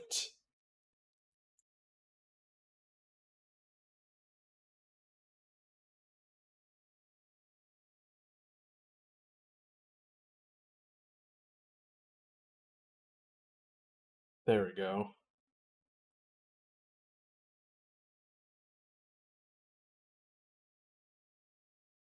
Why does he gain health?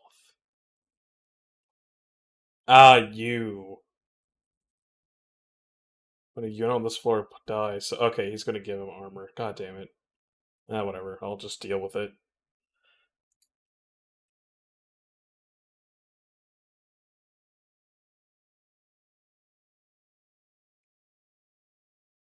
Okay.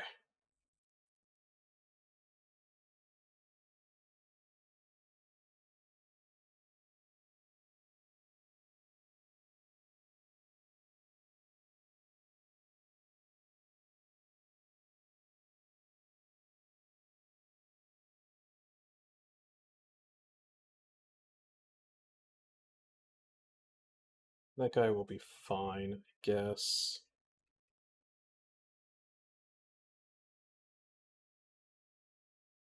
Okay. Basically, I need to get my Wickless Okay, that'll help. Uh, okay. You will help there. Yeah, there's some Hearthstone influence in this, I can see. Okay. Then we need to play you. And then Transcend Imp.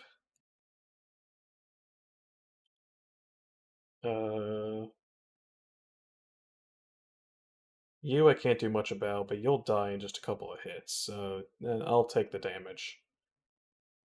You two I should probably deal with.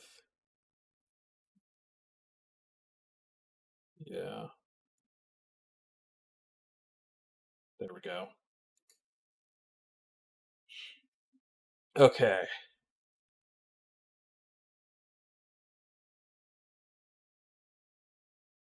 Yeah, luckily your pyre does defend itself if an enemy actually gets to it, but it still takes damage. So you gotta be careful. Okay, got the Wickless Baron. Spell Rogue. I feel like I've heard of that, but I haven't played it.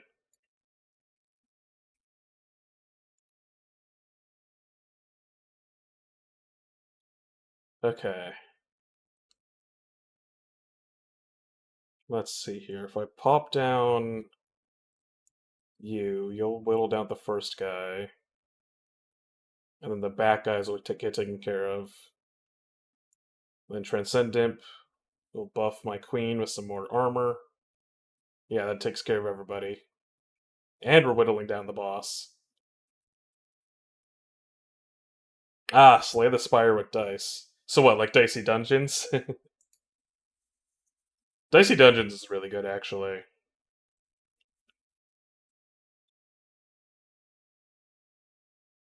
I'm surprised at how far they were able to take the concept of just rolling dice for everything. It works like shockingly well, all things considered.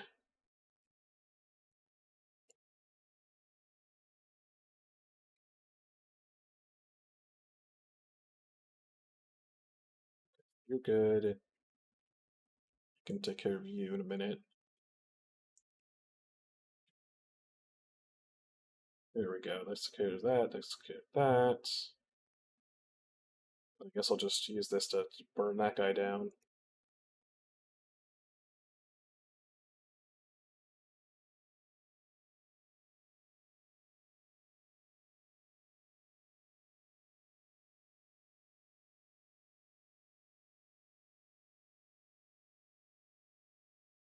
Oh, that's almost exactly how Dicey Dungeons works.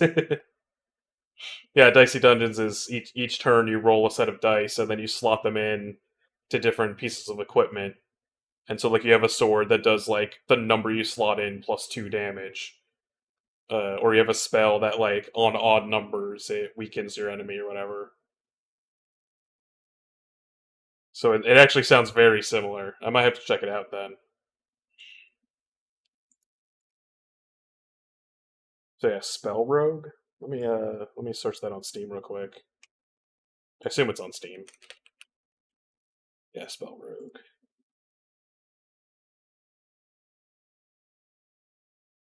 Hmm. Definitely looks interesting. Yeah. I know Dicey Dungeons is on Game Pass if you got that.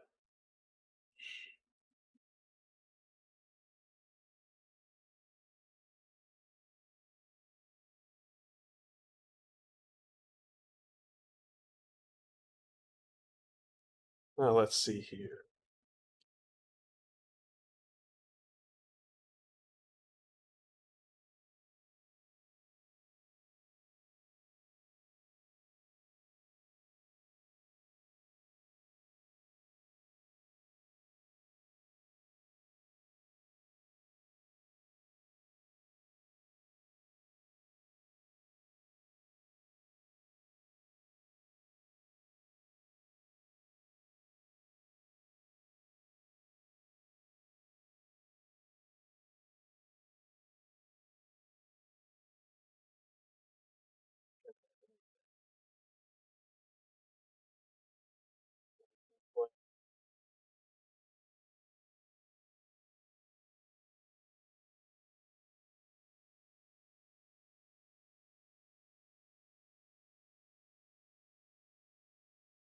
Yeah. Now enemies are barely able to get past the first floor. The only enemies that appear above are just because this guy summons them.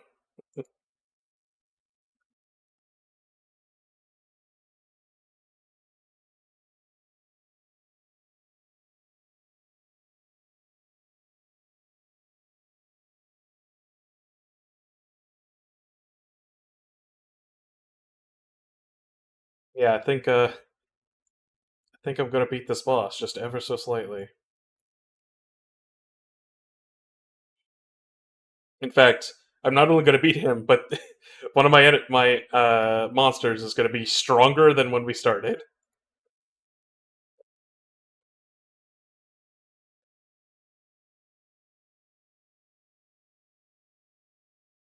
There we go.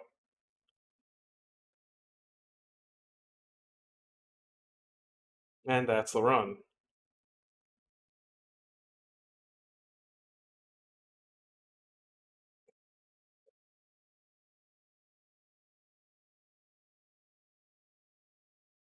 So yeah, we've done some Helldivers, we've done our successful run of Monster Train.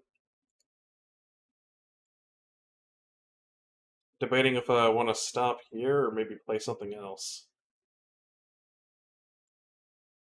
I should probably take a break. It has been 4.5 hours.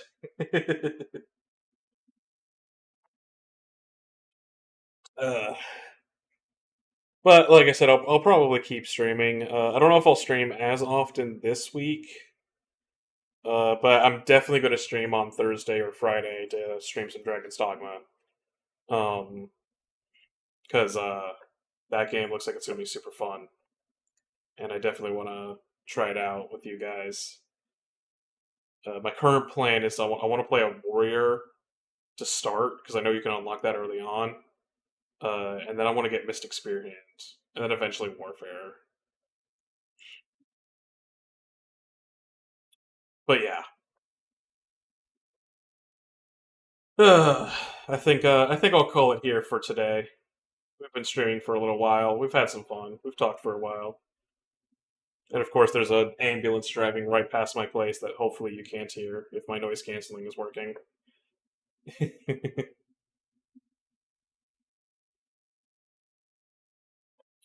But yeah, glad to see you all tuned in.